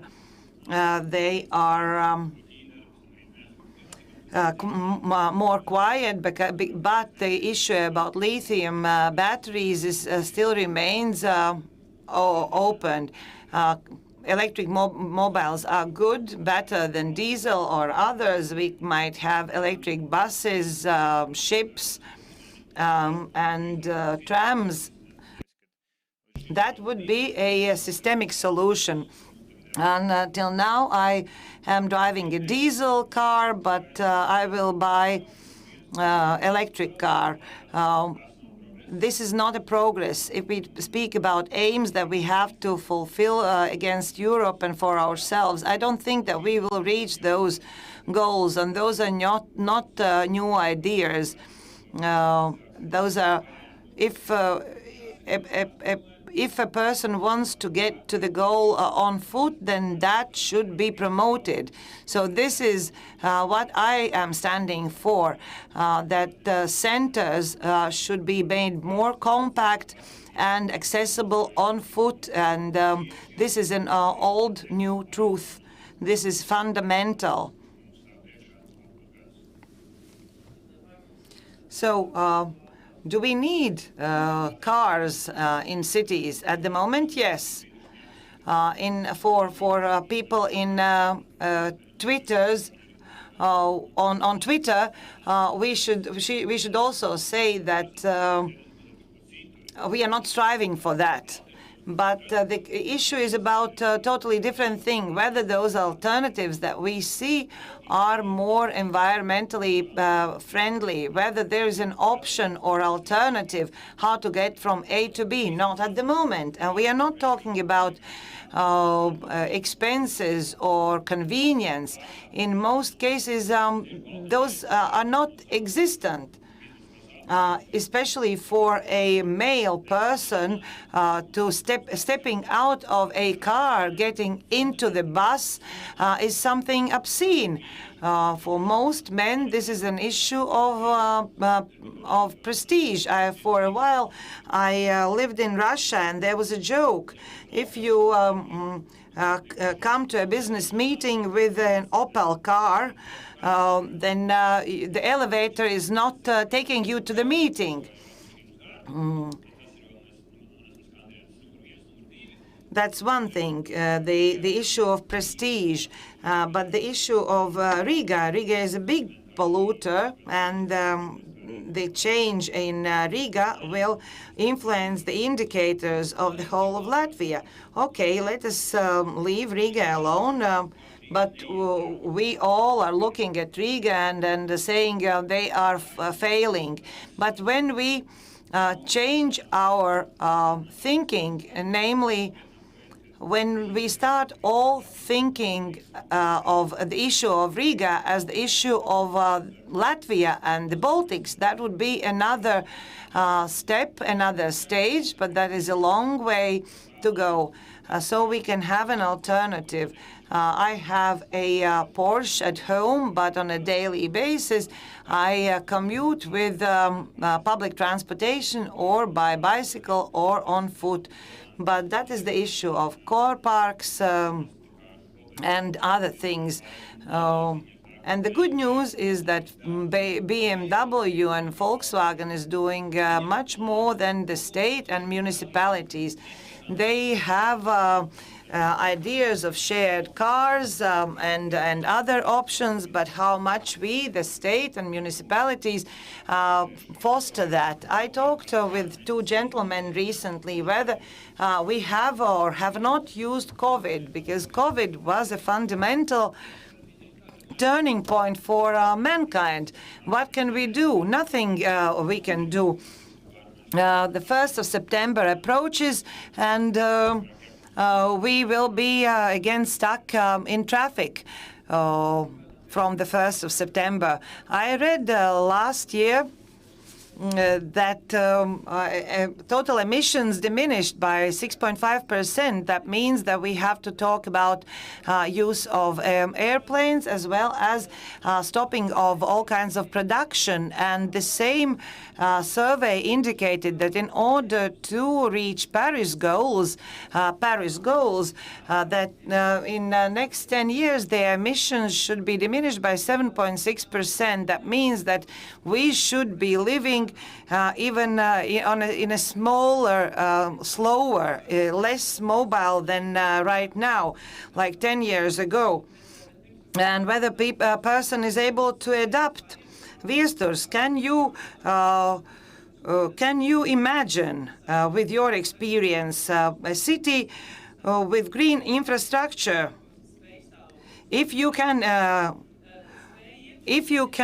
imagine, then you know where you are going. Yes, I can imagine in next 10 years. Many roads could be substituted by bicycles or by going on foot, and we shouldn't invest a lot. We shouldn't invest in new cars, in new bridges. Scandinavians are doing a lot, and we can learn from them. From the point of view of materials, expenses, until now it was the issue of enthusiasm of municipalities, of countries. Now EU is allocating money. The biggest problem will be that we will have no ideas how to get that financial allocation. We will not have projects similar to roads. Within 20 years, we cannot build roads like in Portugal. That is the issue of culture. Let us talk about Norway. Our colleague Tom, can you hear? Tom is also an urban planner in Ålesund in the west of Norway. I've lived there and worked there for some years, and Ålesund is not only prominent for Art Nouveau architecture and beautiful nature, but it is also this city created the second UN laboratory for smart and sustainable development. And it would be very interesting to hear, what does it mean? What do you do in your laboratory? What you deal with, as well as about your experience working on reaching sustainability goals in Ålesund, and what are your main challenges. Tom will also have several slides. Tom is going to try to explain what U4CCC means. Methodology that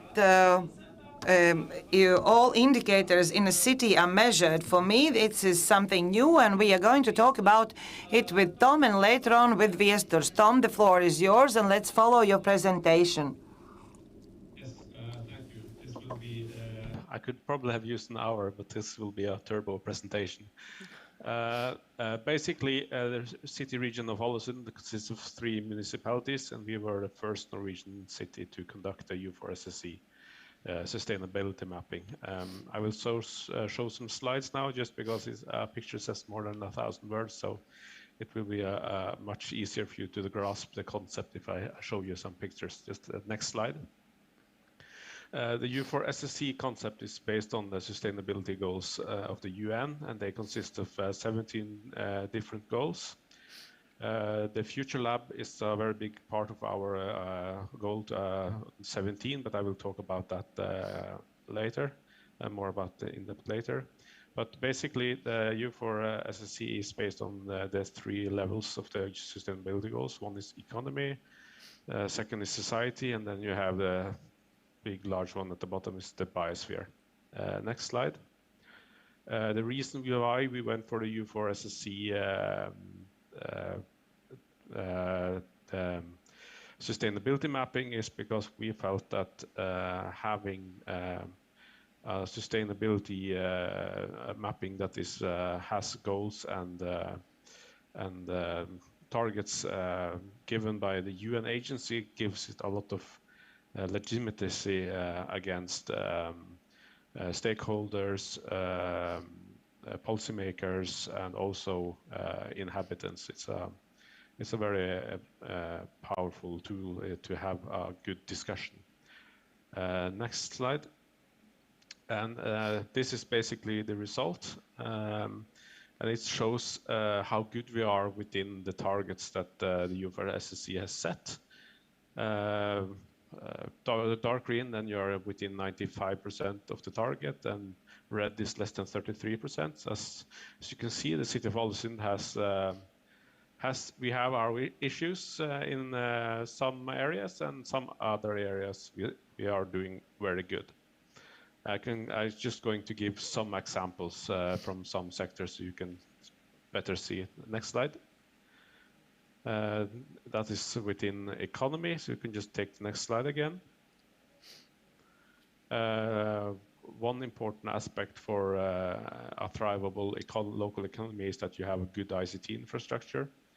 As you can see, basically some aspects of it here. Wireless broadband, fixed broadband, and how many households that have access to internet. That's 96%. Next slide. Other is innovation and employment. How much R&D expenditure is this in your city region? How many patents? How many small and medium-sized enterprises? Unemployment rate. I have to say that these numbers are pre-COVID, so they're maybe a bit lower than they are today, but that's basically it. And also how many in the ICT sector. It's not necessarily perfect because the city of Ålesund has a major engineering environment that isn't accounted for in the U4 SSC, but that's a different question. Next slide.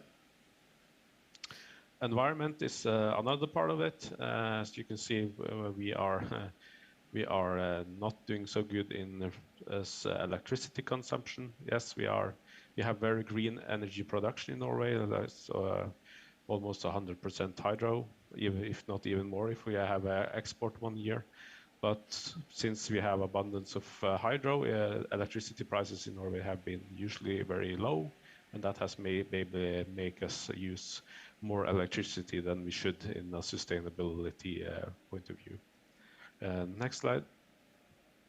Yeah, good drinking water, but also we use a very lot, and we have also issues with we are not good on the sanitation area in the city of Ålesund. Next slide. Like I said, energy 100% renewable, but we use a lot of it.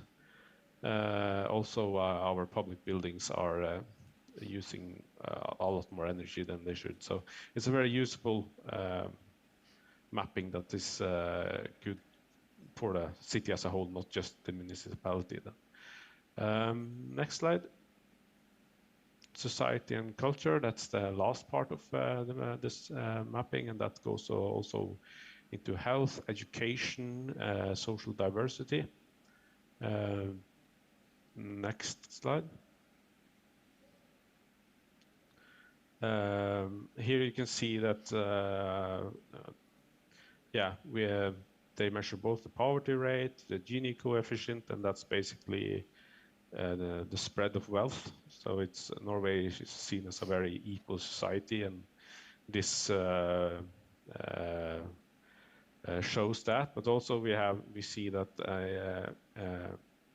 our businesses are sometimes very male dominated.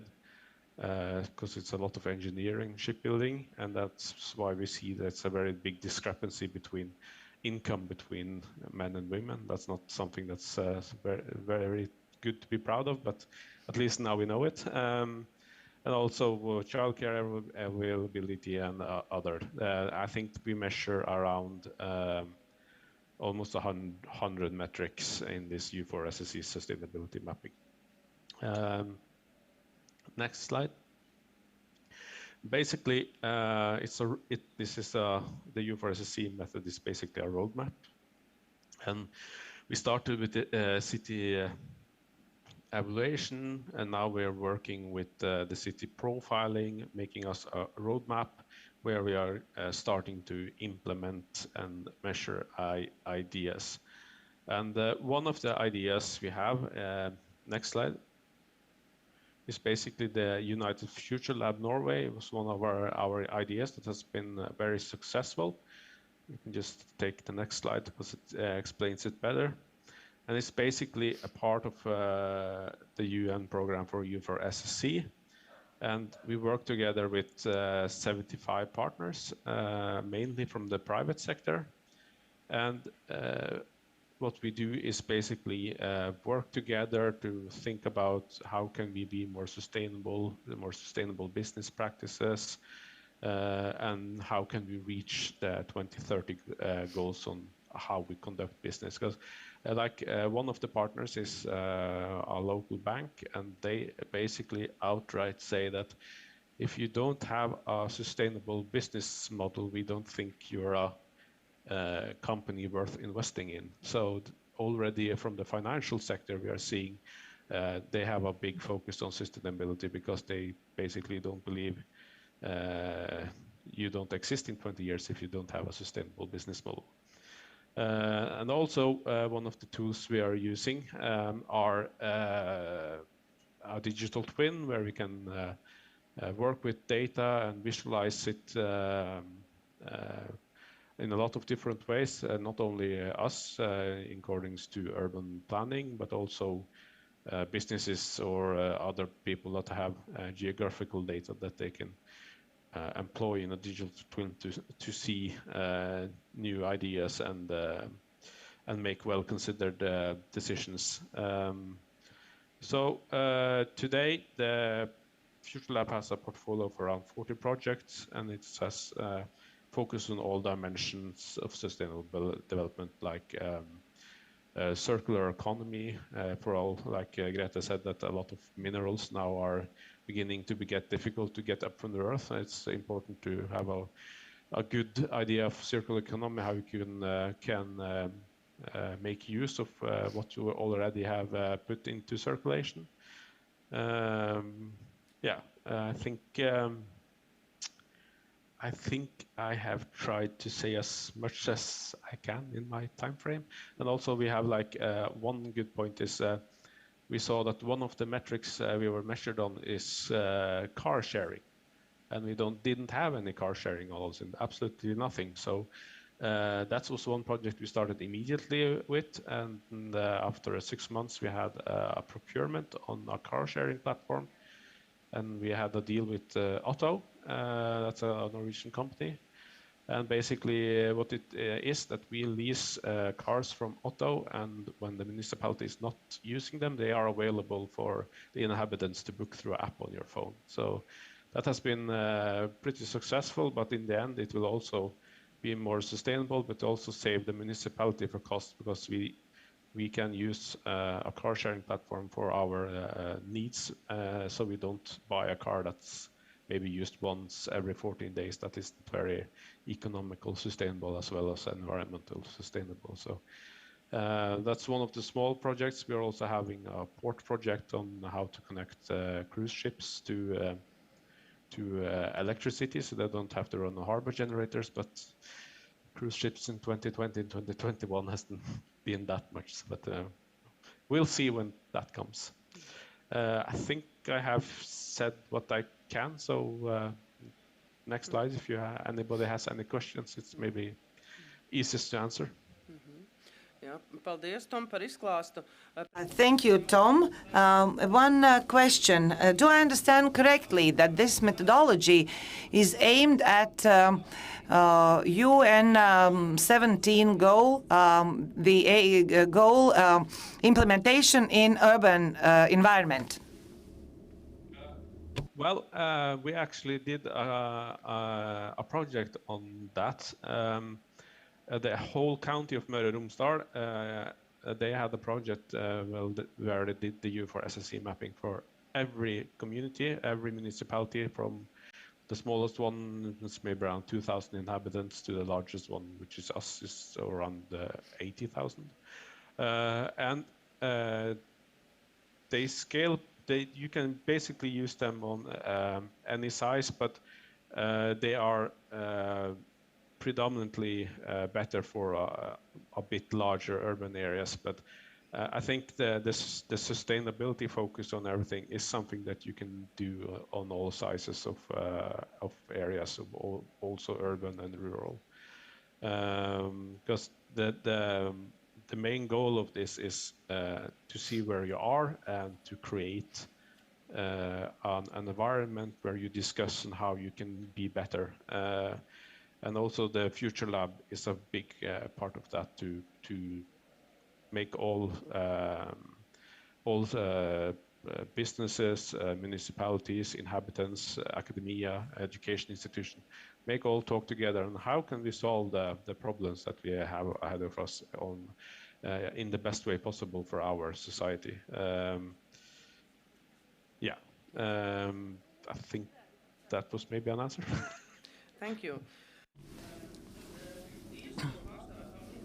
Viesturs represent an organization, VFresh, received Norway grant financial allocation in cooperation with Ålesund municipality as well as Riga municipality.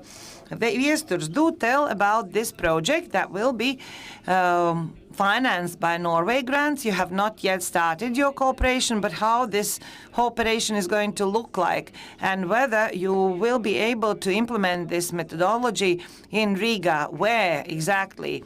So we have not received, but fought for. In Latvia, those are two different terms. We didn't receive just by sitting there. We fought for it and won. The aim is the following.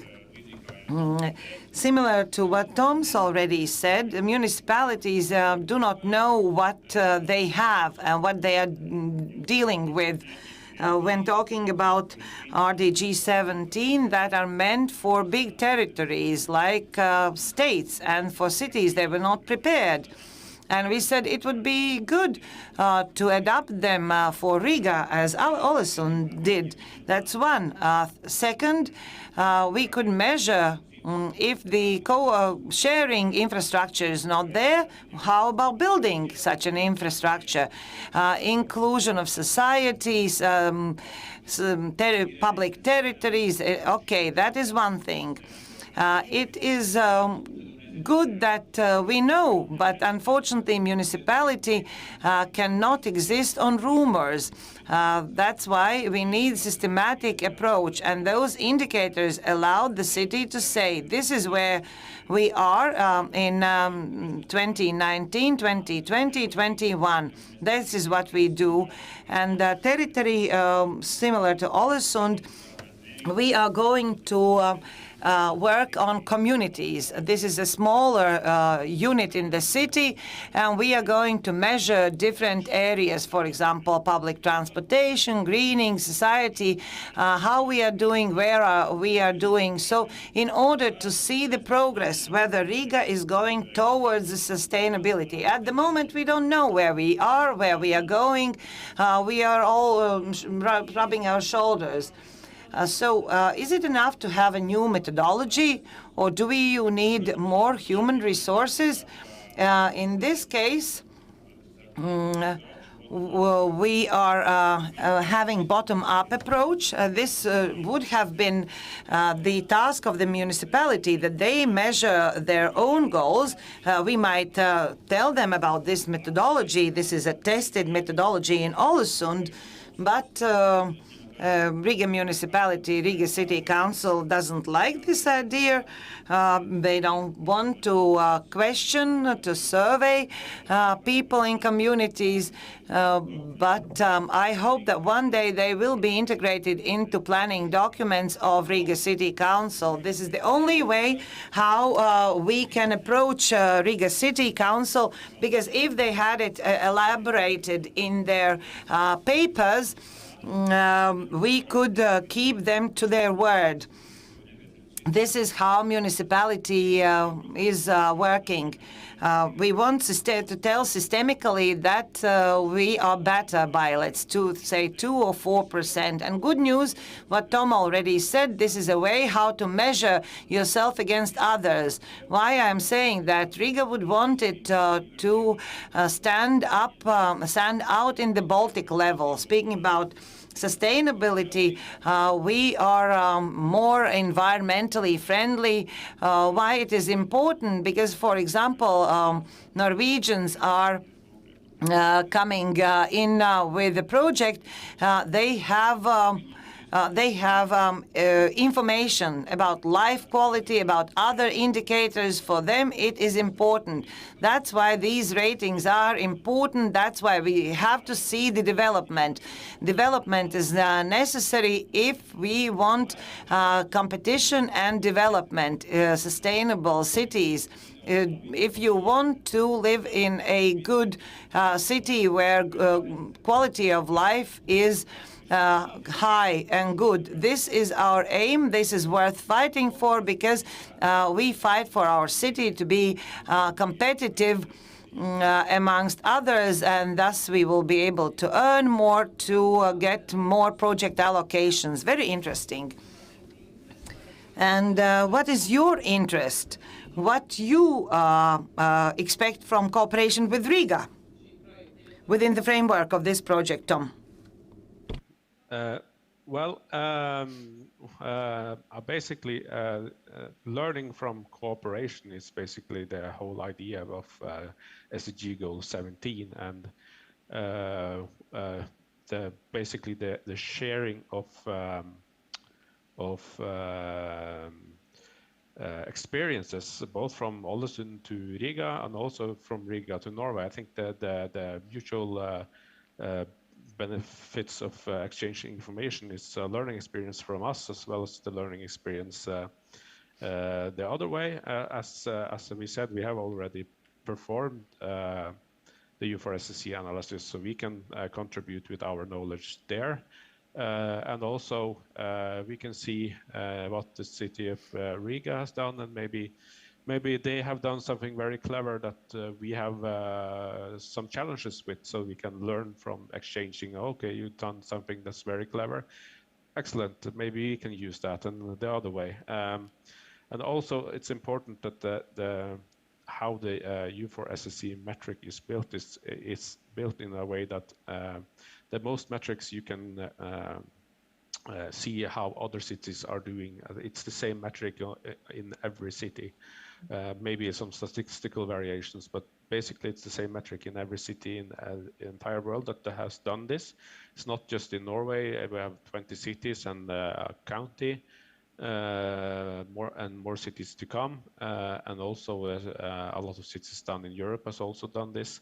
But I think the main important issue with the U4SSC mapping is that even though the municipality facilitates this, we see that reaching the 2030 goals is not something that we can do alone. We need to do it in cooperation, not only with the municipality inhabitants, but also the business sector and also the education sector. So it's a whole approach to try and solve some of the issues we are facing to reach the SDG goals and basically make Ålesund a better place to live and Riga a better place to live.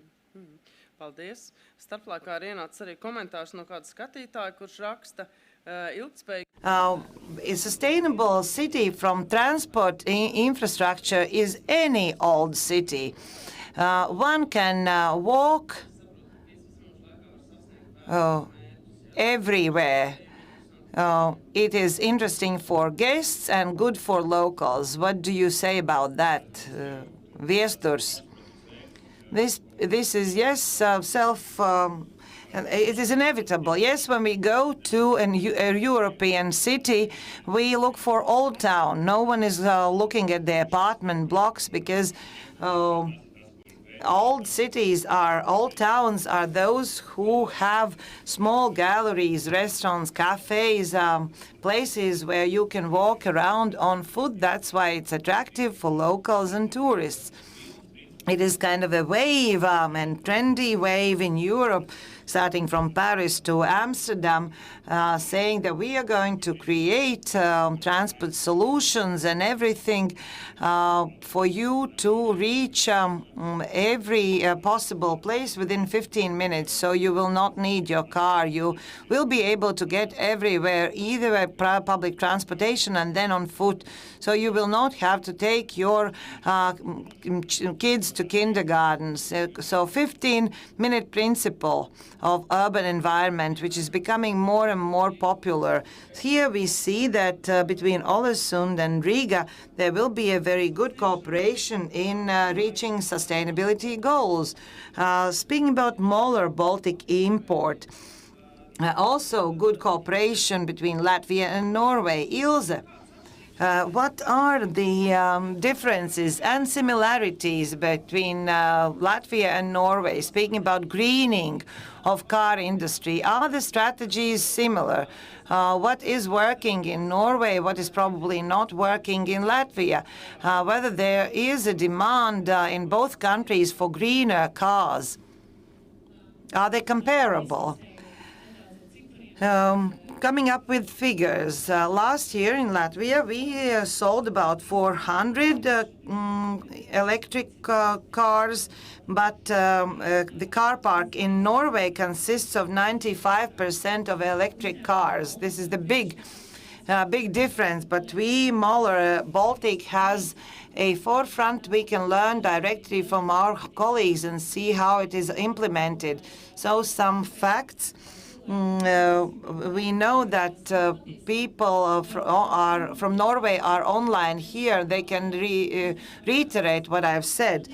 We as business representatives have noticed a difference, namely strategies of the state. In Norway, electric car market exists for 10 or 11 cars, and there were special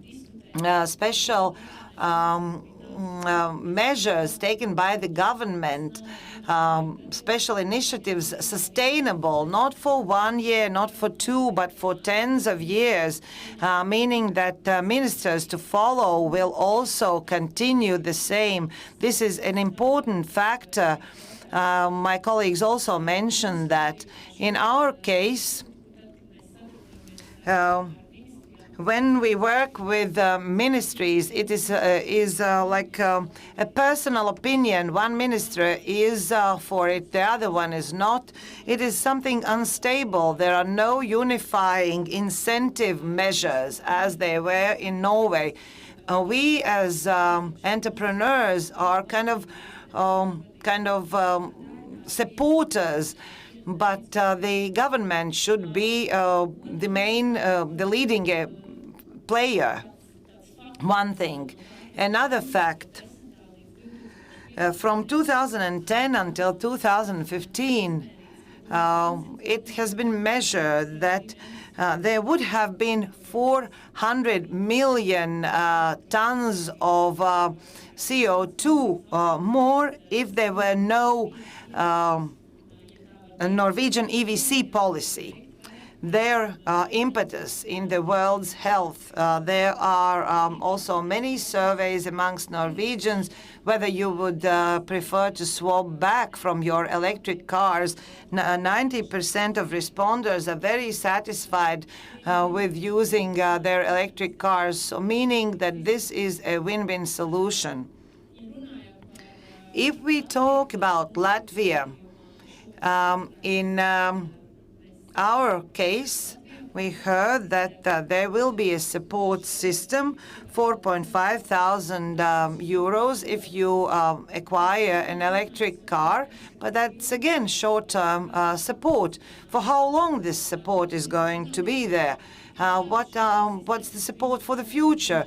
In Estonia and in Lithuania, it is ongoing for several years, and there's a certain budget allocated. When the budget is exhausted, you can apply for it next year. Again, it is not entirely supported, and not all people are supported in their endeavor to purchase electric car.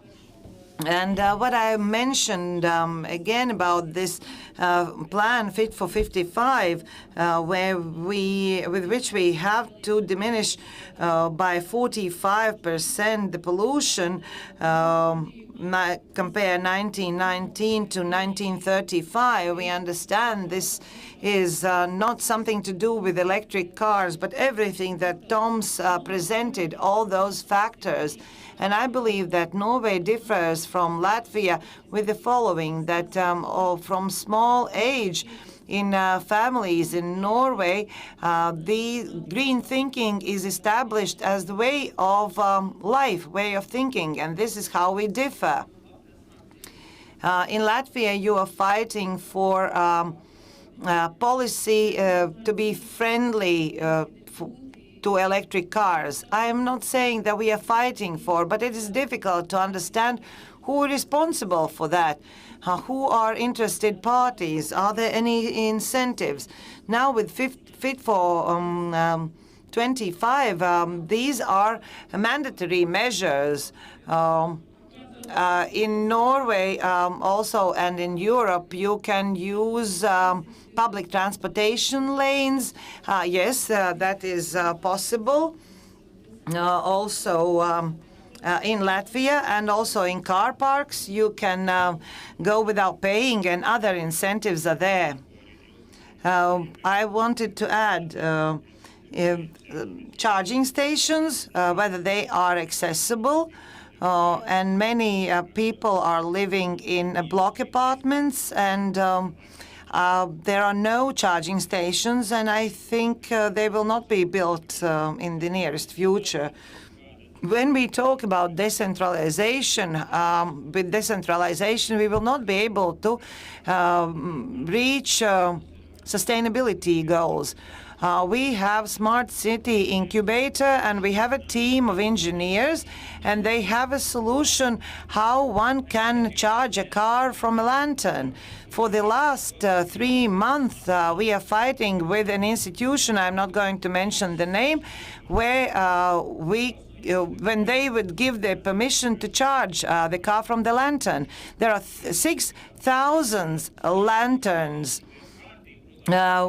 And I think they will be able to use. They could be very beneficial to use for recharging. If only we got this permit from a certain institution. This is a call for movement, but our institutions are rigged. They don't want to do that. So. These 4,000 private cars are mainly purchased by owners of individual cars, not block cars, thus making electric cars a matter of elite. If you are living in a block apartment, there is no possibility how you can charge it. But that's not to blame the producers. Producers, they are ready to produce and give those cars for even cheaper than now. But how are you going to charge? I really want to charge it close to home. Another historic fact I recently read. At the end of the 19th century, electric cars were more popular than petrol cars. Why they didn't survive? Because that was a short range. So we are in a similar situation. This is fictitious explanation, but at the same time it's true. Ilse, can I drive with electric car from Riga to Vecpiebalga and back? It depends on the model, but the car which is purchased the most has the range of 300 kilometers. So you can do that, but on the way you have charges. And the main rule should be that every 20-30 kilometers there should be a charger. And thanks to energy companies and our road directorate, we have those quick chargers more and more, and you can move around Latvia and go to Estonia and Lithuania. What Viesturs mentioned are those. The problem is with block apartments, with multi-storied buildings. You need 20 to 30 minutes for normal charging, but you can do that while shopping, for example. There are many solutions how we can do that and learn from Norway, but we are far from good. So this sustainable city is not only depending on green industry, but urban planning is also very important. Returning back to Norway, Greta, based on your research, can you come up with an example where we can see successful transformation of an industry into greener one, for which industry has really changed for green, where it's not on the paper, where it is a fact, and how can we measure whether a company is green? And another question, how typical or atypical are those green solutions that bring to negative or lead to negative influence for the environment? Yeah, I'll start with a success story before we have a more critical look at if success is really a success. Okay, so let's start with the first. One of our major sectors in Norway has been the metallurgical industry, like the production of aluminum that goes to cars and the maritime sectors and all over. And it started for over 100 years ago and was luckily connected to the use of affluent hydropower sources in electricity. But at the same time, it was very pollutive industry. It had smoke, fluorides, and the forest around was heavily affected. And it was really using tremendous amounts of energy. And if we see this industry now, for example, Hydro, we are seeing that they have worked very, very hard to be more energy effective. Like one of their factories now have been through a process where they changed the technology and reduced their energy use with 30%. And this really means quite a lot, since we know that this factory uses a volume of energy that's almost half of the capital of Oslo. So that's one thing. But if you also at the same time look at other aspects, they're working almost like Tom was talking about the municipality level. They go through their business, their corporation, and see where can we make improvements. Another positive side is, of course, the circulation of aluminum, which is now a big business area. Because in our circular economy and also in our more modern global economy, we will be seeing more and more use of aluminum as it is a lighter material and it's more environmental friendly than a lot of other, for example, fossil fuel-based plastics, etc. So circulation, bringing it back to the factories, melting the caviar tubes or whatever, or parts of car components, and processing it once more and then bring it out for another round is also a priority.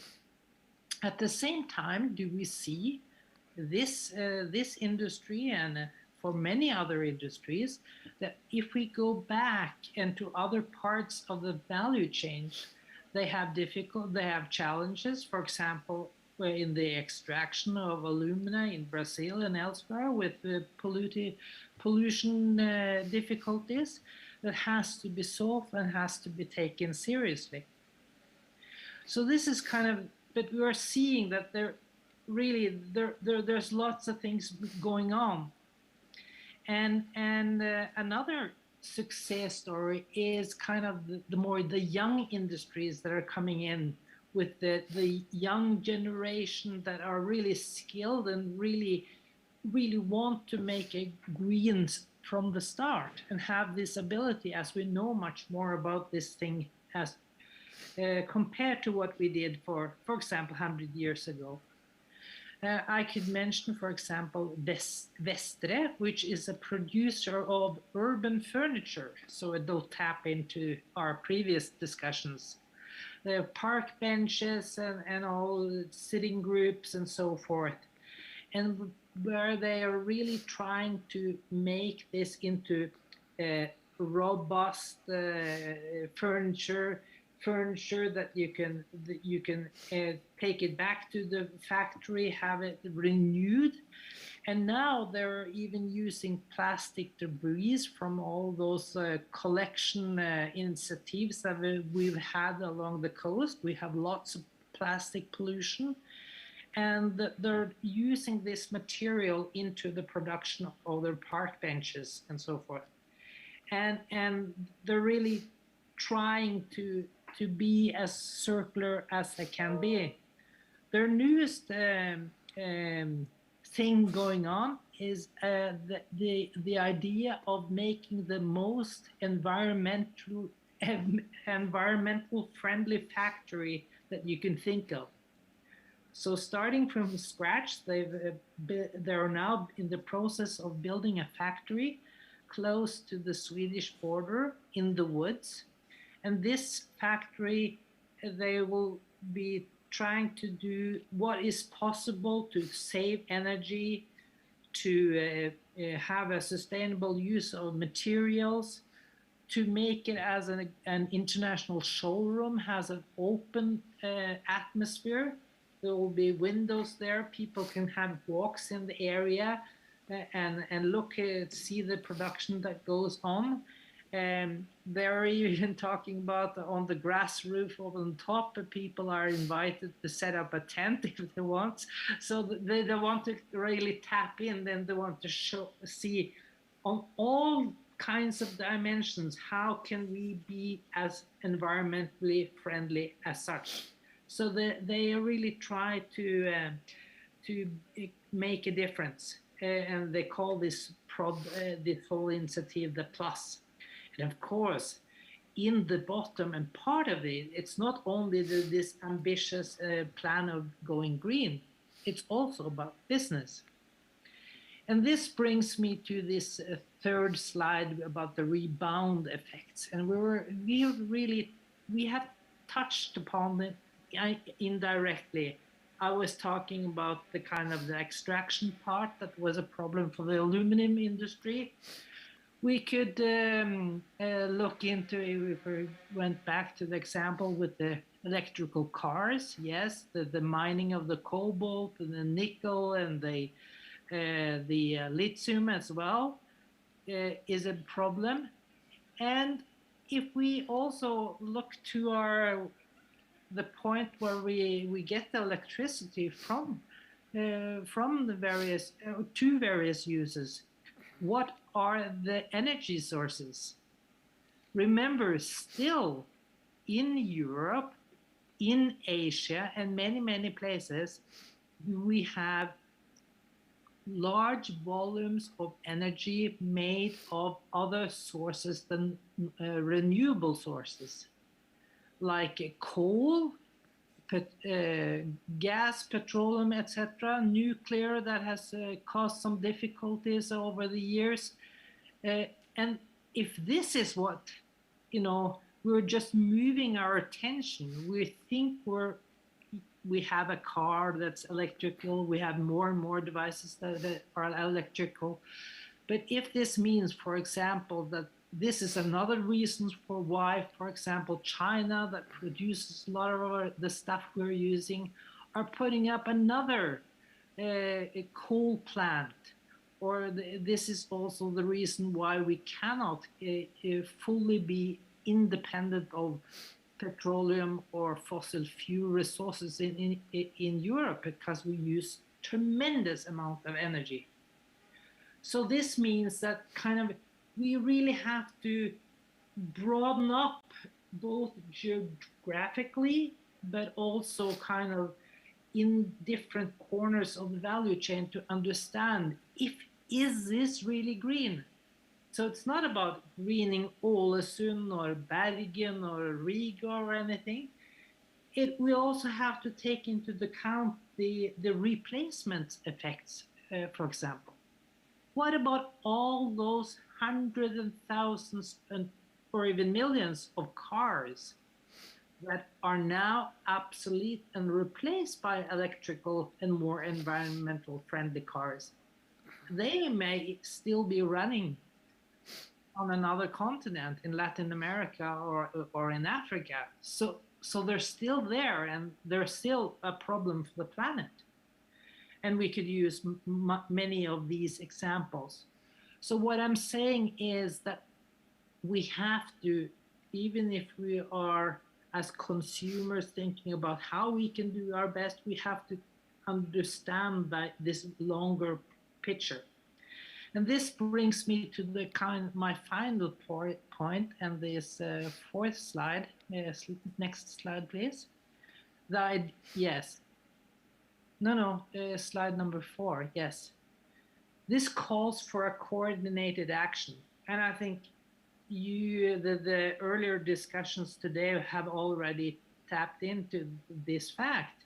You can collaborate between Ålesund and Riga, and you can learn from each other, and you can exchange ideas and so forth. That's one thing. The other is the value of the governments, politics. We need politics as guidelines. We need regulations, somebody that checks and have a critical eye, and somebody that takes responsibility. We need standards and certifications, so we know that this will represent an improvement, because each and every one of us, either it's a company or a person, have no ability to know if this is for the best. But we have if we have certifications and standards and regulations, we also have something that the industry can go by, so then they know what they should go for. Innovation programs, and also what Tom touched upon in one of his projects, public procurement. Governments, or on the national level or on the regional level or municipalities and so forth, they are important markets, and they can be the kind of trigger and be the first aid for developing new markets of various kinds that are green. So of course, like car sharing incentives or something, if the first and major customer will start with the public sector, then from there it could then move on to private consumers. And then of course it's us as our consumer behavior. Okay, when we get out of this COVID-19 crisis, will the first thing we will be doing is that to look into and see where we're going on holidays? Are we going to Florida or Hawaii, or where are we going? Can we keep on doing that? Can we replace our car or mobile telephone every year, every second year? Or should we try to kind of look for more robust products? Should we also ask critical questions to different industries or in our choice of products and so forth? So demanding customers and being, paying attention, and also to be able to ask the right question and trigger the demand so that the industry and others go in the right direction is very important. And I think this brings me to the end of this, which is this coordinated, and we have to do this together. So thank you, Grete. I think we have to round up because we have only 5 minutes left for the discussion, and there are some questions perhaps. Skatītājiem lūdzu, ja kādam if you have any questions, there is a catchbox microphone. You have to speak into the box. I have no question, but I have an idea. We in Latvia have a very good situation. Auto motorization level is not as high as average in Europe. That's good. And also, policy is what is most needed, because at the moment there are political decisions also in urban planning will dictate what people are going to buy or not going to buy. At the moment, the idea is this is greener, that's why I'm going to buy it. Thank you for the comment. Another comment through Slido, namely, we have to start with the following, that green cars are very expensive. They are costing 30,000. Inhabitants of Solitude cannot afford that. So Ilse and Viestur, can you comment of that? One about the price, and maybe not to substitute your old car, because where are you going to place that? The ENG electric cars are expensive, yeah. But the step towards the accessible product, comparatively accessible product, but we cannot call it a popular car. The price itself, as well as support from the state, additional support from the state, 4,500, as well as additional things that you can use. And as the end result, the clients are calculating feedback. How would it be now, Riga, Vecpie, Balga? How much it costs you, and how much would you pay for electricity? It's a long way to go until we become a popular car, but maybe we'll be there. A car is still a car symbol. In Solitude, maybe it's show off, or in order to compare with your neighbors. That's the reality of Latvia, to show off. But the car is not a rational purchase. Half of its life it spends standing, but it's necessary purchase. It's not irrational. But in the nearest future, I believe that many roads might become more convenient if you take them, use public bus, meaning that you will use public bus or a bicycle to take your child to a kindergarten, and if you go grocery shopping, you can use car sharing. 5 years ago, we laughed at the idea, but that was 5 years ago. For car industry, 5 years is a little time, and now we all have tried a sharing of car. This stigma that you enter a strange car and you go somewhere. Another comment, we have 1 minute. Okay, this topic is very wide, and the time of our discussion is over, but this topic is worth continuing, and I hope that Tom's and Viester's cooperation will be successful, and we are going to hear about that more and more, and I hope that electric infrastructure is getting better, will get better, and infrastructure will improve. Thank you, everyone. Ilza Grasa Tībilde, Toms Rājens, Viesturs Celmiņš, Grēte Rustene, and let's meet in other discussions.